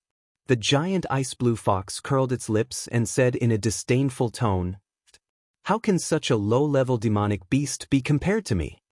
Ji Tianxing was silent, and his heart was heavy. He thought to himself, the legendary demonic fox's strength is comparable to a master of the sky origin stage. Is this ice fox beyond the demonic fox's level? I don't know if I'm too lucky or too unlucky. I can't believe I've met such a legendary top master. At this moment, the giant ice-blue fox slowly twisted its body, opened a pair of ice-blue wings hidden under its belly, and flew down from the sky. My prey, I haven't tasted human flesh for many years. Now, you have to open your heart and happily welcome my taste. This is your honor, you should be proud. Ji Tianxing's face suddenly changed, and he cursed in his heart, "Is this demon crazy? You're going to eat me and I'm still happy." But, isn't this demonic beast a fox? Why does it have wings like a bird? I've never heard of such a weird-looking demonic beast. The giant ice-blue fox opened its bloody mouth, and was getting closer and closer to Ji Tianxing. It looked like it was going to swallow him in one gulp. In a hurry, Ji Tianxing could only find a lame excuse. "You can't eat me." As expected, the giant ice blue fox stopped and asked with a smile, "Why?" Ji Tianxing pretended to be calm and said, "I haven't taken a shower yet. I'm dirty and smelly, and I haven't changed my clothes and socks for many days." After saying that, he stole a glance at the giant ice blue fox's reaction and asked worriedly, "Your taste can't be that bad, right?" Chapter 33. The giant ice blue fox seemed to be moved by Ji Tianxing's words and nodded in agreement. "And you're right. If the food isn't clean enough, it will affect my appetite." After speaking, it waved its front claws and shot out an ice blue light beam. The pillar of light immediately turned into a surging stream of water, swirling around Ji Tianxing and washing him away. Swish, swish, swish. In the blink of an eye, Ji Tianxing was washed from head to toe by the bone-chilling water. The dust and blood on his body all disappeared. The giant ice blue fox nodded in satisfaction and said with a smile, "Now that it's clean, I'm going to enjoy the food." Ji Tianxing was speechless and his heart was filled with helplessness. In front of this terrifyingly strong demon king, even if he calmly thought of a way to stall for time, there was no chance of escaping. Since it was like this, he could only use all his strength and desperately struggle. He clenched his teeth and used all his strength, causing his muscles to bulge and his bones to make kacha-kacha sounds. He could even clearly hear his own heartbeat, and the essence in his body was like a flood, making a dull sound. A martial artist at the 9th level of the body refinement realm, when using all his strength, could easily lift a 1,000-pound copper cauldron. Ji Tianxing's physical strength was twice as strong as a normal martial artist at the 9th level of the body refinement realm. He had at least 2,000 pounds of strength. However, the ice blue light beam that wrapped around his body was as tough as a spirit snake and could not be shaken at all. The giant ice blue fox saw that he was desperately struggling and was not in a hurry to eat him. It smiled and said, "My food, use all your strength to struggle. The more you struggle, the hotter your blood will be and the more essence in your body will be. I can also taste even more plump and tender flesh. That's a delicacy. I like to see my prey tenaciously struggle and then be swallowed into my stomach in despair." The giant ice blue fox's smile was very cunning. Its eyes stared at Ji Tianxing as if it was enjoying and looking forward to it. Ji Tianxing's heart was filled with grief and anger, but he clenched his teeth and did not make a sound. He used all his strength to struggle. His body began to distort, and his muscles and bones began to expand. Clearly, his strength had reached its limit. The icy blue light pillar finally loosened a little as it slowly rotated. The giant ice blue fox raised its eyebrows and said in a playful tone, I didn't expect you to be so capable. I'll give you a chance to live. If you can break free, I'll spare your life. If you can't break free, then you can only be obediently eaten by me." Ji Tianxing saw a glimmer of hope for survival. He desperately erupted with an even more violent power, and his skin turned crimson red. Moreover, in order to increase his explosive power, he did not hesitate to use the 12 strands of sword qi in his body. Buzz. Amidst the buzzing of the vibrating sword qi, all 12 sword qis flew out of his body and surrounded him. Swish. Swish. The 12 golden sword qis spun rapidly, shining with a bright golden light and producing a series of air-piercing sounds. At this critical moment of life and death, Ji Tianxing's endless potential was stimulated. Only then did he realize that the sword qi in his body could be manipulated in this way. He calmly controlled the 12 streaks of sword qi and rotated them to cut the icy blue light pillar around his body. Ding, ding, ding, ding. However, when the 12 streaks of sword qi hit the icy blue light pillar, there was a series of crisp sounds, but there was no effect. The icy blue light pillar was indestructible. No matter how sharp the sword qi was, it could not be shaken. After all, Ji Tianxing's ability was far inferior to the giant ice blue fox's. The difference in power level was like heaven and earth. In a short period of time, Ji Tianxing's mind could not take it anymore. It was difficult for him to control the 12 streaks of sword qi. Swish, swish. The 12 streaks of sword qi went back into his body and hid in the 12 acupuncture points. Ji Tianxing's strength and mind were both exhausted. He only felt that his vision was turning black, and his consciousness was becoming blurry. Am I going to die here today and be eaten by this damned fox? I can't accept this. I haven't found the red star flower, and I still have to take my revenge. Ji Tianxing was filled with unwillingness. Finally, he closed his eyes and fainted. The giant ice blue fox revealed a disappointed expression and muttered to itself, "Sigh. Is this all you've got? Seems like I've overestimated you." Then, it opened its sharp mouth and revealed 2 rows of sharp fangs. It bit down on Ji Tianxing. Ji Tianxing, who was unconscious, did not feel anything. He was about to be swallowed by the giant ice blue fox. However, at this critical moment, a dark ball of light appeared in his energy center in his abdomen, emitting a cold death aura. Swish! The dark ball of light expanded 10,000 times in an instant, becoming a black hole the size of a palace and enveloping the giant ice blue fox. The black hole emitted a cold death aura and an extremely powerful and mysterious aura. The giant ice blue fox was so frightened that its expression changed drastically. Its silver eyes were filled with fear. What is this? It could not help but scream. Instinctively, it retreated, trying to get away from the mysterious black hole. However, the black light in the black hole spun rapidly, emitting a terrifying devouring power that enveloped the giant ice blue fox. The giant ice blue fox could not move. Its eyes were filled with fear as it floated in the air. It could only endure the devouring power in despair.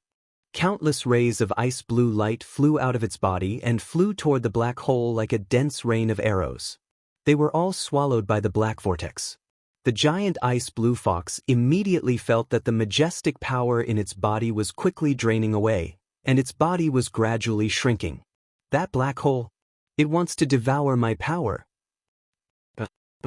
Damn bastard! How can this be? The giant ice blue fox was angry and frightened. It glared at Ji Tianxing with fire in its eyes. It hated him to the core. However, Ji Tianxing was unconscious. He floated in the air without feeling anything and was unaware of all this. The giant ice blue fox's power was draining faster and faster, and its body was shrinking at a speed visible to the naked eye. After an hour, 40% of its power had been drained away, and its body had shrunk by half. After 2 hours, 80% of its power had been drained away, and its body had shrunk to the size of a room. The black hole was still enveloping it, and it continued to absorb its power, causing its body to shrink even further.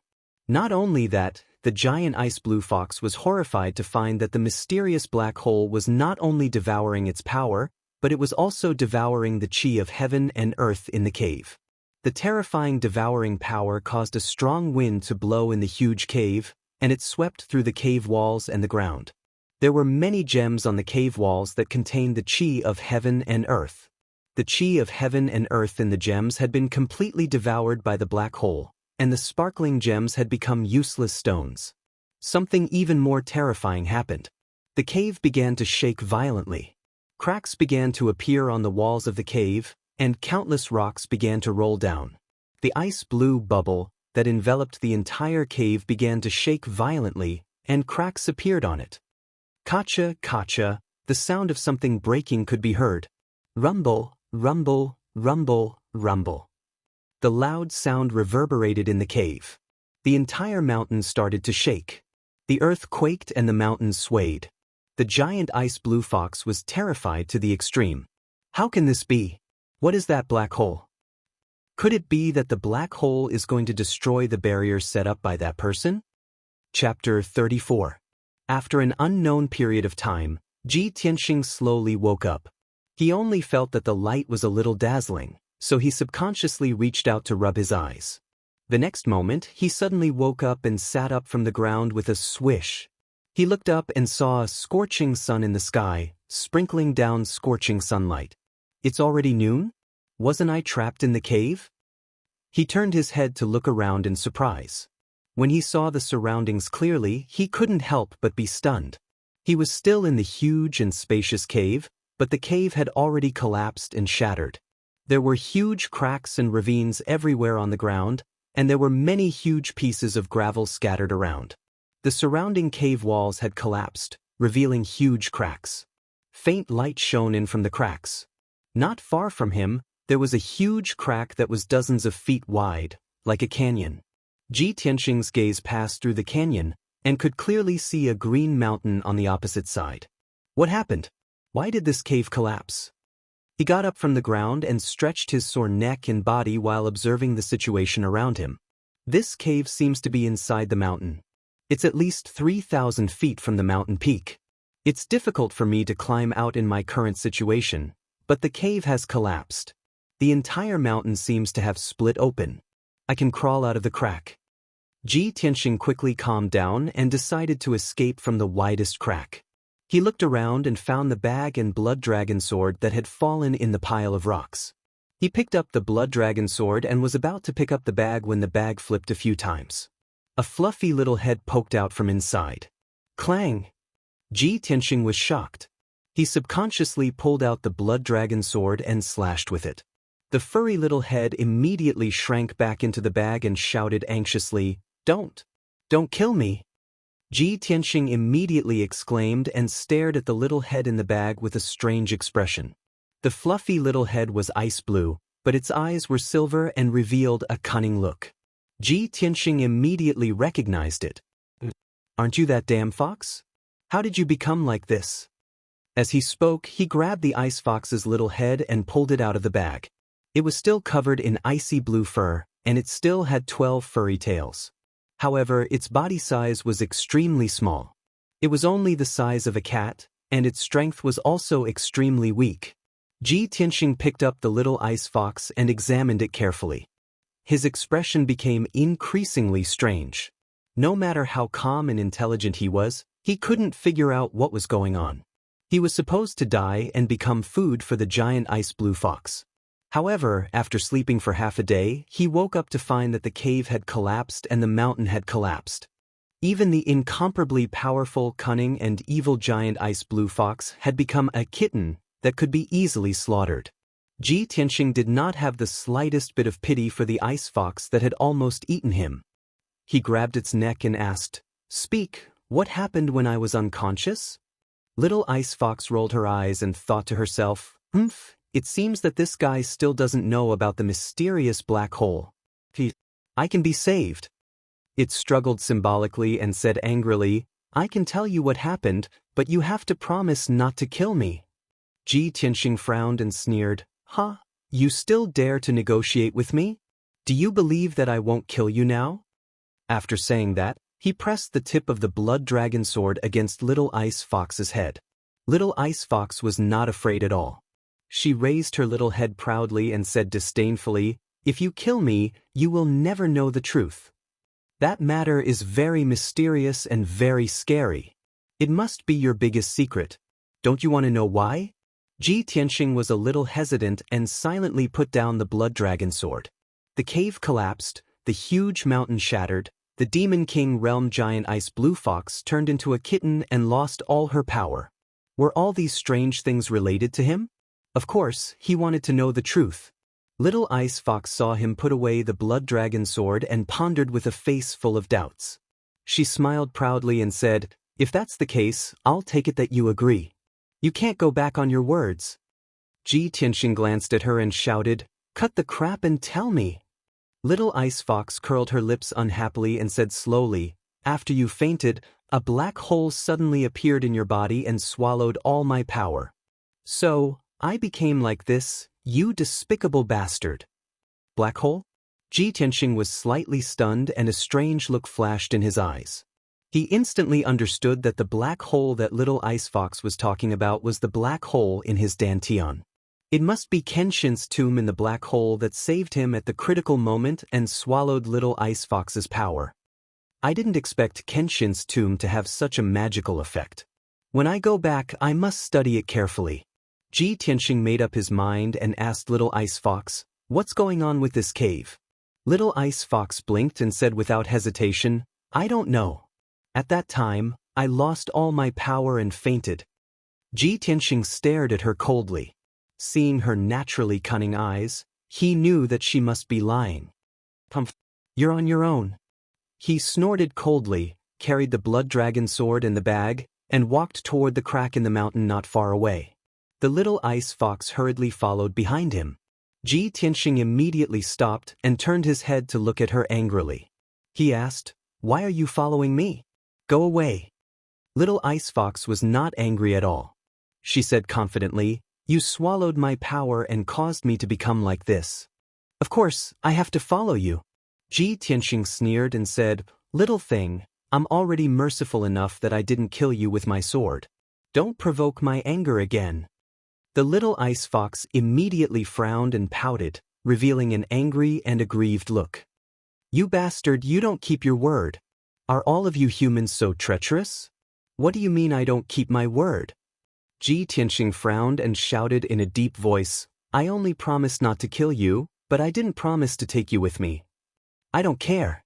You have to take me with you and protect me." The little ice fox looked like she was going to throw a tantrum. She muttered gloomily, "You made me like this, and now you want to leave me here. You just want to kill me." Ji Tianxing raised his sword-like eyebrows and shouted with a fierce look, "What do you mean? Are you blaming me? In that case, I'll kill you with my sword so that you won't keep pestering me." As he spoke, he was about to pull out the blood dragon sword. Little Ice Fox reached out her furry little paws and held his ankle tightly. She cried and shouted, "If you really want to kill me, then kill me. Anyway, if I stay here, other demonic beasts will definitely come for revenge and cut me into pieces. I'd rather die under your sword. At least I can turn into a resentful spirit and haunt you for the rest of my life." Chapter 35. Ji Tianxing had a headache and felt helpless about the little ice fox's pestering. He kicked the little ice fox away and asked with a dark face, "You're also a demonic beast, so you should be with demonic beasts.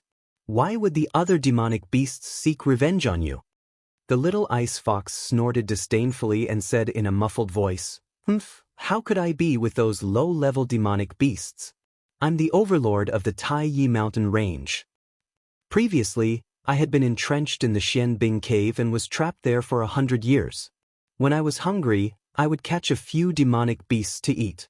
When I was bored, I would also catch some powerful demonic beasts to amuse myself. In the entire Tai Yi mountain range, countless powerful demonic beasts were tortured by me. If those demonic beasts saw me in this state, they would definitely seek revenge at all costs." Hearing this, Ji Tianxing's expression changed and many questions arose in his heart. The sneer on his face deepened and he said with disdain, "If that's the case, then it's even more impossible for me to bring you along. If you follow me, who knows how many demonic beasts you'll attract." The little ice fox shook its head and said confidently, "So what if other demonic beasts seek revenge? I'm the overlord of this mountain range. In the entire Tai Yi mountain range, there's no place that I don't know. I know all the treasures and herbs in every corner. You entered the Tai Yi mountain range alone, so you must be looking for treasures. With my guidance, I guarantee that you'll get twice the result with half the effort and find countless spiritual flowers and herbs." Ji Tianxing was silent for a moment as he weighed the pros and cons. He knew very well that although the little ice fox's words were a little exaggerated, he could basically believe it. However, he felt that there were many doubtful points in this matter and he still needed to consider it carefully. "Little fox, do you know about the red star flower?" Seeing that he had relented, the little ice fox knew that there was hope in this matter. It quickly nodded and said, "Of course I know. 60 years ago, I even ate a few human experts who were looking for the red star flower." Ji Tianxing frowned and said with a dark face, "Can you not mention eating humans? Tell me, where is the red star flower?" "Well," the little ice fox narrowed her eyes and revealed a sly smile. "I can't tell you now, but I promise I can bring you to the red star flower." Ji Tianxing was a little angry. He couldn't wait to beat up this cunning little ice fox. He took out the psychic astrolabe from his bosom and sneered, "Do you think I can't find the scarlet meteorite flower without you? My psychic astrolabe can guide me to it." Little Ice Fox stared at the psychic astrolabe for a while and said with a contemptuous smile, "Huh, you want to find the red star flower with this broken astrolabe? You're underestimating the scarlet meteorite flower. When you find the scarlet meteorite flower with the compass, You will definitely be happy for nothing because what you find will definitely be the fake body of the scarlet meteorite flower. As for the real body of the scarlet meteorite flower, it has already flown away. Fly away? Ji Tianxing frowned. He didn't quite believe the little ice fox's words. The scarlet star flower was only a stalk of spirit herb and not a flying bird with intelligence. How could it fly away? However, since little ice fox didn't intend to explain, Ji Tianxing didn't ask about it anymore. He put away the psychic astrolabe and continued to ask, "You just said that you were trapped in the Xianbing cave for 100 years and couldn't leave. What's going on? And what kind of demonic beast are you? Why were you trapped in that cave? You must tell me honestly. Otherwise, I won't take you out of here." Little Ice Fox hesitated for a moment. There was a look of reminiscence in her eyes.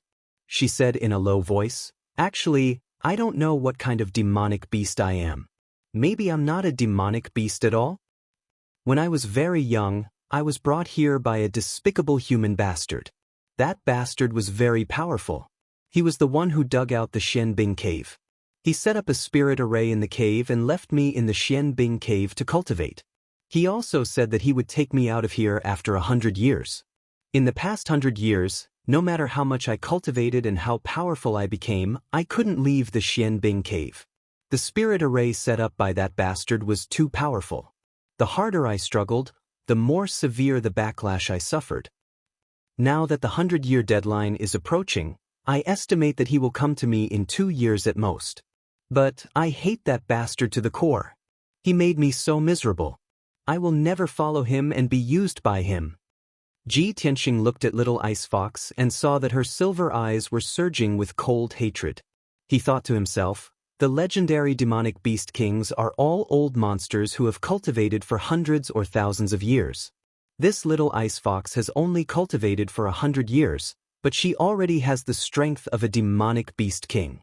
It seems that she is not an ordinary demonic beast.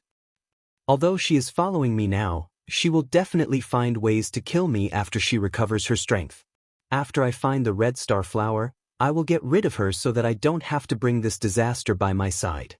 Sooner or later, my life will be in danger. After making up his mind, Ji Tianxing left the cave with Little Ice Fox and entered the huge crack in the mountain. Although Little Ice Fox had lost her power and became small and weak, but the Xianbing cave and the spirit array had been destroyed. She had finally regained her freedom and was in an extremely happy mood.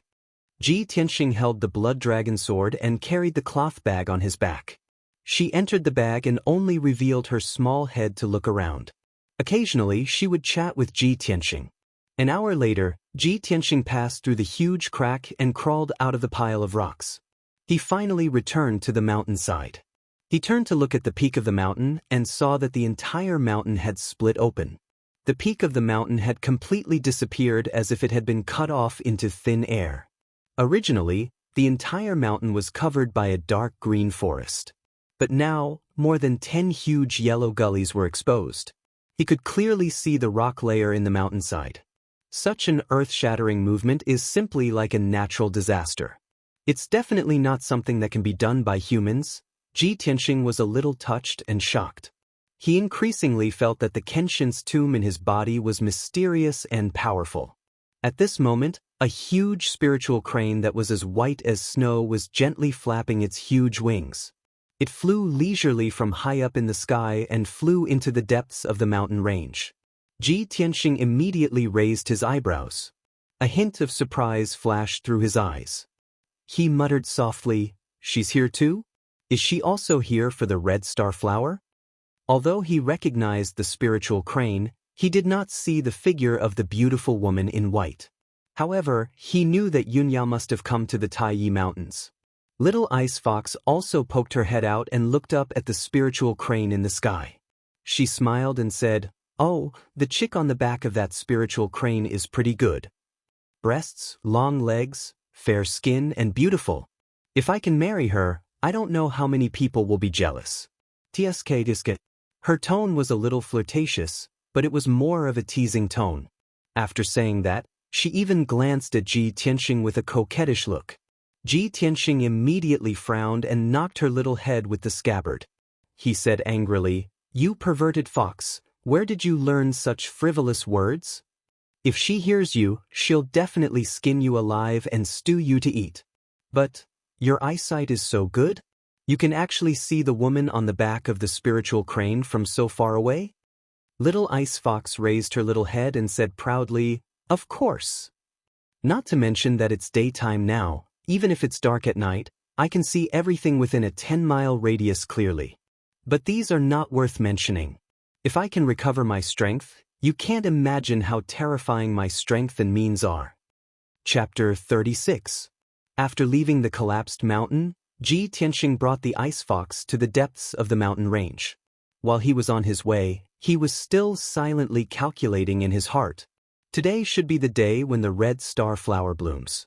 The martial artists in Tai Town must have entered the mountain. I have to find the red star flower as soon as possible. Otherwise, it will be troublesome if the other martial artists get it. However, the Tai mountain range was very vast. It stretched for thousands of miles and there were many high mountains in the mountain range. Even though Ji Tianxing had the psychic astrolabe, he could not find the place where the red star flower grew in a short time. In his anxiety, he asked the ice fox, "Little fox, which mountain is the red star flower on?" The ice fox was sleeping in the bag. When it heard Ji Tianxing's question, it answered without raising its head, "As for which mountain it is on, we will only know when we reach that area. We are still far from that area. Anyway, you just have to keep going forward." Ji Tianxing was not satisfied with such a perfunctory answer. He picked up the ice fox and stared at it with a serious expression. He said in a low voice, "Little ice fox, the red star flower is very important to me. I have to get it. If you dare to play any tricks, I will not let you off." However, the little ice fox did not take his threat to heart at all. She was still in a lazy posture. It stretched lazily and looked at Ji Tianxing with a smile. "Hey, can't you have some confidence in me? I am the overlord of the Tai mountain range. I have been here for hundreds of years. It is just a red star flower. I will bring you to it before the sky turns dark." Ji Tianxing saw that the ice fox did not seem to be lying. He believed it for the time being and continued to travel through the forest. The ice fox did not sleep anymore. It lay lazily in the bag, raised its head and closed its eyes to rest. It even chatted with Ji Tianxing. "Hey, what is your name?" Ji Tianxing answered expressionlessly, "Ji Tianxing." The ice fox smiled and said, "Then what should I call you? Little Ji? Ji? Or Little Tianxing? Which one sounded better? You can choose one." Ji Tianxing's face darkened. He said impatiently, "Can you remove the word little? Alright, old Ji, you're so weak. Why did you come to the Tai Yi mountain range to look for the scarlet star flower?" Ji Tianxing's face turned even darker.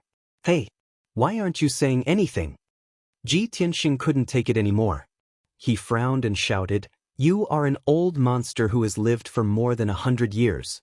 How dare you call me old Ji? Don't you feel embarrassed?"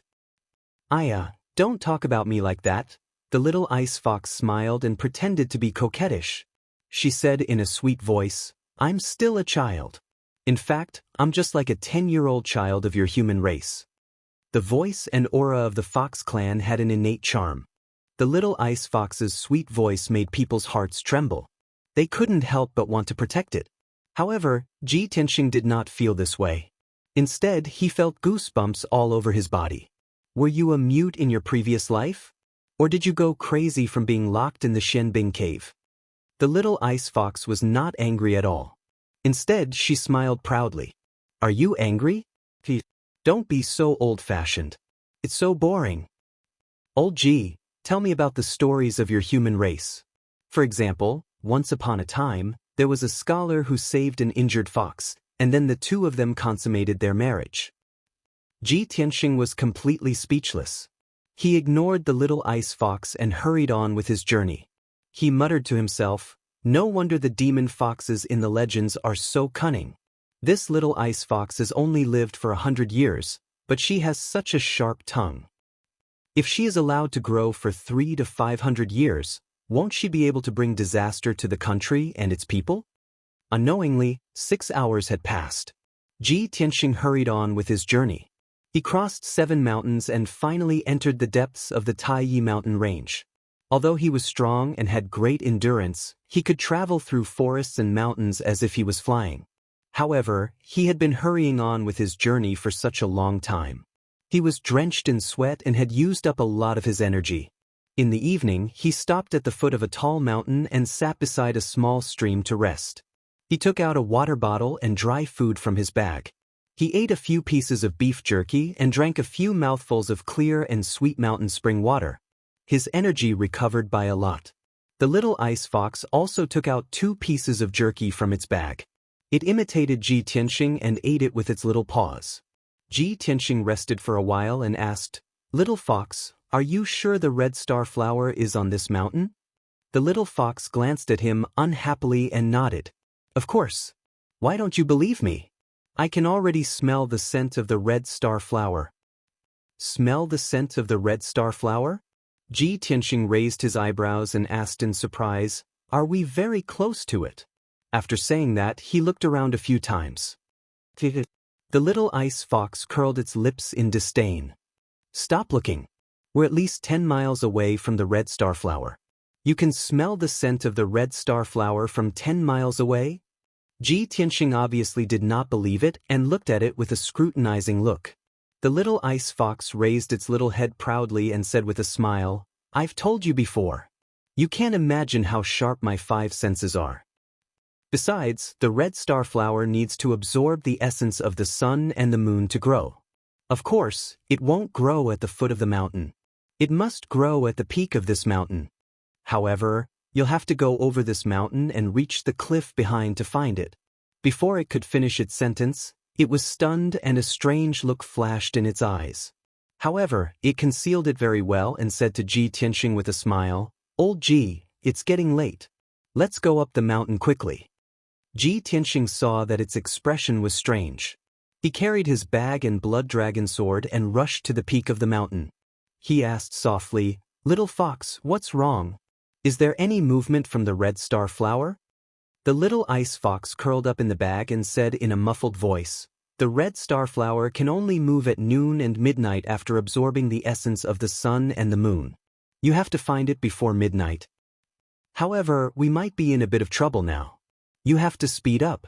Ji Tianxing frowned and silently increased his speed to the peak of the mountain.